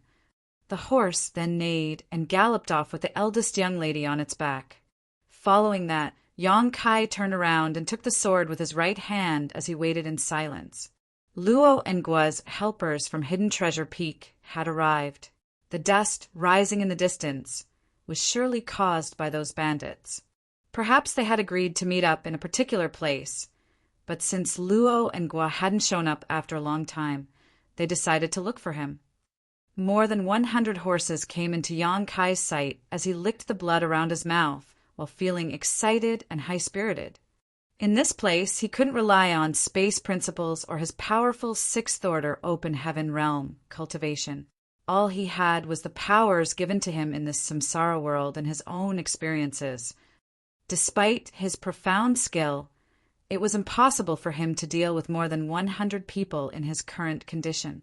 Although he supposedly didn't have a chance to survive, it had ignited his fighting spirit and fierce nature. What would happen if he was killed in this samsara world? Yu Xiangdai never told him about it. However, Yang Kai knew that he must not die. Before the heart barrier of senior sister Chu was broken, she wouldn't be able to move into the next reincarnation. Just then, Yang Kai heard the sound of a horse galloping towards him from behind. With a frown, he turned around and saw that the eldest young lady had returned. Her beautiful face was pale, as she was terrified to see that more than 100 horses were coming at them. Despite that, she still summoned her courage and didn't hesitate to come back. The eldest young lady apparently had some excellent riding skills, as she accurately stopped the horse in front of Yang Kai. With a furious expression, she snapped, "Liar!" This was giving Yang Kai a headache as he asked, "Why did you come back?" "I don't know," the eldest young lady stammered. She had no idea why she decided to come back just now, but she instinctively turned around when she heard the noises from behind. Yang Kai gritted his teeth and took the reins before leaping onto the horse. He said beside her ear, "Hold on tight." He then turned the horse around and rushed towards White Jade City. It was unrealistic to tell the eldest young lady to leave on her own now, for the other party had seen her already. If they separated to chase after her, she would be in a perilous situation. In that case, Yang Kai reckoned that he had to take matters into his own hands and protect her personally. On the horse, the eldest young lady hung her head low while blushing. She had never come into such close contact with a man before. The bumpy ride caused her back to rub against a man's chest from time to time. The panting she heard from the man made her feel flustered, while she felt as if there were butterflies in her stomach. More than 100 horses arrived at the place where Luo and Gua was killed soon after. Someone examined the figure that was kneeling on the ground, and upon confirming that Luo and Gua was dead, all of them were agitated as they chased after Yang Kai and the eldest young lady. The reason Yang Kai was able to catch up to Luo and Gua earlier was that his horse could run faster. After all, Luo and Gua had a heavy build, and he had to bring the eldest young lady with him. On the other hand, Yang Kai was on his own. That was the reason he could reach Luo and Gua. Nevertheless, it was the opposite now. While Yang Kai had to bring the eldest young lady to safety on a single horse, more than 100 bandits from Hidden Treasure Peak riding down on them. The distance between them was shortening while the sounds of hooves thudding on the ground became louder. The eldest young lady was no longer in the mood to let her thoughts run wild. For a moment, a sense of anxiety flashed through her face. However, she seemed to recall something all of a sudden as she soon calmed herself down. Right then, the sound of something breaking through the air was heard. The distance between both parties was short enough, so an expert in archery among the bandits from Hidden Treasure Peak shot an arrow at Yang Kai. However, he missed his target as the arrow landed on a spot that was 10 meters away from the left of Yang Kai. More arrows came from behind as the sounds of breaking through the air were continuously heard. Most of the arrows were not threatening at all, and for the ones that posed a risk, Yang Kai turned his head and accurately slashed across them. Behind him, a person with a hooked nose at the front of those bandits was dumbfounded by this sight, for he had never expected Yang Kai to be so strong and skillful. It was only then that he realized it wasn't just bad luck that Luo and Guo was killed. Yang Kai was apparently an expert in martial arts, given his dexterity and eyesight. The hooked-nosed man had his interest piqued, as he didn't know that there was such a powerful cultivator in the Meng Manor. Since Luo and Guo was dead, the losses could be made up for if they could make Yang Kai join them. The prerequisite was that they had to capture him alive. As the gap shortened, more arrows were seen flying. Although Yang Kai had tried his best to ward them off, his defense wasn't impenetrable. An arrow jabbed right into the horse's thigh and almost caused it to collapse. But a nimble Yang Kai quickly tightened the reins and used his force to help the horse stabilize. It was obvious that they were unable to flee. They couldn't run as fast as the other party to begin with, and the fact that the horse was injured exacerbated the situation. Nevertheless, it would still take them 4 to 5 hours before they could return to White Jade City. Yang Kai initially hoped that those from the Meng Manor or City Lord's mansion could send some people to help so that the two of them could stand a chance to survive, but they were still nowhere to be seen. Left with no choice, Yang Kai could only save himself and the eldest young lady. He went through the route he had taken to reach this place in his mind in an attempt to find a useful place. The sounds of breaking through the air were heard again. Although Yang Kai warded off some of the arrows, one of them still jabbed into the horse's stomach. The horse that had helped Yang Kai flee for the entire night collapsed to the ground after running for another kilometer. The eldest young lady, who was seated at the front, exclaimed while Yang Kai promptly wrapped his arm around her waist and stomped his feet on the horseback. They leaped into the air and then stably landed on the ground. "Wrap your arms around me," Yang Kai ordered. A flustered eldest young lady nodded and quickly draped her arms around the young man's neck to stabilize herself.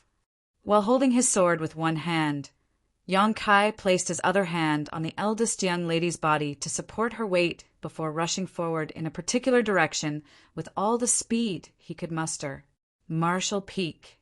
Chapter 48:20 Bloody Battle. The eldest young lady's vision shook. As she looked over the shoulder of this young private guard, she could see more than 100 horses chasing after them.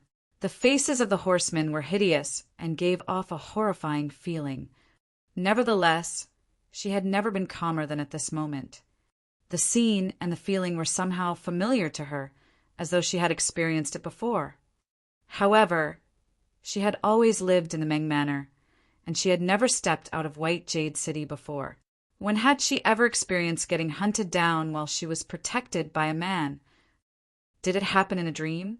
Was it an experience from her previous life? She was supposed to feel uncomfortable in such close contact with a man she didn't know, but at this moment she was drowned in happiness as she exerted more force with her arms around the young private guard's neck. It was as though she was trying to merge into his body. She knew that this man wouldn't abandon her even if he had to lose his life. When she saw more than 10 arrows coming right at them, she exclaimed, "Watch out!" Then, her eyes were dazzled by the glint from a sword. Yang Kai didn't whirl around as the eldest young lady was in front of him. If he turned around, she would be struck by the arrows. Instead, he accurately slashed across the arrows without turning at all, as though there were eyes on the back of his head. Most of the arrows were warded off, but one of them pierced right into his shoulder. The eldest young lady stared fixedly at that arrow, which was about the length of an arm.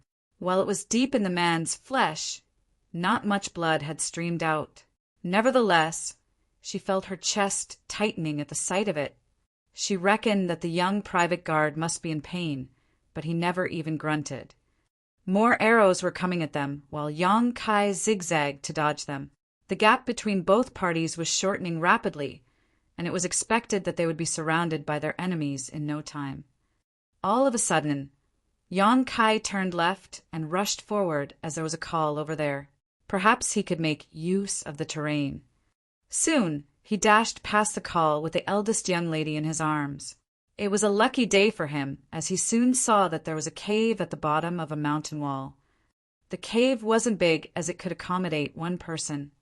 Yang Kai rushed over and put the eldest young lady down Get inside now." The eldest young lady nodded and climbed into the cave on all fours and tried her best to curl up inside it. When she looked up, she saw the young private guard standing in front of her like a mountain that could fend off all storms. "What's your name?" she asked. "Yang Kai." He raised his hand to grab the arrow stuck in his shoulder and snapped the shaft off, leaving the tip inside his flesh. He then turned his head and flashed a smile at her. "My name is Yang Kai."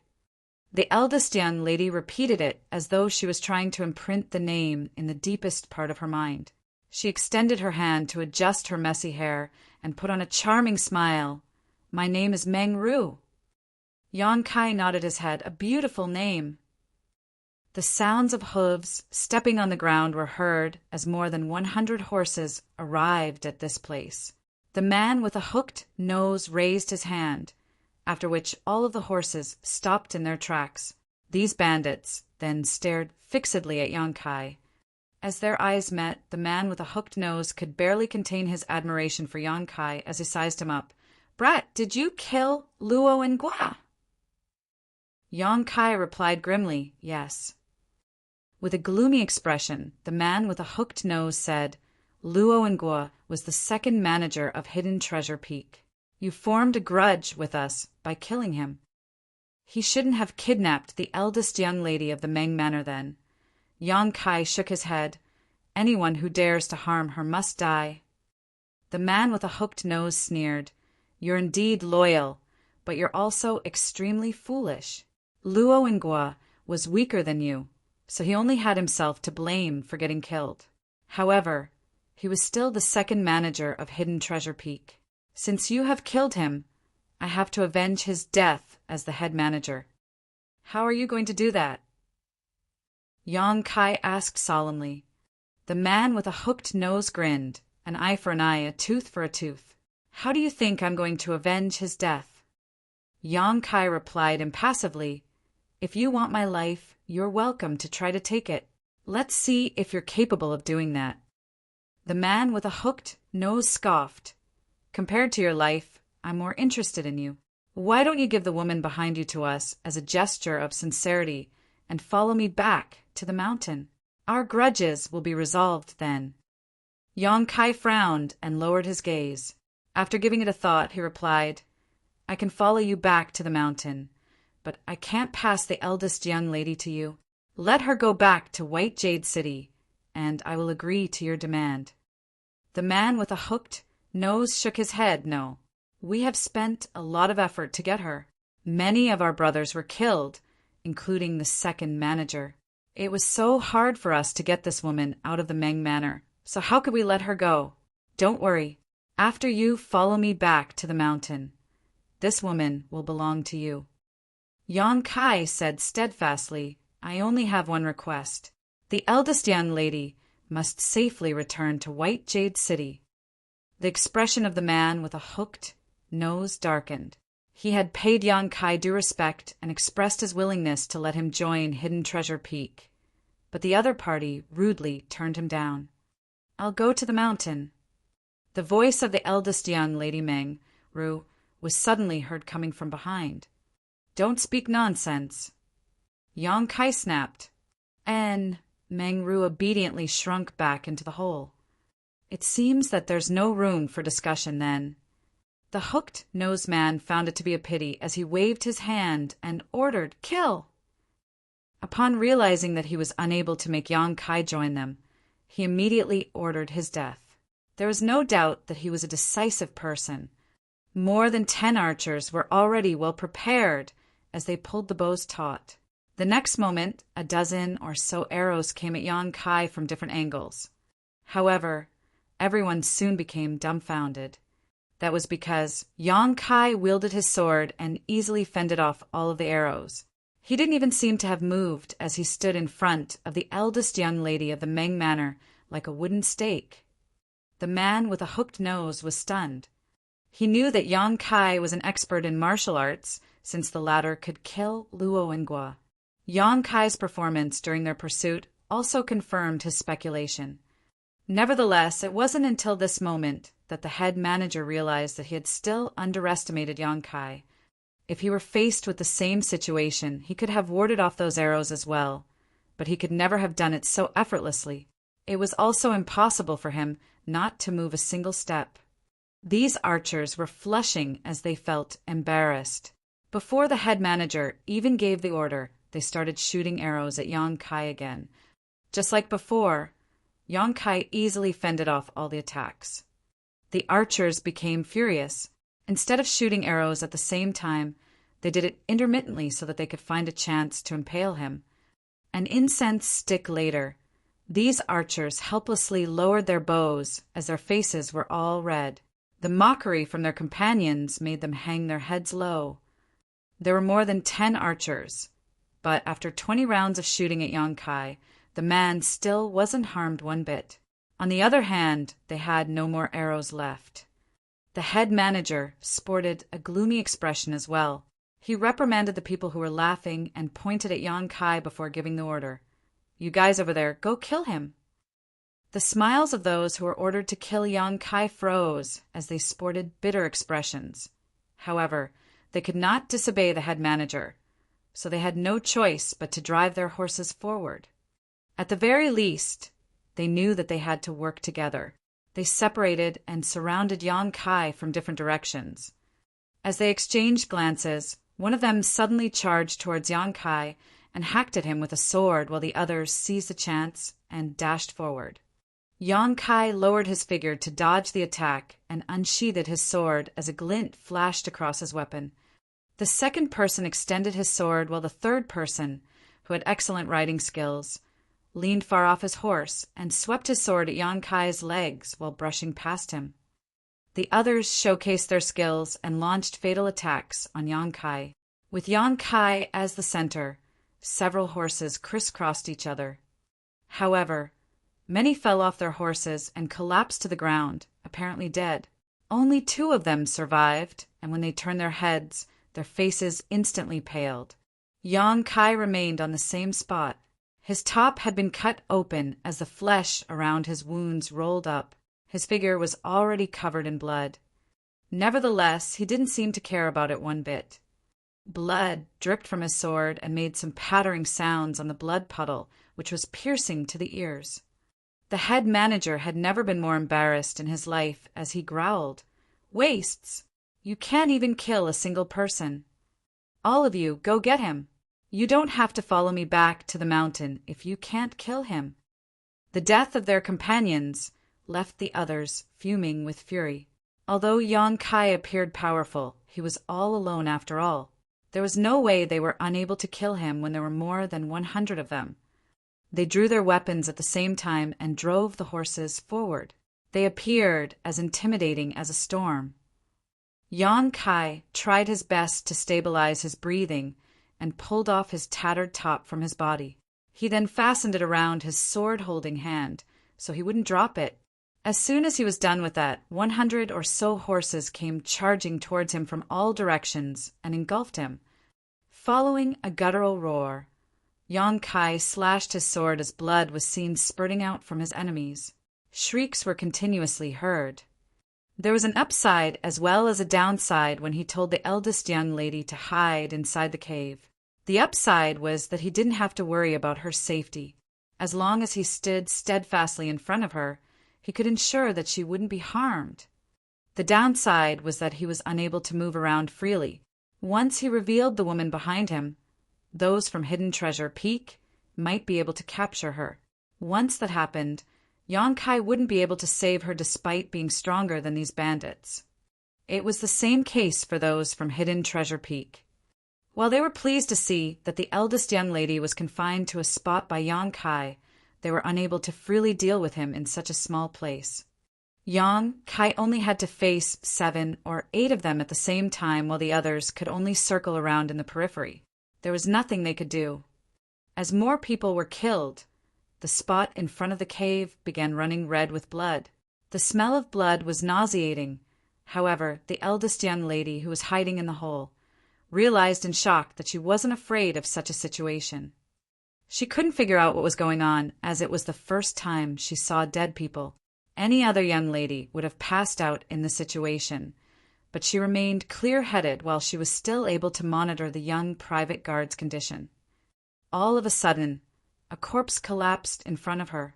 It was a bandit who tried to capture Mengru while Yang Kai wasn't paying attention. As soon as he reached this place, though, Yang Kai directly killed him with his sword. It was apparent that the bandit was horrified before his death. Presently, the corpse was right in front of the eldest young lady. She shot a glance at the corpse before snatching the sword from his hand. While clenching the hilt with both hands, she pressed the tip against her chest. Marshall Peak. Chapter 48:21. Fate is a bitch. This young private guard, named Yang Kai, was indeed powerful. Despite being an ordinary person, the eldest young lady could see that. With that said, she was also aware that there was no way he could defeat so many enemies all on his own. She had no idea how much longer this young private guard could persevere, nor did she understand why he still steadfastly stood in front of her in the face of death. After all, they had never even met each other before today. There was one thing she knew, though. If this young private guard collapsed, she would end up in a more horrible state than death. Therefore, she had to be prepared. The sharp tip of the sword pressed against her chest and formed a cut on her skin, which made her feel a slight tinge of pain. She stared fixedly at the young private guard from behind to monitor his condition. In the worst-case scenario, they would probably perish together here. While she was in her wild thoughts, she felt a sense of longing, as though she was almost looking forward to it. The head manager of Hidden Treasure Peak never stopped cursing. As more of his subordinates collapsed, his voice became louder while his saliva spouted out of his mouth. As the bandits were continuously reprimanded, they were furious while they became increasingly ruthless with their moves. Although their ruthlessness had inflicted a lot of injuries on this private guard from the Meng Manor, they could not make him fall. Presently, the private guard from the Meng Manor was covered in blood while his clothes were all tattered. There was a long cut on his forehead from which blood slid down his face and dyed his eyes scarlet, which made him look like a mad, ominous beast. His sword had become crooked from all the hacking and slashing, so he randomly took up the blade of a nearby dead bandit, so he could wield two weapons at once. Nevertheless, the cutlass was also badly chipped, so there was no way it could last for a long time. About 20 to 30 corpses had been piled up in front of him. Blood streamed past his feet and made him look extremely terrifying. The bandits from Hidden Treasure Peak were horrified. They knew that as long as they persevered, there would come a moment when this private guard from the Meng Manor collapsed to the ground. But before that, many of their lives would be sacrificed. They were afraid that they would be the ones who died uselessly here. The bandits, who were initially high-spirited following the order from the head manager, started becoming timid as they launched attacks less frequently. An infuriated head manager killed a bandit who was trying to flee. He then drove his horse forward as he apparently planned to enter the battlefield personally. Just then the ground started shaking as the sounds of hooves could be heard rapidly approaching from a distance. The head manager felt his chest tightening. When he turned his head, he saw that the dust was rising in the distance as a lot of people were rushing towards them on horses. Reinforcements from White Jade City had arrived. Upon that realization, the bandits became flustered as they instinctively moved backwards. Many of them turned to the head manager and awaited his order.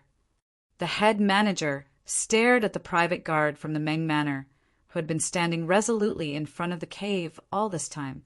After a moment of hesitation, though, he shouted through clenched teeth, "Retreat!" A lot of soldiers from White Jade City were approaching, so there was no way their weakened group could ward them off. They might even lose their lives by staying here. It would be an unwise decision to do, so just because they were not willing to give up their prize. The bandits were already frightened by Yang Kai's actions to begin with, so upon hearing the head manager's order, they turned their horses around and ran for their lives without hesitation. A moment later, more than 100 knights clad in sturdy armor arrived at this place, with a young man leading the way. The young man looked in the direction the bandits from Hidden Treasure Peak were fleeing with narrowed eyes. but he didn't have the intention to chase after them. He turned his head and took a glance at Yang Kai, who was covered in blood. Despite being an experienced man, he was still astounded at the sight. The attention of the knights behind the young man was also attracted to Yang Kai. He was standing there like a statue, as though he was trying to protect something. His figure was covered in cuts of different sizes, and his clothes were in tatters. The corpses of the bandits had been piled up in front of him, and his feet were drenched in a puddle of blood. His murderous intent seemed to have materialized, and the horses beneath the knights were unable to bear it. They neighed and instinctively stepped backwards. None of them had seen such a sight before, but they could imagine how intense the situation had been. A lot of bandits must have continuously launched attacks on this young man in an attempt to defeat him. However, like a rock amidst the storm, he was still standing strong in the end. It was obvious that after his sword became bent, he picked up a cutlass that was also chipped. Even with such broken weapons, he wielded them to kill these bandits. "Is it him?" the young man asked. The person beside the young man was Yin Ji-yong, who was also a private guard from the Meng Manor. Upon hearing that, he quickly nodded. Yes, it's him. After he finished speaking, he leaped off the horse and bolted towards Yang Kai, shouting, "Little brother! Little brother!" Before he could get close, though, he saw a sword slashing at him. He exclaimed in fright and fell on his bottom, his soul almost leaving his body. When he came to his senses, he quickly examined himself. Upon confirming that he wasn't injured, he breathed a sigh of relief. While reeling from the shock, he called out, "Little brother, it's me, Yin Ji-yong. Don't you recognize me?" He had no idea why Yang Kai would suddenly hack at him. If he were killed just like that, he would have passed away full of grief. "He has already passed out," the leading young man suddenly said. Yin Ji-yong was dumbfounded. He has... How could Yang Kai still attack him when he was unconscious? Upon closer look, though, Yin Ji-yong realized that there was indeed something off about Yang Kai. He was glowering at the front, but never batted his eyes. The blood from his forehead streamed down his face, which made him look horrifying, but his eyes seemed to have lost focus as he looked hollowly in no particular direction. Nevertheless, he remained unmoving with the weapons in his hands. "Don't go near him. He will only react on instinct now," the young man ordered. A dazed Yin Ji-yong nodded.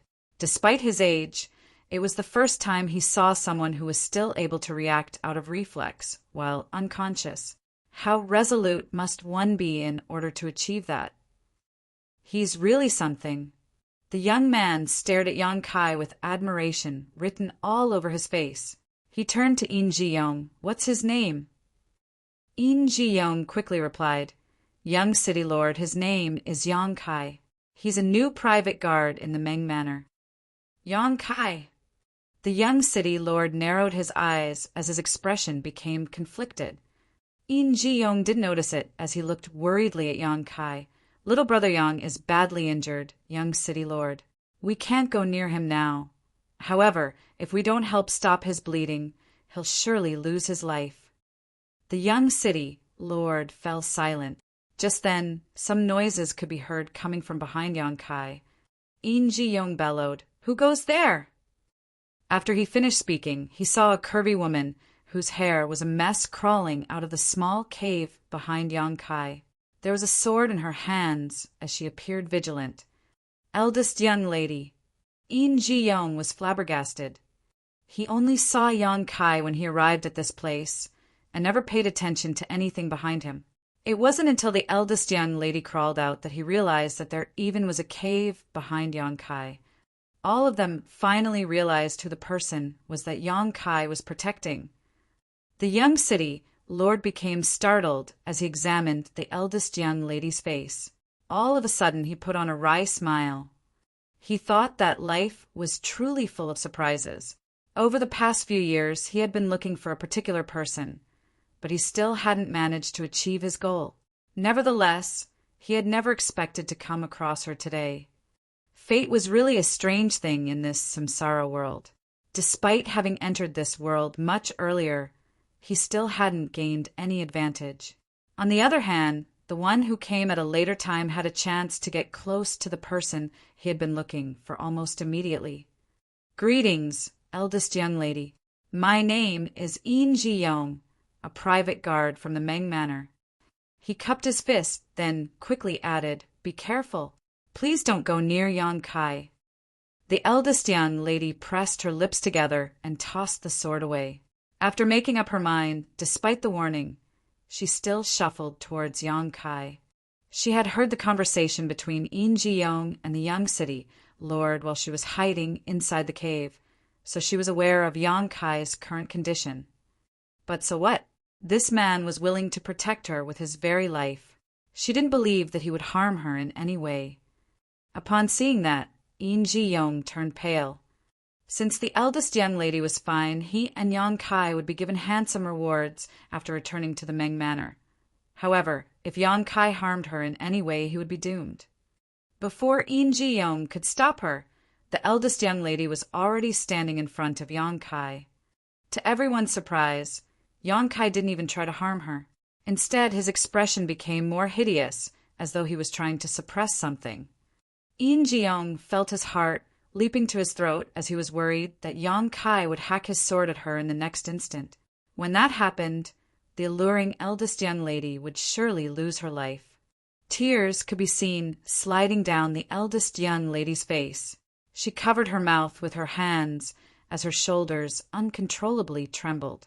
The person in front of her didn't have any part of his skin intact. He was soaked in blood, and through his tattered clothes, she could see that he was covered in deep cuts with his flesh rolling up around his wounds. Every wound and every drop of his blood was proof that he had resolutely protected her from harm. While suppressing her tears, she extended her hands and took the weapons from Yan Kai. Yan Kai didn't resist. Just now, the bandits from Hidden Treasure Peak were unable to make him lose grip of his weapons no matter what they tried. But at this moment, the frail eldest young lady easily took them from his hands. She tossed the blood-covered weapons to the ground. When she looked up, she realized that his eyes had closed and faint breathing could be heard coming from his nostrils. "Does anyone have medicine? Help treat him now." The eldest young lady turned her head and sought help from them. Given his injuries, he would surely journey to the Yellow Springs if he wasn't treated in time. Although the eldest young lady had rarely stepped out of the manor, she was aware of such common knowledge. The young city lord motioned to one of his subordinates. The subordinate quickly leaped off the horse and bolted towards Yan Kai. Upon making sure that the man posed no threat, he helped him lie down on the ground. Yin Ji-yong hurriedly came over to help out. Seeing that the eldest young lady was still standing nearby, he encouraged, "Please go somewhere else. Eldest young lady, I'm worried that you'll feel nauseated at the sight." The eldest young lady nodded and stepped back. The young city lord walked up to her and examined her before saying, "Eldest young lady Meng, I am the young city lord of White Jade City, Fengqingxi. I just returned from my studies abroad. I'm sorry that I didn't manage to save you earlier." The eldest young lady shook her head. "I'm fine." Her eyes never looked away from Yan Kai, though as she was apparently full of worry. When Fengqingxi saw that, he secretly cursed, thinking fate was really a bitch. Martial Peak. Chapter 48:22. Unparalleled Gallantry. Those from Hidden Treasure Peak had launched a night attack on the Meng Manor. The second manager, Luo Ingua, personally made a move and kidnapped the eldest young lady of the Meng family amidst the chaos. A new private guard from the Meng Manor chased after him and intercepted him in a place that was over 100 kilometers from the city. He fought against the enemies on his own and killed many of them. Eventually, he successfully saved the eldest young lady. Everyone in White Jade City was shocked when the news spread. Rumor had it that the power of the new private guard from the Meng Manor was inscrutable. Faced with over 100 bandits, he never backed down as he beheaded them with a saber and a sword like he was cutting fruits or vegetables. It was also rumored that he was 10 meters tall with 3 heads and 6 arms. The hearts of the bandits were dug out and eaten by him. By relying on his ferocity, he persevered until the young city lord of White Jade City arrived with the knights to end the calamity. They eventually destroyed the bandits from Hidden Treasure Peak and returned victorious. While everyone who heard this news was shocked by the power of this private guard from the Meng Manor, they also admired him for his loyalty. Hidden Treasure Peak was a nest of bandits. Had someone like the eldest young lady from the Meng Manor been captured by them, everyone could imagine what would have happened to her. It was thanks to this loyal private guard that the eldest young lady's modesty was saved. They also found out this private guard was hired at the arena that the Meng family had set up some time ago. Many families secretly felt envious and thought that the Meng Manor had found a treasure. Nowadays, it was hard to find a loyal guard like him. Meanwhile, Yang Kai was still unconscious in the Meng Manor. He had exhausted himself from battling against the bandits from Hidden Treasure Peak. If not for his determination to save the eldest young lady, he would have collapsed much earlier. Had the soldiers from City Lord's Mansion come any later, he would not have been able to persevere. After Yin Ji-yong and the others treated his wounds, the young city lord, Feng Qingxi, escorted the eldest young lady back to the Meng Manor. Yang Kai, who had made the biggest contribution in this matter, was given special care. Before he even regained consciousness, the patriarch of the Meng Manor had already rewarded him with a lot of money and his own private residence. There was also high-quality healing medicine that the maidservants would use to apply on his wounds every day. It was unprecedented that an outer court's private guard be given such rewards. The steward of the Meng Manor personally visited Yang Kai and told Yin Ji-yong to inform him as soon as Yang Kai awakened.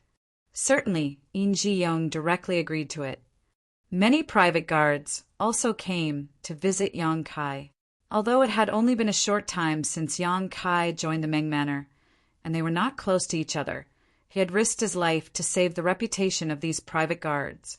After all, the eldest young lady was kidnapped on their watch. Had Yang Kai not promptly decided to chase after the bandits, these private guards would have been punished by the Meng Manor by now. Some of them might even have lost their lives. When everyone who visited Yang Kai saw his injuries, they fell silent. That was because he was horrendously wounded. There was no part of his body that was intact. His entire figure was covered in bandages, which had been dyed crimson by his blood. No one knew how he was still alive given his injuries. The crooked saber and the chipped sword were brought back by Yin Ji-yong following the eldest young lady's order. They were the best proof that Yang Kai had used these weapons to kill those bandits. Every day, the eldest young lady would send a maidservant named Qian Qian to visit Yang Kai. She would then go back and report to her on Yang Kai's condition. If possible, the eldest young lady was more than willing to personally visit him. However, she was an unmarried woman as well as the eldest young lady of the Meng Manor. It would be inappropriate for her to visit Yang Kai given her status. Even though Yang Kai had made a significant contribution, the patriarch of the Meng Manor had never visited him. He only told his most trusted steward to come here once. After all, their statuses were too different, and it was the private guard's duty to risk their lives to protect the Meng family members. 7 days later, Yang Kai finally regained consciousness. When he opened his eyes, he realized he was in excruciating pain. His entire figure was aching, and his throat felt like it was burning. This was the first time he had been so horribly injured since he began cultivating. Although he was in a samsara world, everything felt so real. He darted his gaze around and saw Yin Ji-yong sitting at the table. He was holding a maid servant's hand as he seemed to be reading her palm. The maidservant hung her head low with a flushing face. She wanted to retract her hand, but it seemed she didn't have the strength to do so, and she wouldn't dare to call for help. She was on the brink of breaking into tears.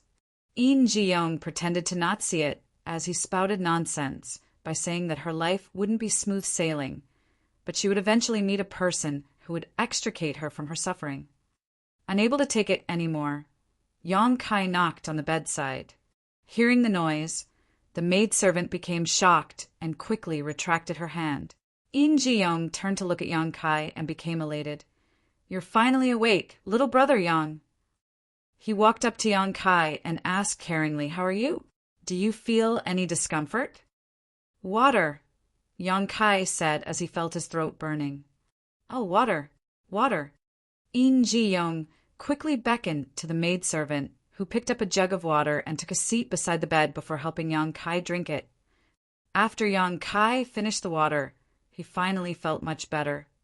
In Ji-young said smilingly, "Did you know how worried I was? I was worried that you would never wake up." Yang Kai didn't think the older man looked worried at all. In Ji-young went on to say, "Since you're awake, you'll be fine. Just stay here and recuperate. I'm sure you'll enjoy plenty of good luck after surviving this disaster." "How is the eldest young lady?" Yang Kai asked in a hoarse voice. In fact, he was already muddle-headed at the last moments of protecting the eldest young lady. He faintly remembered that there seemed to be reinforcements approaching, and those from Hidden Treasure Peak were forced to flee. Supposedly, the eldest young lady was safe. In Ji-young replied, "The eldest young lady is well, just a bit frightened. She now sends someone to visit you every day. Since you're awake, I believe she'll set her mind at ease as well." He then said to the maidservant, "It's time to help little brother Yang reapply his medicine." The maidservant nodded in agreement and put down the jug before getting busy with a red face. In Ji-young then went on to talk to Yang Kai about the incident on that day and expressed his admiration for him. If he were in the same situation, he would have surrendered and begged for mercy. It wasn't that he was disloyal to the Meng Manor. However, loyalty no longer mattered in the face of certain death. It was during a life-and-death moment that a person's temperament was put to the test. While the maidservant was busy, In Ji-young left the place to inform the steward of the Meng Manor. 1 hour later, the old man with a goatee, who appeared on the selection stage previously, stepped into the room and gave Yang Kai some words of praise. He said that the patriarch was pleased with his loyalty and had rewarded him with many good things, including his current residence and a lot of money. All the new private guards would go through a probation period of a few years. However, since Yang Kai had risked his life to save the eldest young lady, the probation ended earlier, and he was now an official private guard of the Meng Manor. The steward didn't stay for long. After finishing his words, he left the place in a hurry. Before that, he told Yang Kai to recuperate with peace of mind, saying that the Meng Manor wouldn't mistreat people who had made contributions. In Ji-young was also rewarded. In fact, he didn't spend much effort in the fight against the bandits. However, without him, Yang Kai wouldn't have successfully saved the eldest young lady.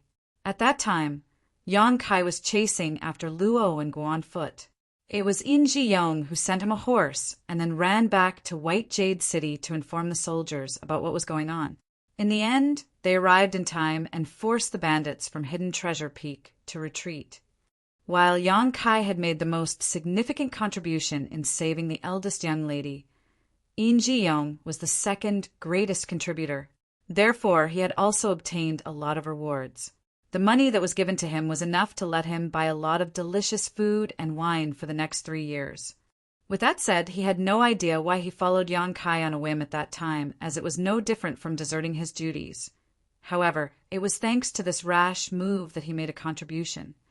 From his perspective, Yang Kai was his lucky star.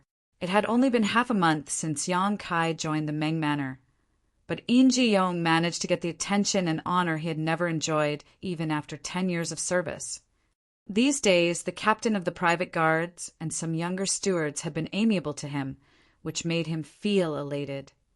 Therefore, he was more than willing to take care of Yang Kai every day.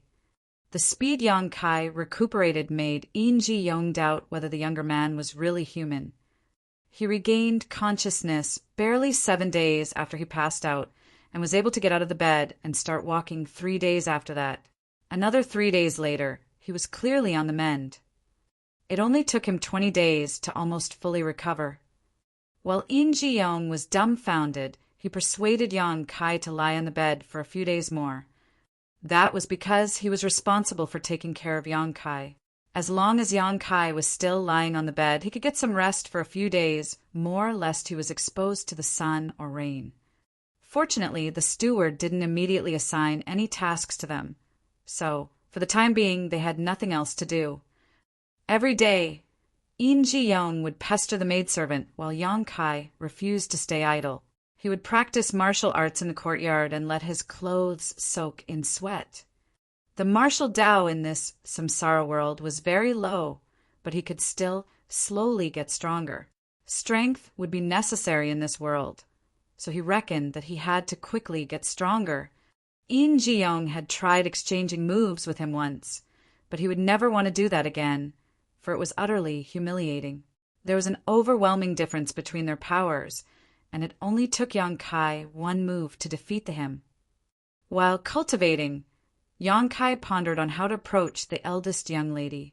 It was confirmed that Chu Huashang had reincarnated into this world as the eldest young lady of the Meng Manor, Mengru.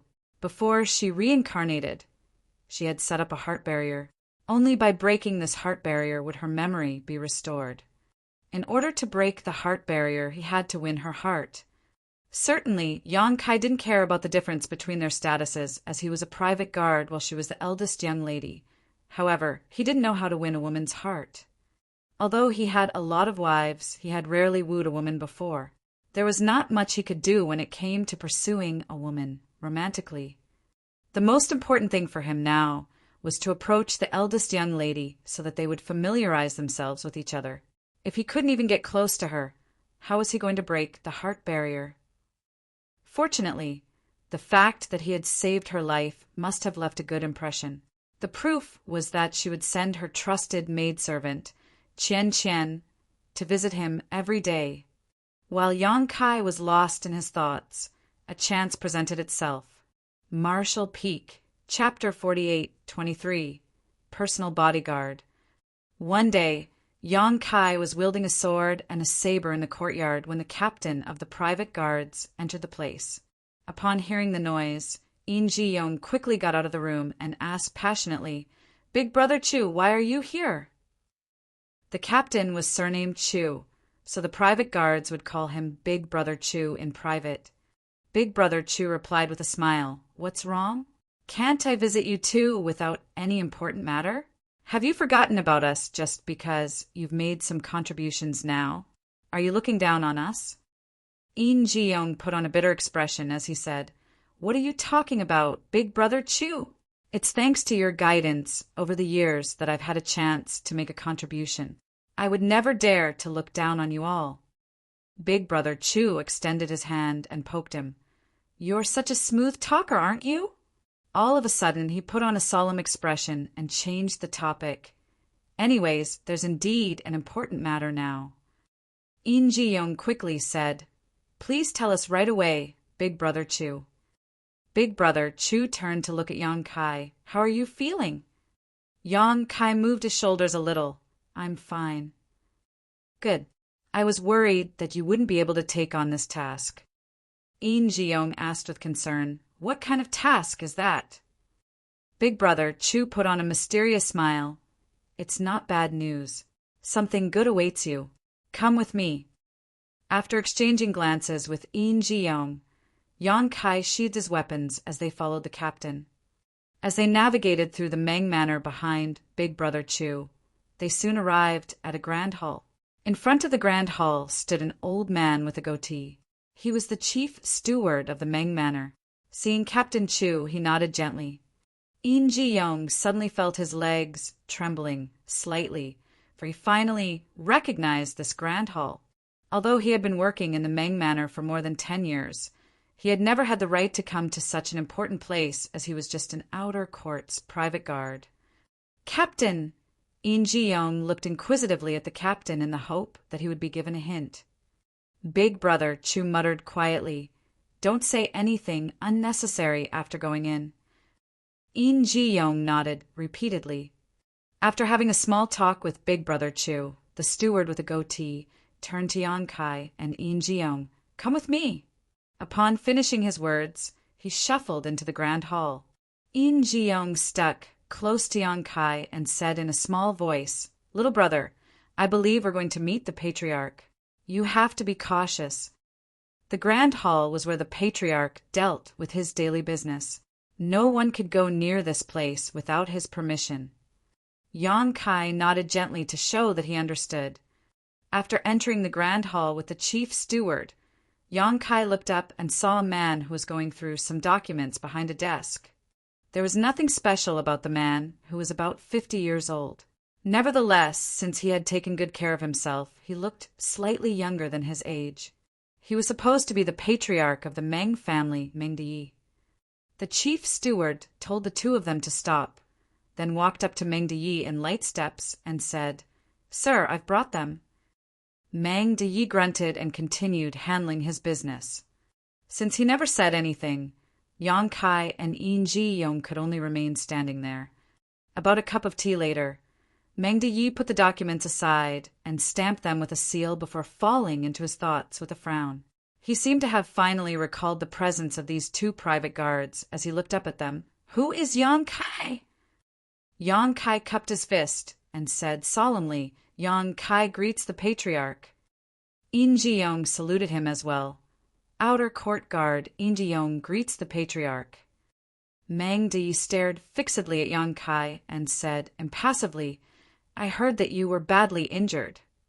Yang Kai replied in a firm voice, "As a guard of the Meng Manor, it is my duty to ensure the eldest young lady's safety, even if it costs me my life." Admiration was written all over Yin Ji-yong's face as he thought that Yang Kai was usually taciturn, but the latter could tactfully fawn over someone in power when it was necessary. Good. There was no doubt that Meng Di was pleased with his reply. Others might not be sincere when they said such a thing, but Yang Kai had proven his loyalty in the previous incident, as he was willing to protect the eldest young lady even with his life on the line. Meng Di had heard others talk about the incident, so he knew that Yang Kai really almost died that day.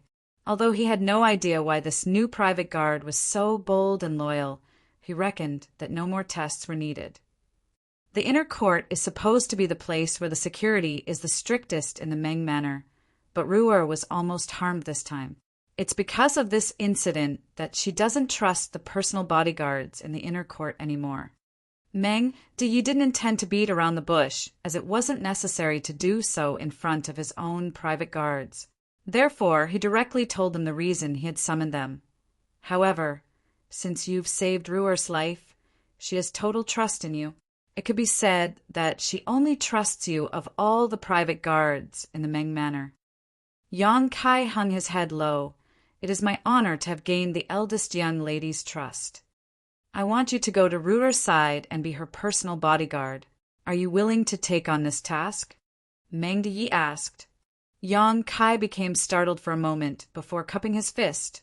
"Rest assured, patriarch, I am willing to be punished if the eldest young lady loses even a single strand of hair." Meng Di nodded. "I have faith in your loyalty and capabilities. I'll not mistreat you if you work hard." He paused for a moment. "Do you have any requests?" He can even make a request. Yin Ji-yong was shocked, thinking that the patriarch truly regarded Yang Kai as important. After giving it a thought, Yang Kai replied, "I want a good saber and sword." The sword previously given to him by those from the Meng Manor was mass-produced, so it couldn't be considered a good weapon. It soon became bent and chipped, making it all but unusable. The saber he randomly took from a dead bandit from Hidden Treasure Peak was just an ordinary weapon as well. In a world where the martial Dao was so low, one's power would be enhanced greatly by having a good weapon. If Yang Kai had an incredible weapon in his hands at that time, he wouldn't have become so battered. Meng Di nodded lightly. "You may leave now. Someone will get the weapons ready." "Many thanks, patriarch." To the side, the steward with a goatee saluted Meng Di before leading Yang Kai and Yin Ji-yong to leave the hall. An elated Yin Ji-yong still had no idea what was going on. Just now, the patriarch told Yang Kai to be the personal bodyguard of the eldest young lady, but he never mentioned anything about Yin Ji-yong. If he didn't also become a personal bodyguard, Why was he summoned to this place? While leading the way at the front, the steward with a goatee said, "Congratulations, both of you. Only the most powerful and loyal private guards have a right to enter the inner court of the Meng Manor. Most private guards are not allowed to even approach the inner court." Instantly, Yin Ji-young became ecstatic as the steward's words suggested that he was also a part of the inner court now, which allowed him to set his mind at ease. It had been more than 10 years since he joined the Meng Manor, but he had always been an insignificant private guard in the outer court. Now that he could enter the inner court, he found it to be surreal while feeling excited. "Many thanks, steward." With a smile, Yin Ji-young walked up to the steward and stuffed a money pouch into his hands. Fully aware of what was going on, the steward discreetly took it as he was pleased with Yin Ji-young's gesture. Yin Ji-young then asked, "Are there any taboos in the inner court, sir? Although I've been working in the Meng Manor for more than 10 years, I've never stepped into the inner court before. Please grant us some instruction." The steward replied with a smile, "There's indeed some taboos, but the most important thing is that men and women understand their stations. Both of you are men after all, and most of the people living in the inner court are women.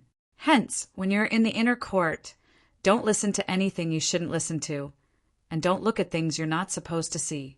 Also, don't go to any places as you please without the patriarch's permission. You'll be fine as long as you fulfill your duties." "Yes, yes, yes." Yin Ji-young nodded repeatedly. "Little brother Yang and I will protect the eldest young lady regardless of what happens. We'll do whatever she tells us to do, and we won't make any mistakes." "I'm glad that's what you think, and you'd better remember what you've said. Although you've made significant contributions this time, the patriarch will not forgive you if you make any mistakes in the inner court." As they spoke, they finally arrived at the inner court. A maidservant with a bun was already waiting in front of the courtyard. Yin Ji-young walked up to her and cupped his fist. "Lady Qian." She was none other than the maidservant who worked for the eldest young lady, Qian. When Yang Kai was recuperating in the past, the eldest young lady would send her to visit him every day. Hence, Yin Ji-young recognized her. Qian seemed to be a timid woman. Although she had come into contact with Yin Ji-young and Yang Kai many times before, she still started blushing at this moment. She couldn't help but take a step back and fall silent with her lips pressed together. The steward stepped forward and said, "Lead the way for them. The eldest young lady will make some arrangements." "Yes," Qian replied. After taking a glance at Yang Kai, she quickly hung her head low and turned around to lead the way. Yang Kai and Yin Ji-young followed her closely. The inner court was vast and beautiful. A lot of small bridges, ponds, and rockery gardens were built among the various courtyards. Yin Ji-young looked around and tooted in amazement. It had been more than 10 years since he joined the Meng Manor, but it was the first time he came to the inner court, so he was curious about everything here. He was especially enamored of the pleasant fragrance that lingered in the air that reminded him of the times when he was on a woman's bed. When he came across any women in the inner court, he quickly hung his head low as he would never forget that he was just a guard. Of Meng Da Ye's 3 daughters, 2 of them were already married. Only the eldest daughter, Meng Ru, was still single. The patriarch had more than 10 wives, though, so there were a lot of women in the inner court. If Yin Ji-young caught a glimpse of anything he was not supposed to see, his eyes would probably be dug out. After making many turns, they finally arrived at the eldest young lady's residence. Qian went inside to inform the eldest young lady about their arrival, while Yang Kai and Yin Ji-young waited outside the building. It was a building with 3 stories. Many busy servants continuously entered and left the place. Perhaps they had heard the news, so they would look curiously at Yang Kai and Yin Ji-young when passing them by. Seeing that these 2 men appeared anxious, they covered their mouths and giggled while whispering among themselves. A moment later, Qian stepped out and said to them gently, "Come in. The eldest young lady is waiting for you." Yin Ji-young replied in a fawning manner, "Many thanks, Lady Qian." They entered and arrived at the lobby on the ground floor. It was supposed to be the place where the eldest young lady received her guests, as it was lavishly decorated. At this moment, the eldest young lady, Meng Ru, was seated by a round table as she stared fixedly at Yang Kai with a pair of bright eyes. Martial Peak. Chapter 48:24. Qian Qian. The eldest young lady appeared flustered when she saw the young private guard, who steadfastly stood in front of her to fend off all the danger for her previously. Although there was no part of his body that was left intact, he still never moved away. Behind her stood a pretty woman, who was supposed to be Meng Ru's maidservant. She looked curiously at Yang Kai and Yin Jiyong, though most of her attention was drawn to Yang Kai. Yin Jiyong was older and not very handsome, so there was nothing worth seeing about him. Greetings, eldest young lady. Yang Kai and Yin Jiyong saluted her at the same time. Meng Ru nodded and gazed at Yang Kai with concern. How are you feeling? Did you use the healing medicine I told Chui'er to send to you? Yang Kai lowered his head and replied, I am well. Many thanks for your concern, eldest young lady. It is thanks to your medicine that I have recovered sooner than expected. That's good. Meng Ru put on a smile. I didn't know what medicine would work for you, and they didn't allow me to visit you. I wish I could have done so. Yang Kai quickly said, Eldest young lady, you are a noble woman, so it is not appropriate for you to step into the outer court where the men live. Your reputation would be tarnished if word got out. Meng Ru sighed. That is what they all said. She appeared dejected. However, she soon put on a bright smile. I can be at ease now since you're fine. I was frightened when I saw you looking so horrible. I thought you would die. Yang Kai lifted his head and flashed a smile at her. Well, it is not so easy to kill me. Seeing that he was so impudent, the maidservant, who was standing behind Meng Ru, frowned with displeasure and shot him a glare. She interrupted their conversation by saying, Since you two have made a contribution, the eldest young lady has asked the patriarch to transfer you to this place. You must fulfill your duties and ensure the eldest young lady's safety at all costs. We will remember. Yang Kai and Yin Jiyong cupped their fists. The maidservant then whispered to Meng Ru, Eldest young lady, it's getting late. You must take your medicine now. Isn't it still being prepared? Just wait a while longer, Meng Ru replied. The maidservant shook her head. The medicine is indeed being prepared, but you were quite frightened previously. The doctor has said that you must recuperate without being disturbed for the time being. A helpless eldest young lady let out a sigh. Fine. With the help of the maidservant, she rose from the chair and spoke to Qian Qian, who had led Yang Kai and Yin Jiyong to this place. Show them around the inner court and find a place for them to live. Yes. Qian Qian saluted her in an elegant manner. The maidservant then helped the eldest young lady Meng Ru walk up the stairs while Qian Qian said to the two of them in a small voice, Please come with me. Yang Kai and Yin Jiyong thanked her before taking a stroll around the surrounding area, with Qian Qian leading the way. The place where the eldest young lady lived wasn't large, but there were still some places that they had to pay attention to lest they failed to discover some ill-intentioned people who hid there when the enemy struck again. While following the maidservant, Yang Kai looked around and memorized the terrain. Since he was now responsible for protecting Meng Ru in the inner court, he had to put in his best effort.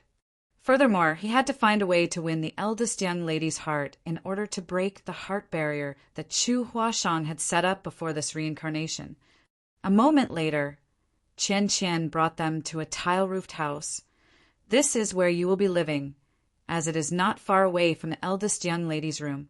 When you're not on duty, you can just remain here and be ready for any emergencies. Many thanks, Lady Qian Qian. Yin Jiyong thanked her and passed her a package as a gesture of friendliness.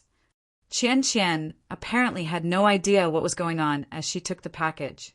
When she realized what was inside, she quickly passed it back to him and waved her hands. There's no need for that. Yin Jiyong said with a smile, We'll need your advice in many areas in the future. Please don't turn me down, as it's just a small gift." "There's really no need for that." Qian was flushing. "I just joined the Meng Manor not long ago, so there's no advice I could give you." Yin Ji-young was startled. "You just joined the Meng Manor not long ago?" "Yes." Qian nodded repeatedly as she appeared uneasy. Yin Ji-young's interest had been piqued. Supposedly, the maidservants by the eldest young lady's side must have passed a lot of tests and proven their loyalty to the Meng Manor. The new servants didn't even have the right to enter the inner court, let alone serve the eldest young lady. "When did you join?" Yin Ji-young asked curiously. "About a month ago," Qian replied in a small voice. Yin Ji-young was dumbfounded as he gave her a thumbs up. "You're truly lucky to have the right to serve the eldest young lady after only a month." Qian hung her head low. "I don't understand either. After the previous incident, I was told to send some medicine to the eldest young lady. When she saw me, she decided to make me stay." "I see." Yin Ji-young thought that she was extremely lucky. He was a private guard, while Qian was a maidservant. In the past over 10 years, he had always been an insignificant private guard in the outer court. If not for the contribution he had inadvertently made, he wouldn't have been transferred to the inner court. On the other hand, Qian had only been working here for a month, but she could get into the inner court just because the eldest young lady was fond of her. In comparison, his journey was much tougher, which made him feel a bit bitter. With that said, Qian was indeed beautiful and innocent-looking, so it was no wonder that the eldest young lady was fond of her. Upon learning that Qian wasn't a long-time maidservant of the eldest young lady, Yin Ji-young became much more at ease. At the very least, he didn't have to fawn over her. Yang Kai, who had remained silent all along, suddenly asked, "The woman beside the eldest young lady is named Chui?" Qian's figure shook a little, as though Yang Kai had scared her by talking suddenly. With a blushing face, she replied, "Yes, she's big sister Chui. She has been serving the eldest young lady since she was a child. They grew up together." Yang Kai nodded his head, then fell silent. A short while later, Qian left. Yin Ji-young closed the door and asked in a small voice, "Little brother Yang, is there anything wrong the eldest young lady's maidservant, Chui?" He thought that Yang Kai had discovered something when the latter asked that question suddenly. He couldn't help but speculate that Chui might be a mole sent to this place by those from Hidden Treasure Peak. Would they make another contribution not long after coming to the inner court? "There's nothing wrong with her." Yang Kai didn't know what was on his mind. "It's just that the eldest young lady said she had told Chui to send some healing medicine to me." After giving it a thought, Yin Ji-young replied, "Yes, that's what she said." "Had you ever met Chui before that?" Yang Kai asked. Yin Ji-young shook his head, "No." He suddenly realized something.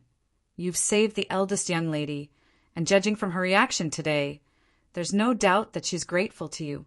In that case, she would definitely send the most important maidservant to visit you. However, it was Lady Qian who had been visiting you every day when you were recuperating." He initially thought that Qian was someone important to the eldest young lady, but it was apparently not the case. It had only been a month since she joined the Meng Manor, and she had only begun serving the eldest young lady's side after the incident. The most important maidservant to the eldest young lady should be Chui, who grew up with her. Why was that? Yin Ji-young was puzzled. Yang Kai replied with a smile, "I suppose Lady Chui received the eldest young lady's order, but she was too lazy or frightened to visit a person who was horribly injured, so she told Lady Qian to visit me instead. After Lady Qian reported everything to her, she would then report to the eldest young lady." Upon learning what had happened, Yin Ji-young gave Yang Kai a thumbs up. "You're indeed clever since you're able to figure out so many things from what the eldest young lady had said.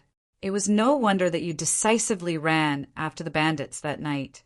To be honest, when I saw you leaving, I thought that you were escaping." Yang Kai put on a smile without responding to him. In Ji-young asked curiously, "Little brother, how did you know that the eldest young lady was kidnapped?" Yang Kai replied, "I didn't know. I just speculated that someone was taken away from the inner court. I had no idea she was the eldest young lady." "That's incredible enough." Admiration was written all over In Ji-young's face as he chuckled. "I am incredible as well. I followed you as soon as I saw you running after the bandits." In fact, he didn't have the confidence to ward off the enemies on his own after Yang Kai left the place, so he had no choice but to follow him. With a frown, though, he said, "This incident shows us that it's not easy to deal with Lady Chue. We'd better be cautious so that she won't be able to find fault with us." Yang Kai nodded. He had a feeling that if he wanted to win the eldest young lady's heart, Chue would be an obstacle. Certainly, Yang Kai and In Ji-young were not the only private guards in the inner court. In fact, there were a lot of private guards, and they were significantly more powerful than the ones in the outer court. After the previous incident, the eldest young lady no longer trusted the personal bodyguards in the inner court, though. It wasn't that she was willful, but she was taken away by the bandit under the watch of so many personal bodyguards, so trust had indeed been lost. That was the reason she wanted Yang Kai and In Ji-young by her side. Patriarch Meng doted on his eldest daughter, so he directly agreed to this request. Despite that, he had still told some personal bodyguards to hide around the eldest young lady's residence. All of them had profound auras. However, the eldest young lady and the maidservants were unaware of their presence, as they had never cultivated before. When Yang Kai came over from the building earlier, he detected some people who secretly examined him. Of course, he didn't react despite knowing what was going on. When Yang Kai agreed to become the eldest young lady's personal bodyguard, he also made a request to the patriarch, and it seemed the Meng family was as efficient as they were wealthy. They entered the inner court in the morning, and by the afternoon a sword and a saber were presented to Yang Kai. The saber was similar to the ones given to the private guards in the Meng Manor. The characters, stirring clouds, were engraved on the hilt. When he pulled out the weapon, a dazzling glint flashed through the blade. The simple-looking sword was about 1 meter long, but the blade was shiny and sharp. When he flicked at the blade, a sword cry rang out for quite some time. The characters covering rain were engraved on its hilt. In Ji-young was dumbstruck when he saw these two blades. Martial Peak. Chapter 48, 25, Learning Martial Arts. The stirring cloud saber and covering rain sword are real treasures. They're said to have been left behind by a powerful cultivator several hundred years ago. They last appeared 30 years ago when they were obtained by a rogue cultivator. I didn't expect that they were in the Meng Manor. With a fervent expression, In Ji-young fiddled with the saber and sword. He was also a cultivator, so he loved treasures like these. The average cultivator would see his power increase by 30% by wielding these exquisite weapons, not to mention that Yang Kai was a very powerful cultivator. Moreover, given In Ji-young's eyesight, he was certain that the stirring cloud saber and covering rain sword before his eyes were genuine, not counterfeits one could easily find on the streets. He reluctantly put the weapons back into their sheaths and said with envy, "Little brother Yang, the patriarch must regard you highly if he gave you such treasures. I suppose only someone like you deserves such an incredible sword and saber, though." In the battle to protect the eldest young Lady Mengru, Yang Kai did not only prove his loyalty, but also his incredible strength and skill. In fact, Meng Diyi had sent his trusted aide to examine the battlefield, and the conclusion was that there were fewer than 10 people in the world who could fight against 100 bandits on their own and cause such casualties. Since Yang Kai was both loyal and powerful, it was expected that Meng Diyi regarded him highly. Yang Kai's power would increase significantly as he now possessed the stirring cloud saber and covering rain sword. It was not tiring to work in the inner court because Meng Ru stayed in her residence most of the time. She would rarely step out of the building. It wasn't certain whether it was because she loved staying indoors or she was still frightened following the previous incident. Therefore, Yang Kai and Yin Jiyoung just had to remain hidden when they were on duty and paid close attention to her to prevent any accidents from happening. With that said, rarely would any accidents happen in the inner court. Other than the two of them, there were a lot of personal bodyguards hiding in different places. Those who were untrustworthy would never be allowed to enter the inner court. Nevertheless, Yang Kai now faced a conundrum as he was unable to get into any close contact with the eldest young lady. This was giving him a headache. There was no doubt that he had left a lasting impression on her, and he was now lucky enough to become her personal bodyguard in the inner court. However, if he was unable to strike while the iron was hot, his efforts might all go to waste. Nonetheless, Yang Kai was just a personal bodyguard in the inner court, while Meng Ru was the eldest young lady of the Meng Manor. There was a huge difference between their statuses. If he crossed the line, he would only invite trouble to himself. Yang Kai reckoned that he had to come up with a plan to get closer to the eldest young lady. One day, Meng Ru was in a good mood as she led her two maidservants to take a stroll around the garden. Although it had only been a short time since Qian Qian entered the inner court, she had gained the eldest young lady's favor for some reason. Only 1 month had passed, but she was now one of her trusted maidservants. Despite the fact that she was on an equal footing with Chuer, she wasn't as close to the eldest young lady as the latter. After all, Chuer and the eldest young lady grew up together. Having said that, many of the maidservants in the inner court were envious of Qian Qian's luck. No one knew why the eldest young lady was fond of this new maidservant. Yang Kai and Yin Ji-young followed them without revealing themselves. The eldest young lady and the maidservants had no idea where they were. However, Meng Ru knew that Yang Kai and Yin Ji-young were not far away from her in order to prevent any accidents from happening. That was because she had given it a try before. Regardless of where she was, she just had to call out to Yang Kai, and he would appear from a random corner and stand in front of her, as though he was her shadow. For a few days, she never got tired of this little game. As soon as she found a reason, she would call out to Yang Kai. As a result, Chuer's displeasure with Yang Kai increasingly intensified whenever she saw him. On this day, the eldest young lady was in a jovial mood. In fact, she had been cheerful recently as she was no longer traumatized by the kidnapping incident. She would always keep an alluring smile on her face. Nevertheless, she was just a young woman who rarely stepped out of her residence. So after about 2 hours, she started panting and declared, "I'm tired." Chuer said, "In that case, we should go back and get some rest. It's pretty windy here, so you might catch a cold if you stay here any longer." The eldest young lady tilted her head and fell into her thoughts. Suddenly thinking of something, she giggled and called out, "Guard Yang!"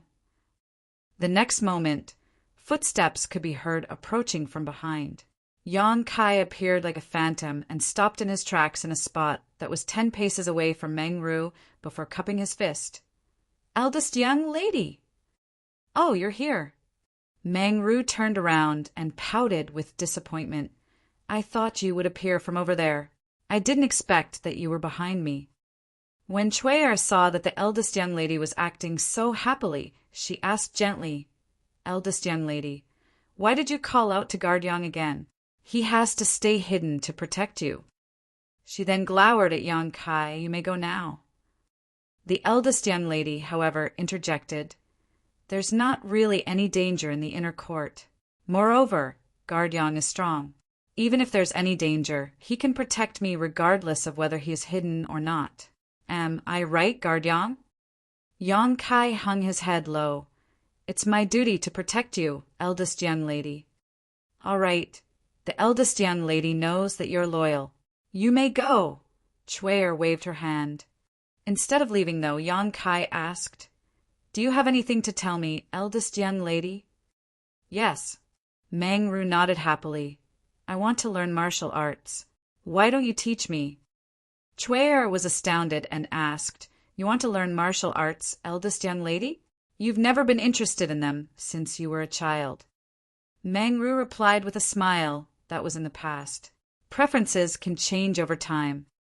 Chuer dissuaded her by saying, "I'm worried that it's too late for you to start learning martial arts. You won't become a powerful cultivator. Furthermore," Meng Ru cut her off by saying, "It's not like I want to become a powerful cultivator. I just want to strengthen my body. Isn't that one of the benefits of learning martial arts? I feel tired after just walking for a short time, which must be because I'm weak. Moreover, I found it difficult to hold a sword previously, as I almost couldn't lift it. If I had learned martial arts, that wouldn't have happened. Even if I come across any danger again, I'll have the strength to protect myself." Seeing that the eldest young lady was insistent, Chuer wouldn't dare to refute her. After giving it a thought, she offered a suggestion. "If you want to learn martial arts, you can ask a martial arts instructor in the manor to teach you. Guard Yang has his own duties, so it might not be convenient for him." Meng Ru snorted. "The martial arts instructors in the manor are not as strong as Guard Yang. You have no idea how bold he was. At that time, he easily killed those bandits with the sword and saber in his hands. The blood formed into a puddle and dyed my shoes red." Chuer had never heard of anything so ruthless before, so she turned pale in an instant and wouldn't dare to say anything. Meng Ru then turned to Yang Kai and asked, "Will you teach me, Guard Yang?" Certainly, Yang Kai was more than willing to do that, as he would have a chance to come into close contact with the eldest young lady repeatedly. So after pretending to ponder for a moment, he nodded. "I am your subordinate, so I will definitely obey your orders." Meng Ru clapped her hands with joy. "Let's start now, then." "Here," Yang Kai asked. "Oh, and let's go back first." Meng Ru came to her senses and shuffled forward. Yang Kai followed her closely. Chuer snapped back to reality and frowned. After telling Qian something, she pulled up her dress and dashed out of the inner court. The eldest young lady wanted to learn martial arts, and she insisted that Yang Kai had to teach her. This matter had to be reported to the patriarch. Since Chuer was powerless to stop her, she reckoned that she would ask the patriarch to intervene. Upon leaving the inner court, Chuer arrived at the grand hall where the patriarch dealt with his daily business. After waiting for a bit, she was allowed to see him. Chuer quickly told him what was going on. With his back leaning against his chair, Meng Di placed his hands on his belly and gave it a thought. "If Ruer wants to learn martial arts, just let her be. I suppose she just wants to learn it for fun. She won't persevere for long. Tell Yang Kai that he must not let Ruer get injured. If she loses a strand of hair, I'll not spare him." Chuer had never expected that the patriarch would agree to it. Although it was obvious to everyone that he had been doting on the eldest young lady over the years, she thought he would stop her this time. She had the urge to say that after the previous incident, there was something wrong with the way the eldest young lady looked at Yang Kai. She had been by her side for many years, but she had never seen Meng Ru looking at a man with such a gaze before. That was a gaze with a sense of longing. However, she wouldn't dare to say such a thing out loud. First of all, she was worried that she was mistaken. Secondly, it might ruin the eldest young lady's reputation. "You may leave now," Meng Di waved his hand. Left with no choice, Chuer left the hall. Upon returning to the inner court, she realized that the eldest young lady had changed into some tight-fitting clothes. There was a wooden sword in her hand as she wielded it following Yang Kai's instructions. The move was monotonous, but the eldest young lady seemed joyful and serious as she kept asking Yang Kai whether she was doing it right. Yang Kai was just standing in a spot not far away from her as he gave her instructions from time to time. Meanwhile, Qian was standing silently to the side. Chuer walked up to her and complained, "Why didn't you stop her?" A flustered Qian lowered her head and remained silent. Chuer snapped, "You're so useless. I'll chase you out of here sooner or later." Qian hung her head even lower. Just a quarter hour later, the eldest young lady was drenched in sweat. A well-prepared Chuer walked up to her with a wet towel and helped her wipe herself off. With a hopeful gaze, Meng Ru asked, "How was I doing, Guard Yang?" Yang Kai nodded his head. As a beginner, you are doing very well. You have the talent to learn martial arts. That was to be expected. After all, she was Chu Huashan's reincarnation. Although she had lost her memory, her instincts were ingrained in the deepest part of her soul. It wasn't surprising that she had shown exceptional aptitude in learning martial arts. Meng Ru was elated. Really? You'd better not lie to me. If you do, I'll... As she spoke, she balled up her fist and shook it as though she was going to punch him. However, she soon realized that she was acting rather coquettishly, so she quickly retracted her hand and wiped her face to conceal her embarrassment. With a solemn expression, Yang Kai replied, I would never dare to lie to you. It's the truth. Upon hearing that, Meng Ru put on a bright smile. Chui'er pressed her lips together. You'd better be cautious, eldest young lady. Men's words cannot be trusted. What are you talking about? It's not like you've had a man before. Meng Ru pinched the other woman's nose. A blushing Chui'er stomped her foot on the ground. How could you even say such a thing? I have to tell the patriarch about it. No, don't do that. I'll keep my mouth shut, Chui'er. Meng Ru quickly pleaded with her. Martial Peak, Chapter 48-26, Young City Lord. Everyone thought that Meng Ru was just learning martial arts for fun, which was why she pestered her personal bodyguard to teach her. After she became exhausted and lost interest in it, she would give it up. Therefore, after she persevered for a few days, the women in the inner court were shocked, including her maidservant Chui'er. Every day, the eldest young lady would get out of her bed before the sky turned bright. Unlike in the past when she would dress up patiently, she just had to tie up her hair and put on some tight-fitting clothes now before heading to the courtyard with a wooden sword. Yang Kai would always be waiting for her there. She would be soaked in sweat every day, but she was still high-spirited. Even just by monotonously wielding her sword, she increasingly became better with the movements. The two maidservants were asked to learn martial arts as well. The main reason was that the eldest young lady was annoyed by Chui'er, who always tried to stop her from practicing. If Chui'er could learn with her, perhaps she would keep her mouth shut. However, not everyone had the eldest young lady's perseverance. Chui'er gave it up barely 2 days later. Other than the fact that the moves were monotonous, her entire figure would ache every day. Although she was a maidservant, she grew up with the eldest young lady and enjoyed the finer things in life. She had never gone through such hardship before. With that said, after she gave it up, she rarely dissuaded the eldest young lady from learning martial arts again. Perhaps she no longer had the nerve to do so. On the other hand, even though Qian appeared timid, she had impressive willpower. Moreover, Yang Kai discovered that she was just as talented as the eldest young lady when it came to learning martial arts. Time went by quickly as he taught martial arts with an ulterior motive while the two women learned attentively. 2 months had passed. Yang Kai and the eldest young lady had become much closer to each other through their contact every day. He could clearly notice that whenever the eldest young lady looked at him, her gaze was filled with a sense of longing. Only when a woman was in love with a man would she gaze at him in such a way. Back then, after he risked his life to save her, she started treating him favorably. The contact and guidance over the past few months had just pulled them closer to one another. Yang Kai had a feeling that he was close to breaking senior sister Chu's heart barrier, but he had no idea how much more he had to do before he could succeed.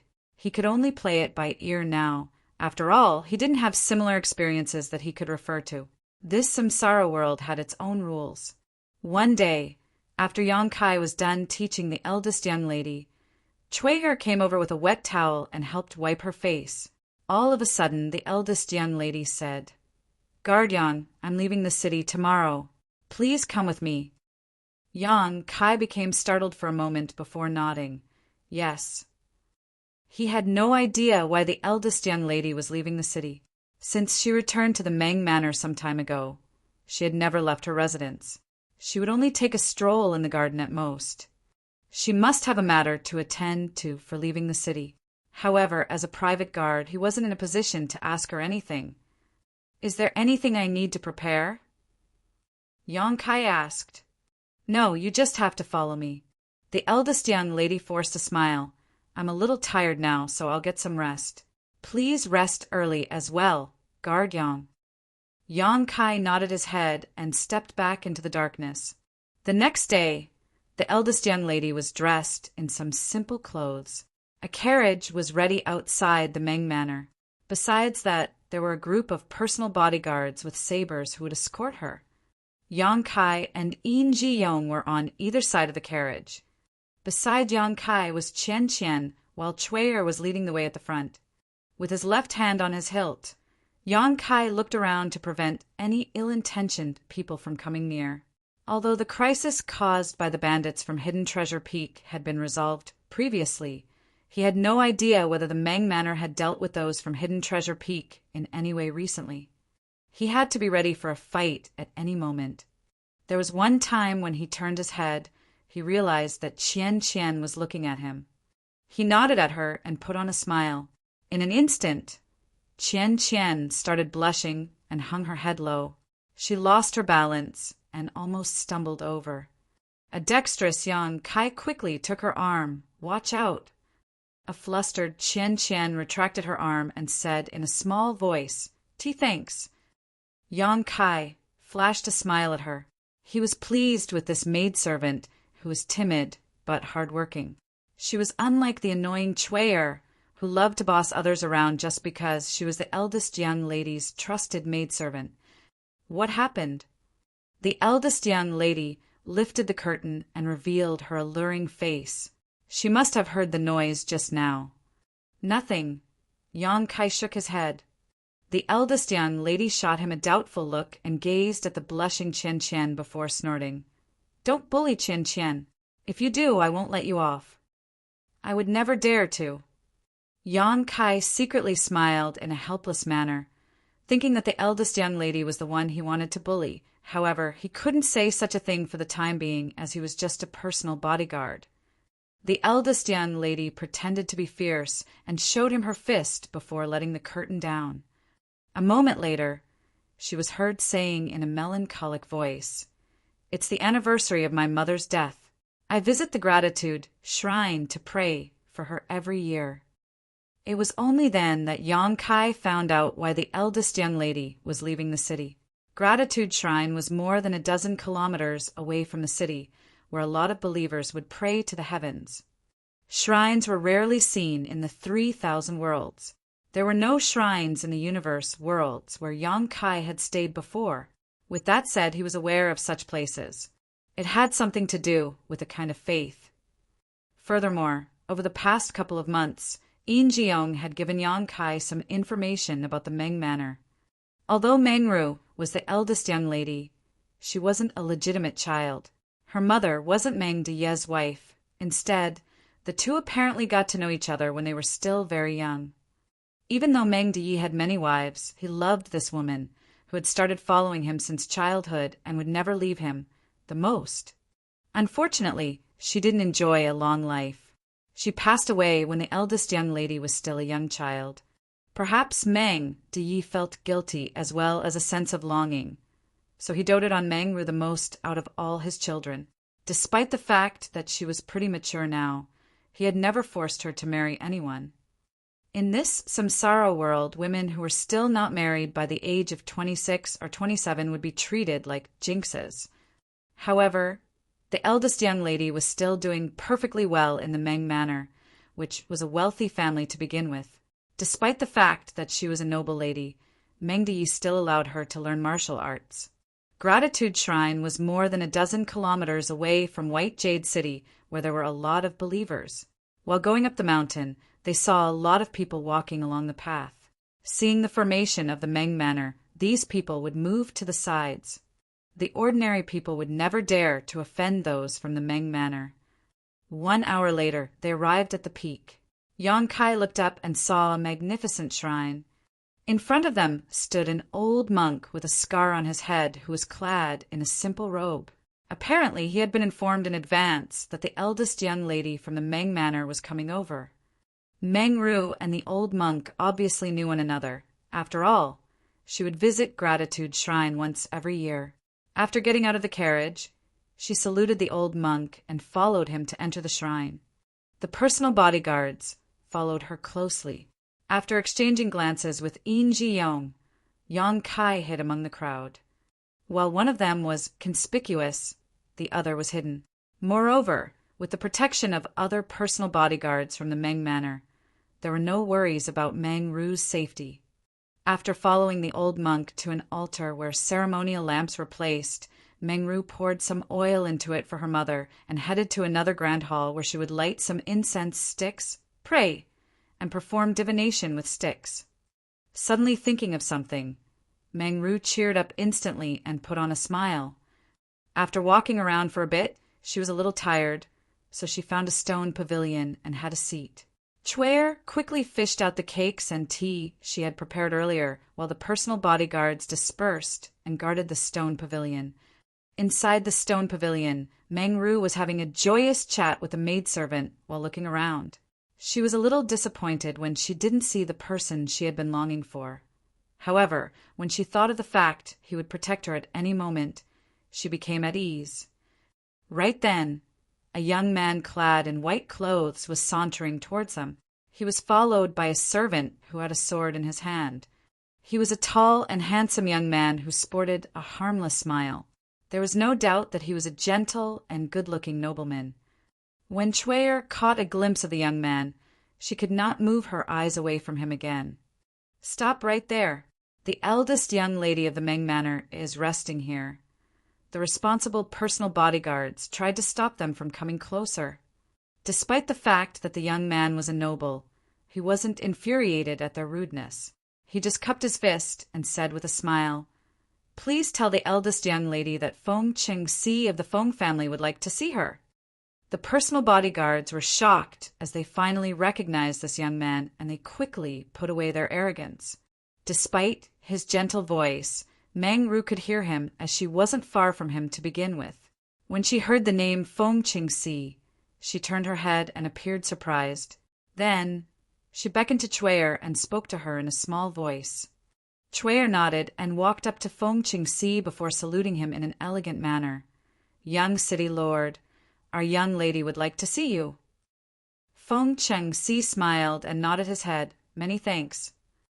Chwaer stole a glance at him and hung her head low with a blushing face. After leading him to the stone pavilion, she stood behind Meng Ru. Meng Ru examined Feng Cheng-si and put on a smile. "It's really you, young city lord. Why are you here?" It wasn't the first time they met each other.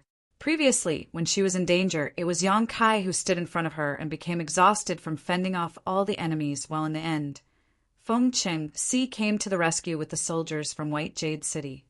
Nevertheless, Meng Ru was concerned about Yang Kai on the way home, so she wasn't in the mood to talk to Feng Cheng-si. Feng Cheng-si replied with a smile, "The weather is lovely today, so I decided to leave home for a walk. I didn't expect to see you here, little sister Ru. What a coincidence." Meng Ru reckoned that he was older than she was, and he had done her a favor previously, so she only felt awkward but not disgusted by the fact that he called her little sister Ru. With a smile, she said, "I should have personally thanked you for helping to save me previously, but I haven't had a chance to do so. Please don't take offense, young city lord." Marshall Peak. Chapter 48, 27, Proposed Marriage. It was all thanks to the personal bodyguard from the Meng Manor. This Feng didn't really do anything, so I don't deserve your gratitude. Feng Cheng-si put on a faint smile. Meng Ru shook her head. "Young city lord, if you hadn't come to the rescue in time, the consequences would have been dreadful." Seeing that he was still standing, she quickly invited him to have a seat. Feng Cheng-si thanked her and elegantly took a seat. They went on to have a chat in a joyful manner. 1 hour later, Meng Ru appeared fatigued, so Chwaer promptly said, "Eldest young lady, it's getting late now, so we should head home. Otherwise, the patriarch will be worried about you." Following a nod, Meng Ru rose from the seat and bid Feng Cheng-si farewell. The latter didn't make her stay, as he watched them leave. It wasn't until Meng Ru and her personal bodyguards were out of sight that Feng Cheng Si put on a smile and called out, "Junior Brother Yang!" The sword-holding young man beside him appeared doubtful, as he had no idea why the young master suddenly shouted at the air. Just when he wanted to ask him about it, a figure emerged from the shadow all of a sudden, like a phantom. He wasn't even aware of his presence this whole time. Flabbergasted, the sword-holding young man dexterously hid behind Feng Cheng Si and stuck out his head before yelling, "Who are you?" Ignoring him, Yang Kai stared at Feng Cheng Si and cupped his fist, "Senior Brother Feng." As their eyes met, there seemed to be sparks flying in the air. The sword-holding young man appeared puzzled. Judging from the way the young master and this strange man called each other, they seemed to be fellow brothers. However, at this moment, they appeared to be in a conflict for some reason. What made the sword-holding young man feel even more perplexed was that this man, surnamed Yang, was apparently a personal bodyguard from the Meng Manor. So how was it possible that he and the young city lord were fellow brothers? "I've heard a lot about you, Junior Brother Yang. We finally met each other. You're indeed a handsome man." Feng Cheng Si flashed a smile at him. "Many thanks for the compliment, Senior Brother," Yang Kai replied dispassionately. Sensing his impassiveness, Feng Cheng Si said with a frown, "It wasn't my idea to come into this world. However, since I've received the order from my honored master, I have to do my best. Please forgive me if I've offended you in any way." Yang Kai nodded. "We'll do our best in our own ways, then. However, I still have to persuade you to quit as early as possible so that you'll be spared the embarrassment." Feng Cheng Si asked with a smile, "Do you have so much confidence in yourself, Junior Brother?" Yang Kai lifted his head and replied arrogantly, "Don't you get it? I'm very close to her now." He found it somewhat laughable that he was competing against another man to win over a woman's heart. Feng Cheng Si said, "I'm fully aware of the advantages you have, but you'd better not underestimate me. I have my own advantages as well." "I'll be looking forward to it, then." Yang Kai turned around and disappeared into the darkness. A moment later, the sword-holding young man, who was hiding behind Feng Cheng Si, looked around curiously. "Young master, is that ghost gone?" An annoyed Feng Cheng Si knocked on his head. "What nonsense are you spouting? We're heading back now." "Yes." The sword-holding young man responded as he kept looking back at the stone pavilion, as though a saber and sword-wielding ghost would reappear at any moment. Yang Kai would soon find out what Feng Cheng Si's planned to do. That guy showcased his advantage with just one move and forced Yang Kai onto the defensive. The day after they returned from Gratitude Shrine, the eldest young lady and Qian Qian were learning martial arts from Yang Kai when Chuyer rushed over with an excited expression and shouted, "Eldest young lady! Eldest young lady! Something major has happened." Meng Ru, who was wielding the wooden sword, was shocked as she stopped what she was doing and looked at her. However, upon seeing Chuyer's expression, she glared at her. "Why are you shouting?" "I was frightened." Chuyer stood in front of the eldest young lady and stuck out her tongue before saying in a hushed voice, "Eldest young lady, something major has really happened." "What's the matter?" Meng Ru asked with a frown. While trying to be mysterious, Chuyer glanced at her and replied, "It's something great." A helpless Meng Ru rapidly extended her hand and pinched the other woman's waist. "How dare you keep me on tenterhooks? Are you going to tell me or not?" Chuyer giggled and begged for mercy, after which Meng Ru let her off. Qian Qian picked up a towel and passed it to Meng Ru, who wiped her face with it and listened attentively. It was then that Chuyer said, "Those from City Lord's mansion have sent us several gift carts. It's said that the young City Lord is proposing marriage." Meng Ru froze for a moment before taking a glance at Yang Kai with anxiety and asking nervously, "Propose marriage? What are you talking about?" Chuyer replied with a smile, "What else could it be? It's the marriage between you and the young City Lord. You saw him yesterday. He's handsome and good at martial arts. Moreover, he's wealthy and mild-tempered. Everything about him is good. He's a perfect match for you. An anxious Meng Ru asked, "Did my father agree to it?" Chuer shook her head. "I have no idea, but the patriarch looks pleased. He's having a chat with the young city lord in the reception hall right now." Upon hearing that, Meng Ru quickly tossed the towel away and sprinted off. A shocked Chuer asked, "Where are you going, eldest young lady?" Meng Ru ignored her. Nevertheless, she suddenly stopped in her tracks and stood there for a moment before turning around. With a conflicted expression, she gazed at Yang Kai. "Guard Yang, I'm a little tired now, so let's call it a day." Yang Kai nodded. "Since you're tired, you should get some rest, eldest young lady." Following that, Meng Ru shuffled into her room and closed the door. All of a sudden, Chuer glared at Yang Kai, her eyes full of hostility. 1 hour later, the Meng family patriarch Meng Deyi arrived at the inner court and entered Meng Ru's room.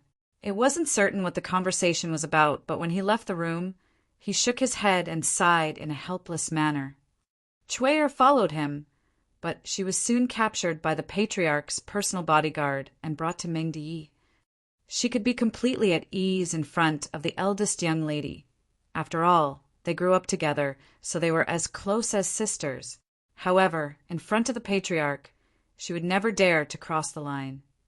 That was because there were initially 3 other girls who grew up with the eldest young lady, but eventually she was the only one left.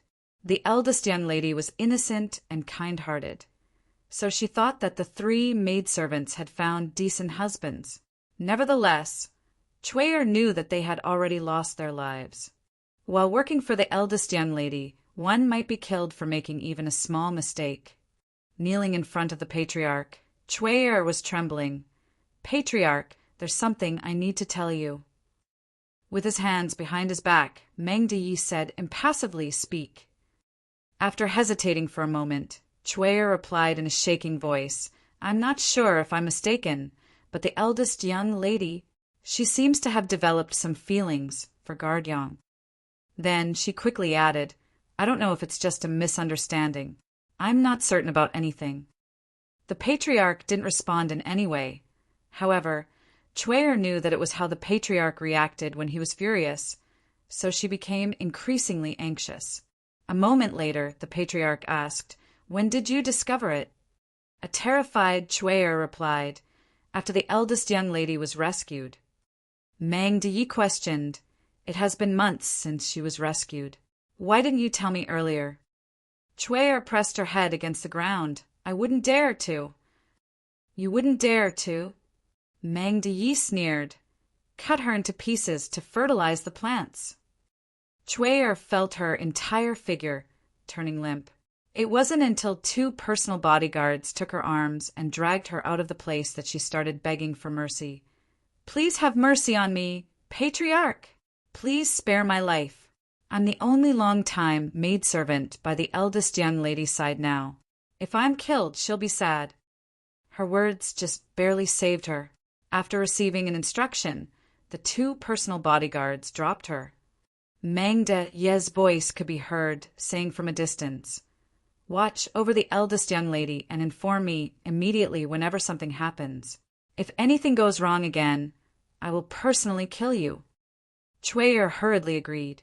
When she looked up, there was no one in front of her.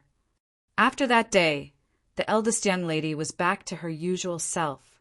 Yang Kai didn't ask how the young city lord's proposal was dealt with, but Yin Ji-yong had found out quite a bit of information. In fact, the young city lord had personally come over to propose marriage, and Meng Deyi was apparently pleased with him. After all, Feng Qingxi was of noble background and was a perfect match for the eldest young lady of the Meng family. Meng Ru was not getting any younger, and it was impossible for her to stay in the Meng manor forever. If there was a suitable man for her, Meng Deyi wouldn't reject him. Nevertheless, Meng Deyi didn't seem to have given a positive reply regarding the proposal. This made Yin Ji-yong realize that the patriarch truly treasured the eldest young lady. Even in families that were wealthier than the Meng family, the parents held the right to make an arrangement for their children's marriages. not to mention in ordinary families. Rarely would any woman decide for herself what man she wanted to marry. However, in the Meng family, the eldest young lady had the final say in this matter, and even the patriarch, who was known to be iron-fisted, didn't try to force her. With that said, Yang Kai clearly noticed that there were now more people who were hidden around the eldest young lady's residence. Other than paying close attention to the eldest young lady, they were also watching over him. Recently, Chui'er had been acting weirdly as well. In the past, he could sense that she detested him, but it seemed to have turned into resentment now. She could barely contain the hatred in her eyes. Yang Kai had a feeling that something was amiss. One day, Yang Kai and Yin Ji-yong were told to see the patriarch. Inside the grand hall, Meng Deyi gazed at them and said, "I have some goods that have to be sent to Great Abundance City tomorrow. These goods are extremely important, so I want you two to escort them." Upon hearing that, Yin Ji-yong was startled. "What about the eldest young lady?" He and Yang Kai were the eldest young lady's personal bodyguards, so supposedly they would have to send goods to another city. Hence, he was puzzled by Meng Deyi's order. Meng Deyi replied, "I've made arrangements for her, so you don't have to worry about her." He paused for a moment. "She'll marry someone sooner or later. You two are loyal to the Meng Manor. After she gets married, I'll need you two to work in other areas. So, try getting used to it now." An excited Yin Ji-yong cupped his fist. "Many thanks for trusting us, Patriarch." Meng Deyi waved his hand, after which they respectfully left the hall. Marshaled Peak. Chapter 48-28, from the Meng Manor.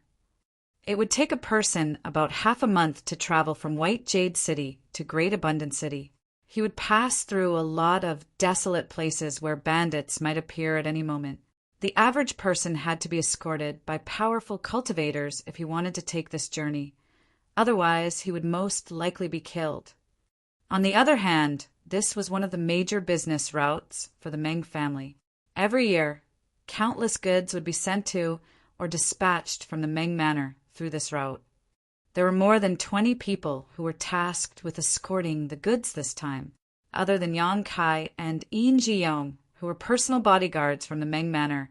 The rest were from Grand Abundance Bureau, an armed escort service provider from White Jade City. The chief armed escort was surnamed Guo. He was a straightforward and well-built man. The Meng Manor had worked with Grand Abundance Bureau many times before, so they were on good terms. Therefore, after accepting the order, the chief armed escort immediately made an arrangement and even personally led the best armed escorts in the Bureau to protect the goods to show that they truly valued this partnership. The task assigned to Yang Kai and Yin Ji-yong was simple. They just had to follow the people from Grand Abundance Bureau and escort the goods to Great Abundance City. After the other party accepted the goods, they could return. Yin Ji-yong had been confined to the eldest young lady's side recently. Upon leaving the Meng Manor, he was as happy as a bird that had been released from a cage. With a wine bottle in his hand, he went everywhere to look for people who could drink wine with him. Besides that, he also boasted to Yang Kai that the women in Great Abundance City were beautiful and promised to take Yang Kai to a brothel when they arrived at the destination. The armed escorts from Grand Abundance Bureau were professional. The scouts were regularly sent out in pairs to gather information and return with useful news. It had been peaceful for the first 5 days. On the 5th day, the team had to sleep the night in a place named Upward Mound. It was an open-air area with no places for anyone to hide. It wasn't possible for there to be any ambushes. Even if an emergency happened, it would be easy for them to flee. Those from Grand Abundance Bureau were careful when looking for a place to rest, and after they were done with dinner, most slept while the rest stood guard. In the middle of the night, Yang Kai awakened in shock as he caught a whiff of a metallic tang. This faint smell of blood was imperceptible to those who hadn't had a lot of experience in battle. However, Yang Kai had experienced countless carnage in his life. Although his strength had been significantly weakened after he was incarnated into this world, he remained sensitive to the smell of blood.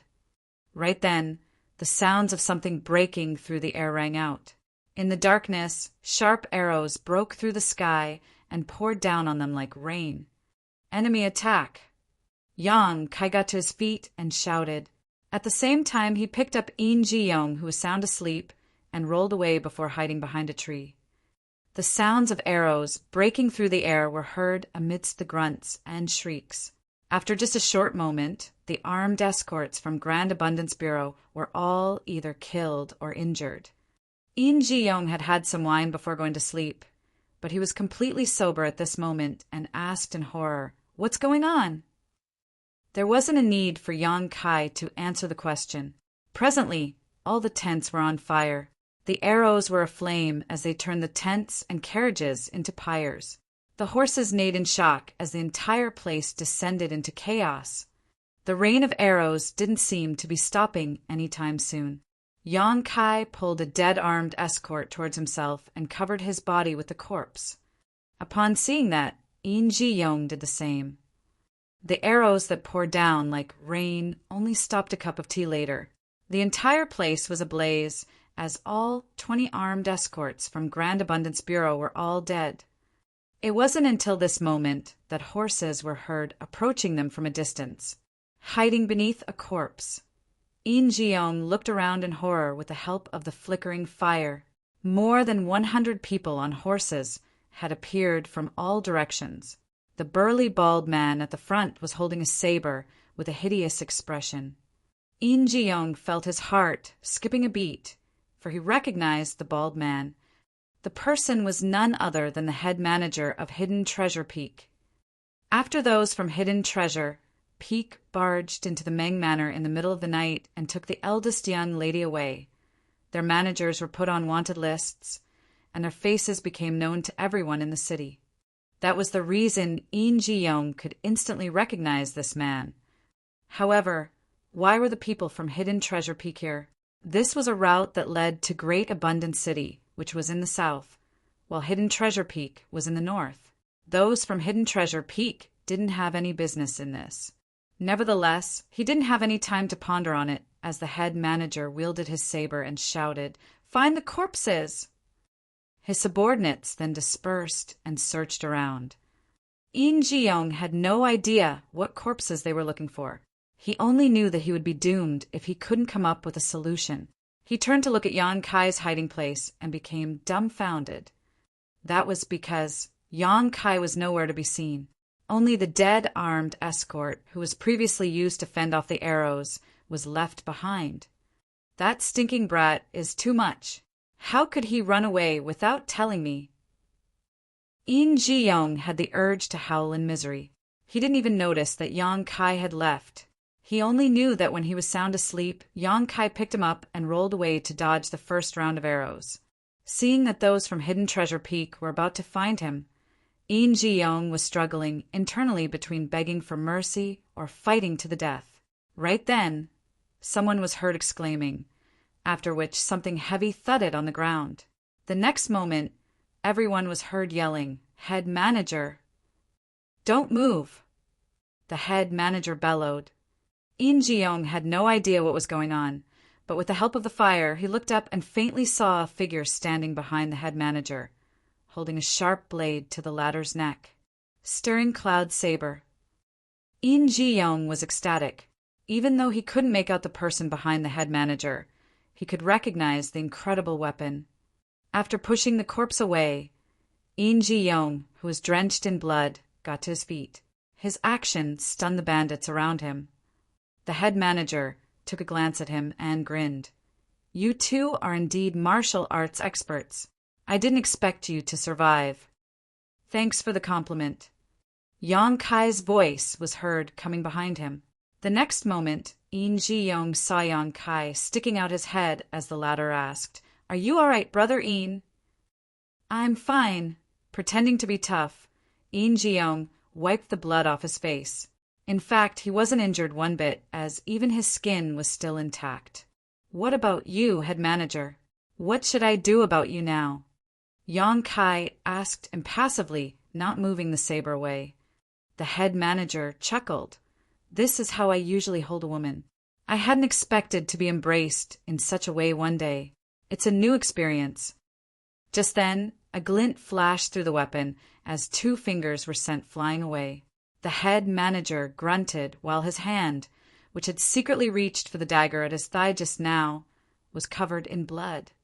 At that moment, the head manager turned ferocious while the bandits from Hidden Treasure Peak were agitated. Nothing good will ever come out of your mouth, huh? Only say something after thinking it through, and don't do anything unnecessary. My blade is pretty sharp. If I cut off something important, you won't be able to put it back. Yang Kai threatened him in a hushed voice. Tell your people to back up. I'm a timid person.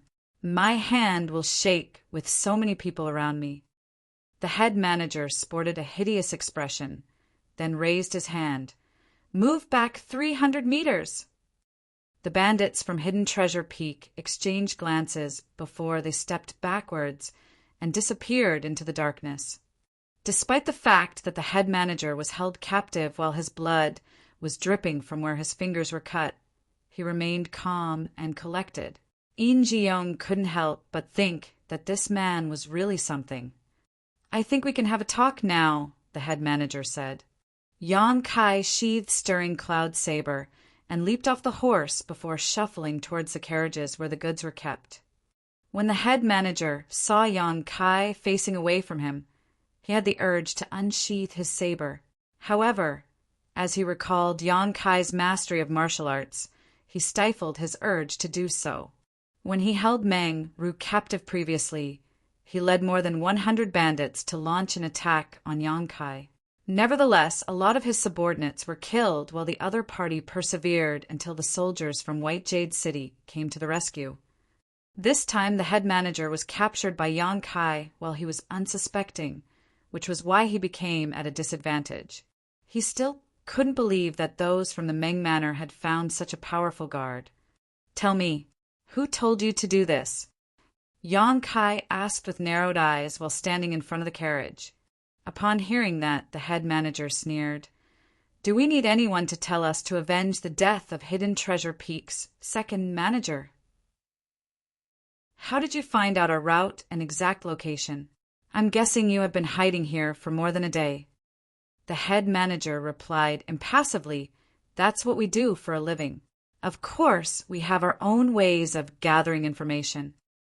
While facing away from him, Yang Kai said, It was those from the Meng Manor, right? Upon hearing that, In Ji-young was astounded. Little brother Yang, what are you talking about? The head manager flashed a smile at In Ji-young. Your little brother is pretty interesting. Is there something wrong with his head? Yang Kai unsheathed his covering rain sword. As a glint flashed through his weapon, the carriage fell apart and revealed the goods inside. When In Ji-young took a glance, he became flabbergasted. What's going on here? The valuable goods that the 2 of them and those from Grand Abundance Bureau had been escorting were just stones placed in crates. He couldn't believe his eyes. He quickly went over to examine the stones. In the end, he confirmed that they were just rocks with nothing else hidden inside them. It was the same case for the other carriages. How could this be? In Ji-young found it hard to accept the truth as he still had no idea what was going on. More than 20 people from Grand Abundance Bureau had lost their lives just to protect a few carriages of stones. If not for Yang Kai's quick response, the 2 of them would have perished tonight as well. There's something I don't understand. Yang Kai turned to look at the head manager. Previously, those from Hidden Treasure Peak barged into the Meng Manor in the middle of the night and kidnapped the eldest young lady from the Meng family. There were quite a few casualties on both sides, and even the second manager lost his life. Supposedly, those from the Meng Manor would never work with you. But this is exactly what happened. Can you tell me the reason behind it? The head manager was no longer as calm and collected as before because he felt helpless at the fact that the other party had seen through everything. However, he chose to say nothing and simply stared at Yang Kai with a grim expression. Yang Kai held both the saber and sword in his hands while shuffling towards him. With his gaze lowered, he said, A person who doesn't speak is no different from a corpse. The head manager replied grimly, I can only tell you that I received a piece of information that you would pass through this place while escorting goods. However, The person who told me this has nothing to do with the Meng Manor. Who is that person associated with, then? Yang Kai asked while standing in front of him. The head manager shook his head, apparently unwilling to reveal anything. Farewell, then. As soon as Yang Kai finished speaking, he pushed out his saber and sword at the same time. Although the head manager had put his guard up, he was still unable to ward off both weapons. His head was sent flying away, while blood spurted out from his neck. On the other hand, Yang Kai leaped onto a horse and picked up the dazed Yin Ji-yong before clenching his thighs. The next moment, they galloped off in a particular direction. Marshall Peak. Chapter 48:29. One Step Too Late. After the head manager was killed, the bandits from Hidden Treasure Peak madly chased after Yang Kai and Yin Ji-yong, while the latter killed those who pursued them. It wasn't until the break of dawn that they were finally safe. Yin Ji-yong was already soaked in blood, and there were cuts all over his figure. With that said, those were not comparable to his mental fatigue. In front of a river, Yang Kai cupped some water with both hands and washed his face. After that, he leaned against the tree trunk and panted. Unable to contain the doubt in his mind, Yin Ji-yong gazed at him and asked, "Little brother, just what is happening?" The incident on this night was too strange. He wasn't really a bright person, so he was unable to figure it out. He just had a feeling that he and Yang Kai were sold out. After measuring his words, Yang Kai said, "It's me who has dragged you into this." Yin Ji-yong replied, "What are you talking about?" "That's really the case," Yang Kai reiterated. "Those from the Meng Manor want me dead. That was why they told us to escort some goods and orchestrated an attack in the middle of the night." Yin Ji-yong parted his lips, not knowing what to say. They were the eldest young lady's personal bodyguards, but they were suddenly tasked with escorting some goods to Great Abundant City. However, the goods from the Meng Manor were just a bunch of stones. On the other hand, the bandits from Hidden Treasure Peak lived in the opposite direction from their route, but they had laid an ambush around this business route in advance. Moreover, before the head manager's death, he said that someone told him Yang Kai would pass by Upward Mound while escorting some goods. All of this showed that Yin Ji-yong had been dragged into a scheme. Is there a partnership between the Meng Manor and Hidden Treasure Peak? Yin Ji-yong found it hard to accept the notion. It wasn't that he was surprised that those from the Meng Manor were in contact with bandits. As a wealthy family, it was expected that those from the Meng family had contacts in both the authorities and the underworld. Nevertheless, just like what Yang Kai had said the day before, those from Hidden Treasure Peak had kidnapped the eldest young lady, so there was supposed to be a blood feud between them. Given how the Meng family patriarch doted on the eldest young lady, there was no room for partnership between the two. That might not be the case. Yang Kai shook his head. There is something in between that connects the Meng Manor and Hidden Treasure Peak. Yin Ji-yong came to his senses. "Are you saying that there is no direct partnership between the Meng Manor and Hidden Treasure Peak? Instead, there is a middleman between them?" Yang Kai nodded. "Regardless, I've dragged you into this mess." Yin Ji-yong still couldn't figure it out. "But why do those from the Meng Manor want you dead? Did you do anything wrong?" Yang Kai shook his head as he didn't want to explain anything. He finally understood why there were more people who were hiding around the eldest young lady's residence recently, and the reason Chueyer's gaze was filled with resentment whenever she looked at him. It was apparent that they were the patriarch's spies. The fact that the eldest young lady and Yang Kai were in love must have been exposed, which was why the Meng family patriarch wanted him dead. There was no way Meng Di would allow his treasured daughter to fall in love with a mere guard. As for Yin Ji-yong, he was really innocent in this matter. Yang Kai rose to his feet and declared, "Brother Yin, you'd better leave now. Stay away from White Jade City and go to a place where the Meng family can't find you." Yin Ji-yong was startled. "What about you?" Yang Kai leaped onto the horse and turned around. "There's a matter I have to settle." Upon finishing his words, he drove the horse to leave. Yin Ji-yong called out to him from behind, but upon getting no reply, he had no choice but to grit his teeth and leave. There was no way he could return to White Jade City. Those from the Meng Manor hadn't managed to achieve their goal this time, so if he dared to show up, he would certainly lose his life. Just like what Yang Kai had said, he could only go to a place where no one would recognize him. A few days later, a young man covered in dust passed through the city's gates. When he looked up, he saw 2 new faces on the wanted list on the wall. Both of them were private guards of the Meng Manor. One of them was named Yang Kai, while the other was Yin Jiong. The painter was pretty skillful, as the 2 pictures were quite lifelike. On the wanted list, it was said that both of them were the private guards of the Meng Manor, but they had worked with the bandits from Hidden Treasure Peak and ruthlessly killed more than 20 people from Grand Abundance Bureau at Upward Mound before stealing a lot of goods that belonged to the Meng Manor. They were cold-blooded and unforgivable. With a dispassionate expression, Yang Kai looked away and directly entered the city. He had put on a disguise, so he could easily fool the people who were looking for him.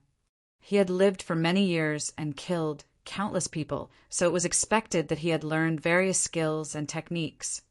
He wasn't particularly good at disguising himself, and in the eyes of the experts, he must have made a lot of mistakes. However, his skill was good enough for him to deal with this kind of situation. Nevertheless, not long after he entered the city, Yang Kai realized that he was being stalked. This surprised him quite a bit. When the stalker barged into the alley, Yang Kai, who had been hiding in the dark, instantly appeared and clenched his neck. The stalker was apparently shocked as he pleaded, "Please don't kill me. I'm just following orders, and I don't intend to harm you." "Who gave you the order? What are you trying to do?" Yang Kai questioned coldly. Seeing that the stalker shook his head, Yang Kai exerted more force with his hand. The person widened his eyes in horror, but he still wouldn't expose anything. Just when he thought he was about to get killed, Yang Kai suddenly tossed him away. Having just escaped from death's door, the stalker coughed violently and panted. "Speak. What's going on?" Yang Kai asked. The stalker got to his feet with difficulty and looked at Yang Kai with a terrified expression. With his head lowered, he replied, "Sir said that he wants you to follow me to another place." Before Yang Kai even replied to him, he went on to say, "Sir also said that you don't have to worry about anything, as he has no intention to harm you. If he wanted that, I just needed to shout loudly, and you wouldn't be able to leave White Jade City. There's no point in going to such trouble." "I would kill you before you could shout," Yang Kai threatened. The stalker trembled. "Even if I can't shout, someone else will." "Is your sir threatening me?" Yang Kai narrowed his eyes.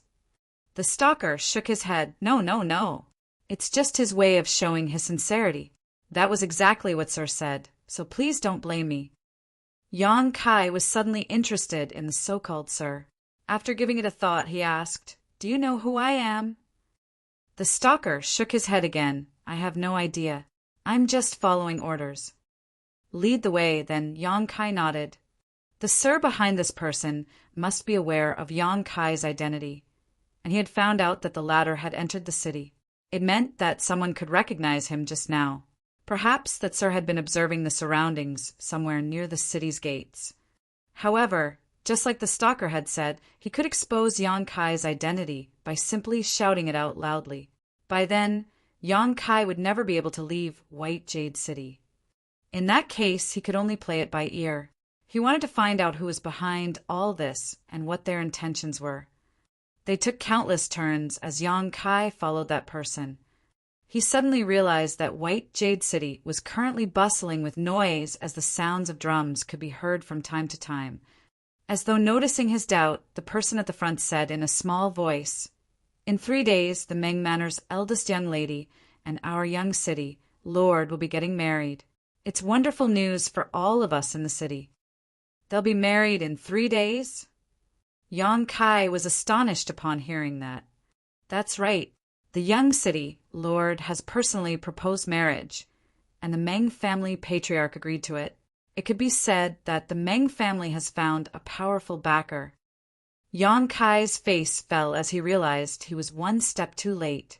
Feng Qingxi had made a quick and decisive move. During the encounter at Gratitude Shrine, Yang Kai said that he had a better chance of winning the eldest young lady's heart, as he was close to her. However, he was soon asked to escort some goods following the Meng family patriarch's order. Eventually, there was an ambush that awaited him. Now he had lost all his advantages, while Feng Qingxi had gained the upper hand. He didn't think that Feng Qingxi was a despicable person. He had his own motives for coming to this samsara world, so he had to do his best to achieve his goals. The person with better methods would have the last laugh. The fact that he was ambushed should have nothing to do with Feng Qingxi. He reckoned that it was the Meng family patriarch's doing. However, Yang Kai had no idea who the middleman between the Meng Manor and Hidden Treasure Peak was. From Yang Kai's perspective, he naturally wouldn't allow the wedding to take place.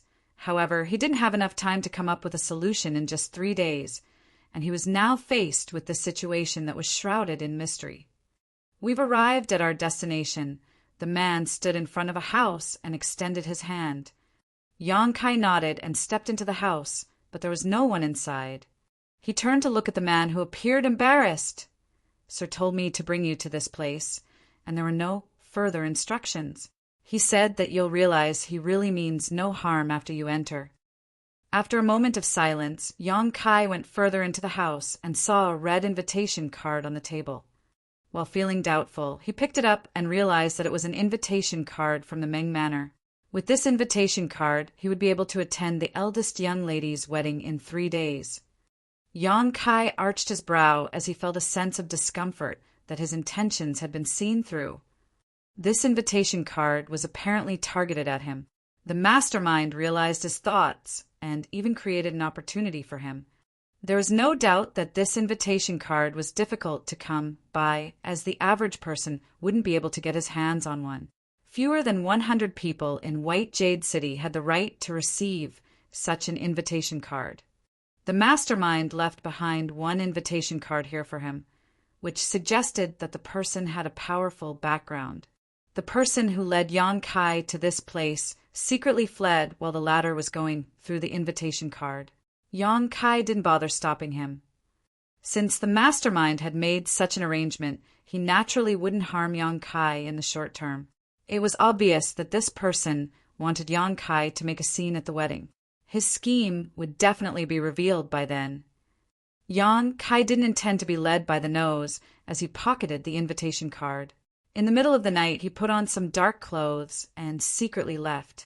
He had to head to the Meng Manor to see whether he could enter the inner court and see the eldest young lady. Yang Kai had been a personal bodyguard in the Meng Manor for several months, so he was fully aware of the arrangements within the manor. He felt that he had a chance to sneak in. However, the reality was that the security in the Meng Manor had become far stricter. He still hadn't found a chance, even after waiting for a long time, so he could only give up in the end. In that case, he could only look for an opportunity in 3 days.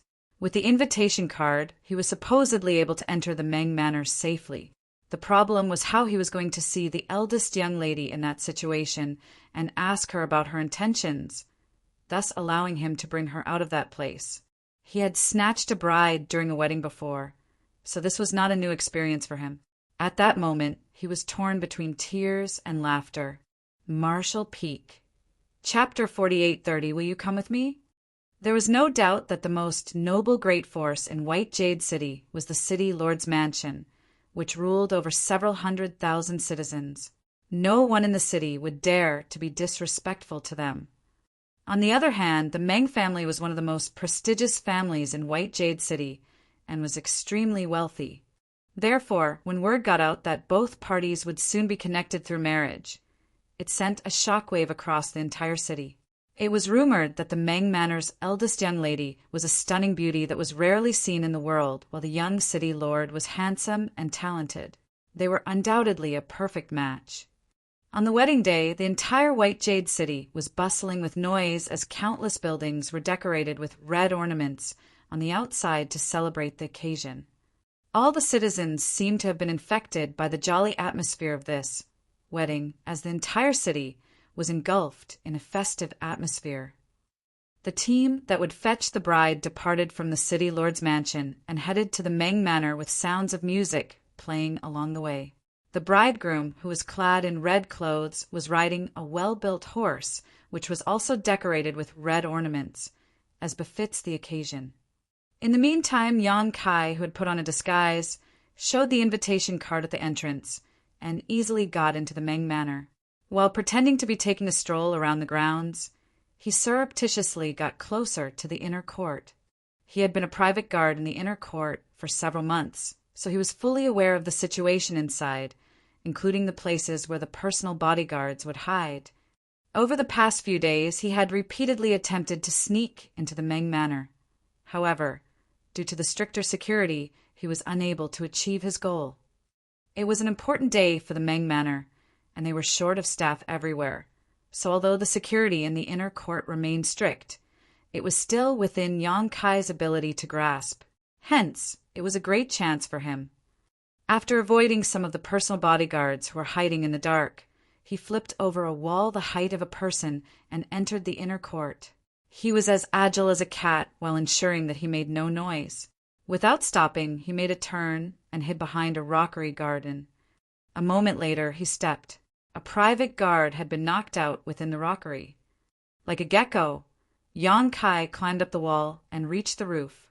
When he jumped down more than 10 breaths later, another private guard from the inner court was knocked out on the roof. More and more private guards were knocked out. In just a cup of tea's time, Yang Kai had incapacitated all the private guards around the eldest young lady's residence. After that, he headed straight to the building where the eldest young lady resided. In front of the building stood 2 stern-looking personal bodyguards. With their hands on the hilts of their weapons, they looked around vigilantly. With the smell of alcohol wafting from his body, Yang Kai staggered forward and covered his mouth, as though he would throw up at any moment. This alerted the 2 of them. It was apparent to them that this person was a guest at the wedding, but it puzzled them as to how he even reached the inner court. Even if he had lost his way, the personal bodyguards outside should have stopped him. How did anyone even arrive at this place? The 2 personal bodyguards exchanged glances, after which one of them raised his hand and snapped, "Stop right there! You're not supposed to be here." With his hand covering his mouth, Yang Kai waved at them with his other hand. At the same time, he stumbled over and crashed into them. The personal bodyguard who spoke earlier frowned and stepped forward in an attempt to stop this mannerless guest. As soon as they came into contact, though, the personal bodyguard froze on the spot while Yang Kai was heard throwing up. The other personal bodyguard soon realized that something was off. Just when he was ready to go over, the drunk guest appeared right in front of him the next moment like a phantom. His clear eyes suggested that he was not intoxicated at all. Flabbergasted, the personal bodyguard unsheathed his saber, but it was too late. Yang Kai hit the other person's neck with the side of his palm. The personal bodyguard turned limp and collapsed to the ground. At the same time, the other personal bodyguard behind him fell to the ground as well. Yang Kai let out a breath and adjusted his clothes. Then he stepped into the building and walked up the stairs. Although he had been a private guard in the inner court for several months, it was actually the first time he stepped into this building. He just knew that the eldest young lady usually lived on the 2nd floor. The room door on the 2nd floor was closed, but someone could be heard speaking in a small voice inside. It was Chuyer. "You look stunning today, eldest young lady. Don't you agree, Qian Qian?" The next instant, Qian Qian was heard replying in a gentle tone, "Eldest young lady has always been good-looking." Chuyer said with a smile, "But she looks especially beautiful today. It's said that a woman looks her best on her wedding day." As she spoke, she suddenly felt a lump in her throat. "Please stop smiling like a fool, eldest young lady. You make me feel worried. What's good about Guard Yang? He's just a private guard in the Meng Manor. He's not comparable to the young city lord at all when it comes to his status. Only the young city lord can give you the happiness you deserve." "Haha." Mangru was heard laughing. "Am I smiling like a fool?" "Yes," Chue replied. Moreover, the patriarch said that Gardyong had worked with the bandits from Hidden Treasure Peak. He killed many of the armed escorts and took away the Meng Manor's goods. Now, those from the city, Lord's mansion, are hunting him down. He must have had an ulterior motive for coming to the Meng Manor all along. Mang Ru refuted. The man I love is not such a despicable person. He didn't do any of that. Furthermore, he'll come back to look for me. Are you out of your mind, eldest young lady? Chue was furious. You're getting married today, and you'll be the young city, Lord's madam. He is supposed to be the only man you love. Mang Ru said in a calm voice, The man I love must be a hero who will go against the entire world for me. He's being hunted down. He'll never come back to White Jade City. Will you please wake up to reality, eldest young lady? Just then a creak was heard. The ladies inside the room turned their heads and saw Yang Kai, who had restored his original appearance. The next moment, the color drained from Chue's face, while Qian Qian was astonished. Only Mang Ru seemed to have expected it, as she rose from the chair with a joyful smile. She was clad in red clothes with a phoenix coronet on her head.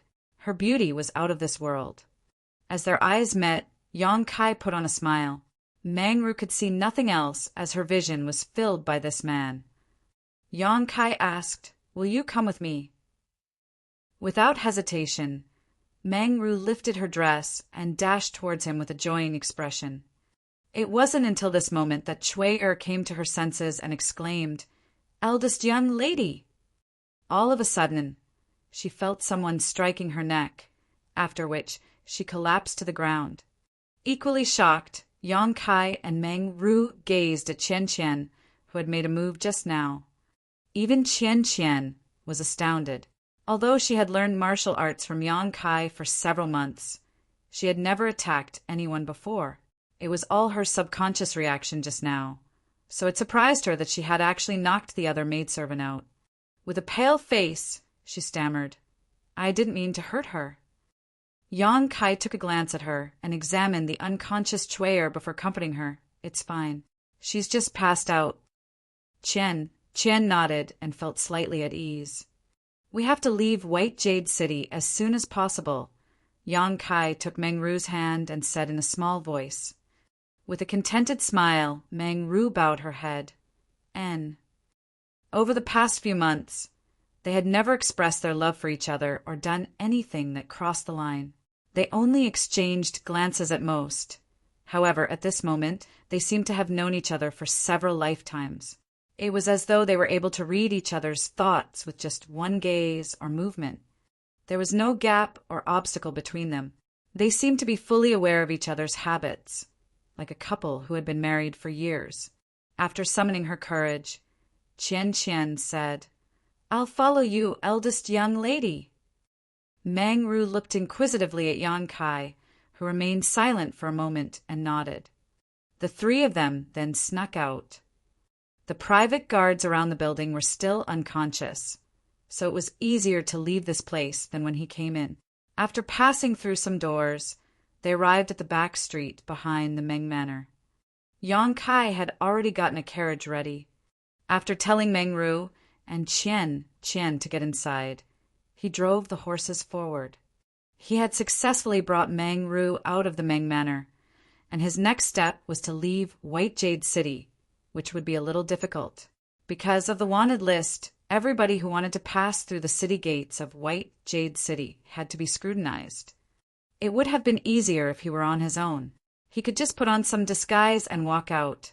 However, this wouldn't work as he now had Mang Ru and Qian with him.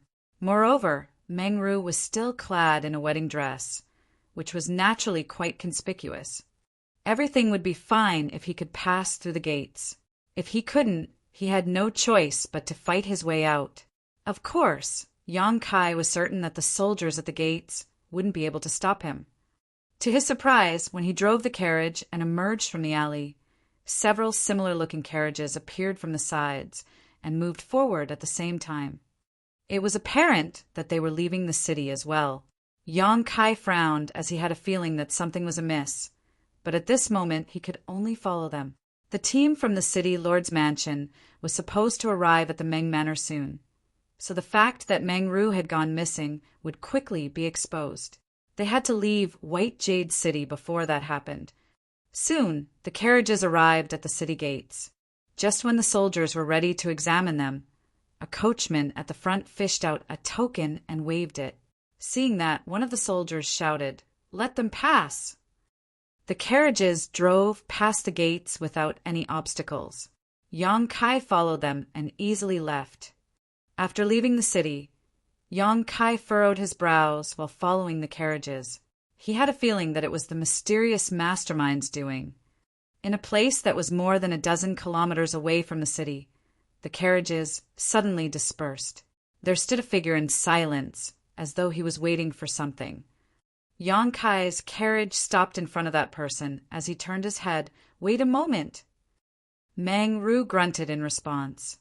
It was then that Yang Kai leapt off the carriage and walked up to that person before cupping his fist. "Senior Brother Feng." Feng Cheng-si looked smilingly at him. "You don't look surprised at all." Yang Kai nodded. "I had a speculation, though I was not certain about it. Many doubts are resolved now that I see you here." Given his disguising technique, he was still discovered after entering White Jade City, and he was subsequently followed. The only person he could think of capable of such things was Feng Cheng-si.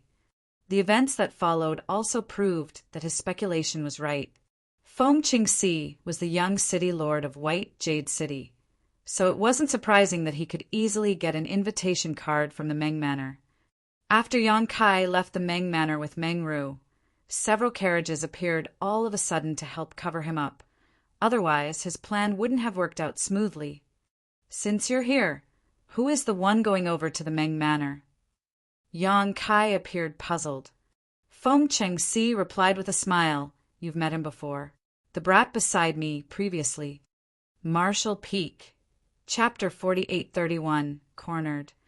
Upon hearing that, Yang Kai recalled that there was a sword-holding young man who had behind Feng Cheng-si at that time. The young man and Feng Cheng-si had similar-looking builds. Although their temperaments were different, the young man just had to put on a disguise and remain silent. The people who were not familiar with Feng Cheng-si wouldn't find out. Moreover, even though Feng Cheng-si was the young city lord, it wasn't until recently that he returned to the city. Not a lot of people in White Jade City could recognize him, let alone be familiar with him. No one could have expected that on his own wedding day, the bridegroom would tell his servant to dress up as him and head to the bride's house in his place. On the other hand, he was helping another man to flee with the bride. "Why are you doing this, Senior Brother Feng?" Yang Kai asked in puzzlement. The last time they met in Gratitude Shrine, they were pretty hostile to each other. Therefore, when Yang Kai speculated that the events in the past 3 days had something to do with Feng Cheng-si, he couldn't really believe it. Feng Cheng-si didn't directly answer his question. Instead, he asked, "Do you know how long I've stayed in this world, Junior Brother?" After giving it a thought, Yang Kai replied, "Marshal Aunt Chu told me that you came in not long after Senior Sister Chu did. It's supposed to have been 7 or 8 years now." Feng Cheng-si nodded. "That's right. It's been about 8 years. During this period of time, I never stopped looking for Junior Sister Chu, but it wasn't until a few months ago that I finally found her. At that time, you were soaked in blood as you stood in front of her to protect her. Although she was discomfited, she wasn't harmed one bit. The Samsara world is an interesting place. Since Marshal Aunt Yu sent you here, she must have told you about its wonders." "What do you mean exactly?" Feng Cheng-si looked smilingly at him and pointed at his own chest. Sincerity is of utmost importance in this place. The more sincere a person is, the more likely his wish will be granted. When I came across Junior Sister Chu for the first time several months ago, I lamented that life was unfair to me. I came here several years before you did, but you were the first one to approach her and protect her. The heavenly way can truly be cruel. However, after giving it a thought, I realized that this was one of the wonders of the Samsara world. "Please enlighten me, Senior Brother," Yang Kai said humbly. Feng Cheng-si explained. You came here for junior sister Chu. Although she has lost her memory during the reincarnation, the heart barrier she has set up has something to do with you.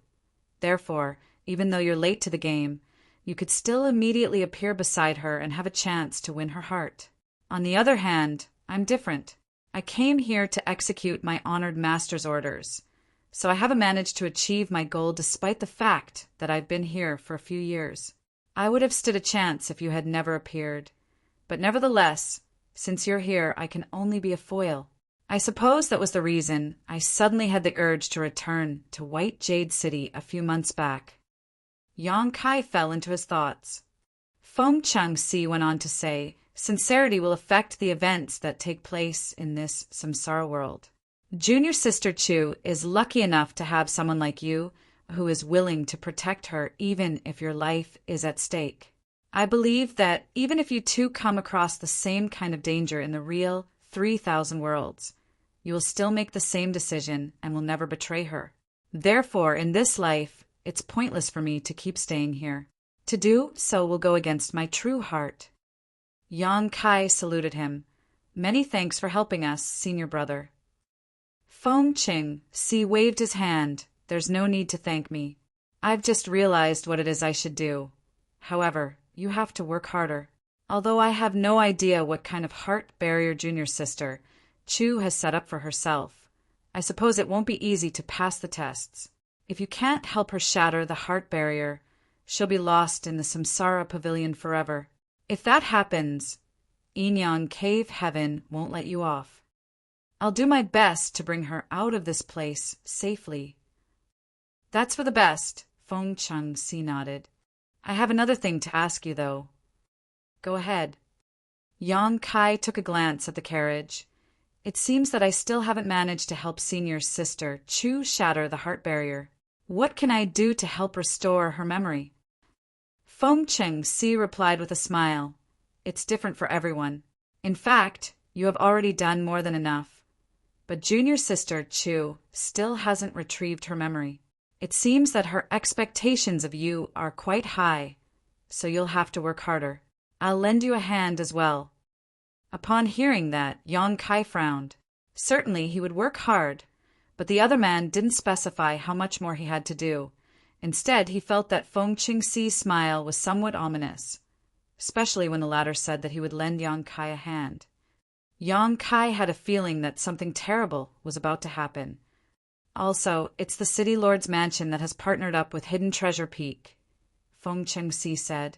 It's also the City Lord's mansion's arrangement that you were attacked when escorting goods. I already had such a speculation. Yang Kai dipped his head. Feng Cheng-si appeared surprised. It seems that you've seen through everything. Yang Kai replied impassively. A few months ago, those from Hidden Treasure Peak easily barged into the Meng Manor, while the soldiers from the city, Lord's Mansion, were unusually slow to react.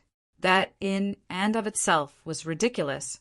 If White Jade City had always been this unsafe, the City Lord's Mansion would have lost its authority long ago. Feng Cheng-si nodded. Indeed. The Meng family is extremely wealthy, so the City Lord's Mansion would like to have a share of that. That's why they worked with Hidden Treasure Peak to kidnap the eldest young lady so that they could have a talk with Meng Di. At that time, I happened to return to White Jade City. When I heard about the matter, the first thought that came into my head was that she might be the one I had been looking for. Hence, I took the initiative to lead the soldiers to chase after the bandits. However, it was too late at that time. One night had passed since the second manager of Hidden Treasure Peak took the eldest young lady away. So even if I ran after them, I wouldn't have stood a chance to save her. He then added, however, no one could have expected that there was an outer court's private guard from the Meng Manor who risked his life to protect the eldest young lady and persevered until the soldiers from White Jade City came to the rescue. In that case, the plan between the City Lord's Mansion and Hidden Treasure Peak was foiled. Left with no choice, I had to personally propose marriage to the eldest young lady. If we could get married, the City Lord's Mansion would be able to get their hands on the Meng family's wealth, given their power. He went on to say, Meng Di is fully aware of that, but he can't resist. Moreover, I'm a young man with a promising future, so I'm more than good enough to be his son-in-law. And the eldest young lady is mature enough to get married. Hence, he decided to just agree to it. Yong-kai nodded, as everything was just like what he had speculated. The connection between the Meng Manor and Hidden Treasure Peak was the city lord's mansion, which was why Feng Qingxi was aware of what was going on behind the scenes. After agreeing to the proposal, Meng Diyi told Yong-kai and Yin Jiong to escort some goods to another city while the Meng Manor provided some information to those from City Lord's Mansion, who would then contact Hidden Treasure Peak in order to have the two of them killed. Nevertheless, no one could have expected that Yong-kai wasn't a native in this world. Instead, he was a sixth-order open heaven realm master who was incarnated into this place, so he had some skills and strength that were simply unimaginable to others here. Many thanks for enlightening me, senior brother. Yong-kai cupped his fist. It wasn't until this moment that he figured out the things that had been puzzling him. All right, we should stop talking. You're supposed to flee now. The Meng Manor must be in chaos, and they'll soon be after you. Feng Qingxi waved his hand. Yong-kai thanked him again and leaped onto the carriage before driving the horses forward. Certainly, Meng Ru and Chen Chen, who were inside the carriage, must have heard their conversation just now, but Meng Ru didn't ask anything. As a maidservant, Chen naturally wouldn't be nosy. In the meantime, not only the Meng Manor, but the entire White Jade City was in chaos. The bride had gone missing on the wedding day. The young man who replaced Feng Qingxi to head to the Meng Manor was drenched in cold sweat as he didn't know what to do. Meng Diye's expression was as gloomy as the weather right before a storm. The people around him could hardly breathe. Just now, they poured a basin of cold water on Chui'er to awaken her.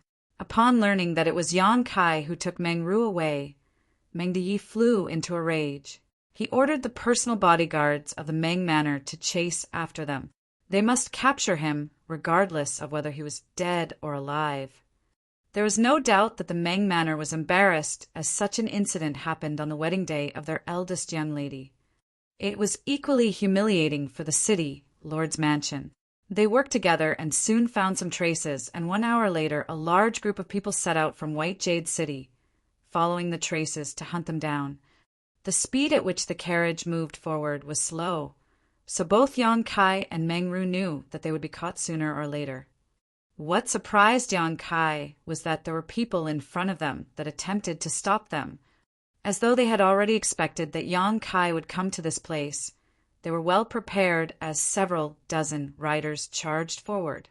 Yong-kai instantly recognized that they were the soldiers from the city lord's mansion. As he recalled Feng Qingxi's devious smile, he had the urge to curse. Only Feng Qingxi was able to do this. Yong-kai had no idea what was on the other man's mind. Earlier, Feng Qingxi had a frank talk with him and said that he would back down from the competition. However, he had brought some people to intercept Yong-kai at this moment. What was he trying to achieve? It was unlikely that those from Yin Cave Heaven were so hypocritical. Moreover, Feng Qingxi appeared sincere when he said those words. Yong-kai believed that he wasn't lying. There were several dozen people over there, so if Yong-kai were on his own, he could have chosen to fight with them or flee. However, with Meng Ru and Chen Chen behind him, he didn't have a choice. After killing the knights that tried to block his path, he turned the horses around and headed in a different direction. These people must have heard that Yong-kai was strong, so they wouldn't dare to go near him again after losing some of their companions. They only chased after him while keeping a safe distance. Nonetheless, barely an hour later, another group of knights, about several dozen of them, came right at Yong-kai. Yong-kai's expression darkened. Feng Qingxi's arrangements were impeccable, as though he had expected all of the moves that Yong-kai would make. These groups of people came at Yong-kai from both sides. He could only choose to avoid them as he drove the carriage in a different direction. When darkness descended, the carriage stopped. They could no longer keep moving forward as there was a cliff in front of them. As the clouds weltered, stones could be heard rolling down the steep slope. The horses were exhausted from all the running, so as soon as they stopped, they knelt down and kept snorting. 2 groups of knights that were more than 100 strong came together and surrounded them. They didn't make any moves, though, as though they were waiting for something. Soon, Yang Kai found out what they were waiting for. Torchlights could be seen flickering from the bottom of the mountain as another group of people came over. The person leading the way was handsome and heroic. He was none other than Feng Qingxi. The Meng family patriarch Meng De Yi had also tagged along. The knights separated to the sides and revealed a passageway. The 2 of them passed through the knights and looked at the cornered Yang Kai. One of them sported a smile and winked at Yang Kai, while the other's expression was extremely gloomy. Marshall Peak. Chapter 4832. I'm glad that you're okay. On the edge of the cliff, Yang Kai stood in front of the carriage while facing the knights that had surrounded him. There was nowhere else he could go. It could be said to be a death trap.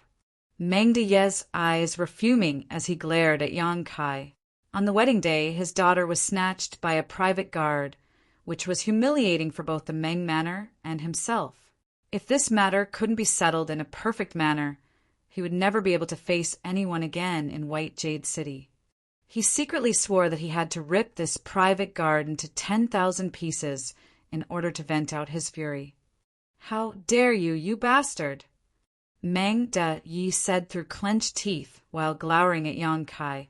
Is this how you repay the Meng manor for nurturing you? You're such an ungrateful brat. Give Rooter back to me, and this old master will spare your life. Yang Kai cupped his fist. Please forgive me, patriarch. I have no choice but to do this. Eldest young lady and I are in love with each other. Please let us go. Like a cat whose tail had been stamped on, Meng De Yi was enraged. Shut up! Who do you think you are? A noble lady like Ru'er would never fall in love with someone like you. Stop slandering her. He then turned to Feng Qingxi. Young city lord, please don't believe his nonsense.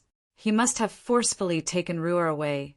Otherwise, she would never have left the Meng manor.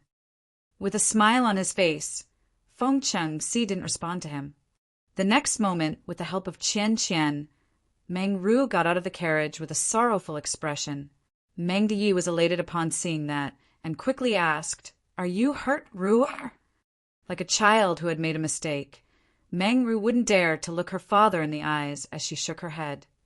After letting out a breath, Meng De Yi comforted her by saying, Don't be afraid, Ru'er.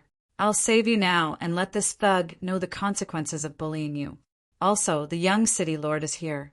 He'll never let you feel aggrieved in any way. Father, Meng Ru called out. Meng De Yi quickly replied, I'm here. Meng Ru hung her head low. Father, please let Big Brother Yang and me go. As if struck by lightning, Meng De Yi instantly sported a livid expression as he stared at his daughter with a pair of piercing eyes. What did you say? He could reprimand Yang Kai for spouting nonsense just now and dismiss it out of hand, but it was a different case when Meng Ru said it. The eldest young lady of the Meng manor had basically just admitted that she was in love with her bodyguard right in front of everyone. The revelation sent a shockwave across all the knights. Upon receiving the order, they started pursuing Yang Kai, thinking that the eldest young lady was kidnapped by her personal bodyguard. However, it didn't seem to be the case now. Instead, the eldest young lady of the Meng manor had willingly left with him. Rather than a kidnap, it was 2 lovebirds who had eloped together. These were 2 very different scenarios. The eldest young lady of Meng family had not only humiliated the Meng manor, but also the city, Lord's mansion. Many of them cautiously glanced at Feng Qingxi, only to realize that the young city lord remained calm and collected with a faint smile still on his face, as though the fact that the bride had fled with another man didn't concern him one bit. Father, you've doted on me over the years, and you've never forced me to marry anyone. I've also repeatedly told you that I've been waiting for the man who is destined to be with me. Meng Ru initially hung her head low. Despite her frail figure, though, she seemed to have summoned enough courage as she looked up at him and declared, Now the wait is over. Big Brother Yang is the man I've been waiting for. Mang Di trembled with fury, which was about to erupt like a volcano. Mang Ru had indeed repeatedly told him that she was waiting for someone, but he never took it seriously and thought that she was just being perfunctory with him. Certainly, he wouldn't believe it when she brought it up again. "You're sick, Ruer," Mang Di said in a grim voice. "Come home with me. I'll get a doctor to treat you." Mang Ru shook her head. "I'm not sick." Mang Di took a glance at Yang Kai and said impassively, "If you're not sick, you should be concerned about his safety. If you come home with me, I'll spare his life, but if you're obstinate, he will die today." Mang Ru instantly turned pale. Although she knew that Yang Kai was powerful, there was no way he could deal with so many people. She also was flustered at the fact that Mang Di threatened her with Yang Kai's life. When she turned her head and met Yang Kai's eyes, though, she saw the man flashing a smile at her. In an instant, she cast away her hesitation and turned to look at her father with determination. "Father, please let us go." Mang Di appeared to be heartbroken, as he didn't have the final say in this situation. Only a small number of people around here were from the Meng Manor. Most of them were soldiers from the city lord's mansion, and they only listened to Feng Qingxi. Although he had the intention to forgive his daughter, he was unable to do that. The young city lord was right beside him, and as the patriarch of the Meng family, he had to behave appropriately in this situation. With difficulty, he shook his head and said, "You're being fooled by him because you're young and naive. The young city lord is a magnanimous person, so I'm sure he'll forgive you. Come home with me and serve the young city lord with all your heart in the future." The last bit of hope in Mang Ru's eyes went out as she fell on her knees and pressed her head against the ground 3 times in front of her father. Mang Di was flabbergasted. "What are you doing?" After getting to her feet, Mang Ru turned to Yang Kai and put on a bright smile. "Since we're not able to get married in this life, we will die together at the very least. Big Brother Yang, I'm really pleased to have finally found you." Yang Kai let out a breath and took a step forward before unsheathing his saber and sword. Standing in front of Mang Ru with his sturdy figure, he clanged his weapons together. "Before I die, no one can harm you." "Both of you have gone mad." Mang Di's eyes turned bloodshot. Feng Qingxi, who had kept a smile on his face, seemed to have gone crazy all of a sudden as he roared. "Kill all of them, and let them know the consequences of offending this young city lord." Mang Di was astonished and shouted, "Please wait, young city lord!" Just when he wanted to stop them, he was kicked off the horse by Feng Qingxi and fell to the ground in pain. The knights crisscrossed one another and came at Yang Kai from all directions, ensuring that he would not be able to flee. As glints flashed through Yang Kai's weapons, grunts and shrieks were continuously heard. Limbs were sent flying away, while blood dyed the ground crimson. As more corpses piled up, Yang Kai didn't take a single step while his back remained straight, just like how he protected the eldest young lady in front of the cave back then. He wielded his weapons and killed his opponents like he was cutting through straw. Just a moment later, many corpses lay strewn across the ground. Usually, this kind of carnage was enough to make anyone feel frightened. Despite the large number of people on their side, they might not have the courage to keep going forward. After all, no one could be certain whether they would be the next to get killed. However, Feng Qingxi was on top of everything here. Although the people from the city lord's mansion were terrified, they wouldn't dare to back down. Only by killing Yang Kai would they be able to live to see tomorrow. There would only be one outcome to this intense battle. Either Yang Kai was killed, or all of them would perish. Feng Qingxi had brought a lot of people with him this time, some 200 or 300 in total, which was more than twice as many as the bandits from Hidden Treasure Peak that Yang Kai had to face back then. Yang Kai's energy was not infinite, so despite being powerful, there was no way he could persevere forever in this situation. Stirring Cloud Saber and Covering Rain Sword were extremely useful in this battle. Even though Mang Di tried to kill Yang Kai by telling him to escort some goods to Great Abundant City and then ambushing him, he had indeed regarded him highly before that. Stirring Cloud Saber and Covering Rain Sword were two of the best weapons in this world. The opponent's weapons would be cut through or snap as soon as they came into contact with Yang Kai's, which saved him a lot of energy. Meng Di was still begging Feng Chengxi to spare his daughter's life, but the infuriated young city lord simply ordered someone to tie him up and toss him aside. The personal bodyguards from the Meng Manor wouldn't dare to protest despite being furious. They also had to deal with Yang Kai following Feng Chengxi's order. As time passed, a blood river formed at the edge of the cliff, and Yang Kai was already drenched in blood. He was covered in the opponent's blood as well as his own. Despite being strong, he was unable to perfectly protect Meng Ru when faced with so many opponents. Feng Chengxi did not only order to kill him, but also Meng Ru. Seeing that Yang Kai was too formidable, those from the city lord's mansion attempted to harm Meng Ru instead to distract Yang Kai, thus allowing them to achieve their goal. Even incredible weapons like Stirring Cloud Saber and Covering Rain Sword were unable to last forever in such an intense battle. The blades of both weapons were bent and chipped, rendering them less useful. Yang Kai was already on his last legs as he staggered. Despite that, he was determined to stand strong. Just then, he saw a sword coming at him from the left, but he was unable to dodge it. If he did that, Meng Ru would definitely be harmed. He could only tense up his body as he got ready to be stabbed. At the same time, he had to ensure that his vital parts wouldn't be hit. When a grunt was heard, next though, everyone was shocked. Yang Kai didn't feel any impact or pain. Someone seemed to have blocked the sword for him. As he turned his head, his pupils contracted. It was a petite figure that had blocked the sword, which had pierced through her chest. It was a fatal injury. Qian, who was usually timid and bashful, spread her arms and stood in front of Yang Kai at this moment. Summoning all her courage in the last moments of her life, she bravely looked Yang Kai in the eyes. Then she put on a bright smile while blood streamed out of her mouth. "Big brother Yang, I'm glad that you're okay." The smile was like an invisible hand that clenched Yang Kai's heart, making it impossible for him to breathe. His encounters with Qian over the past months flashed through his eyes as he always remembered her to be a bashful and obedient woman.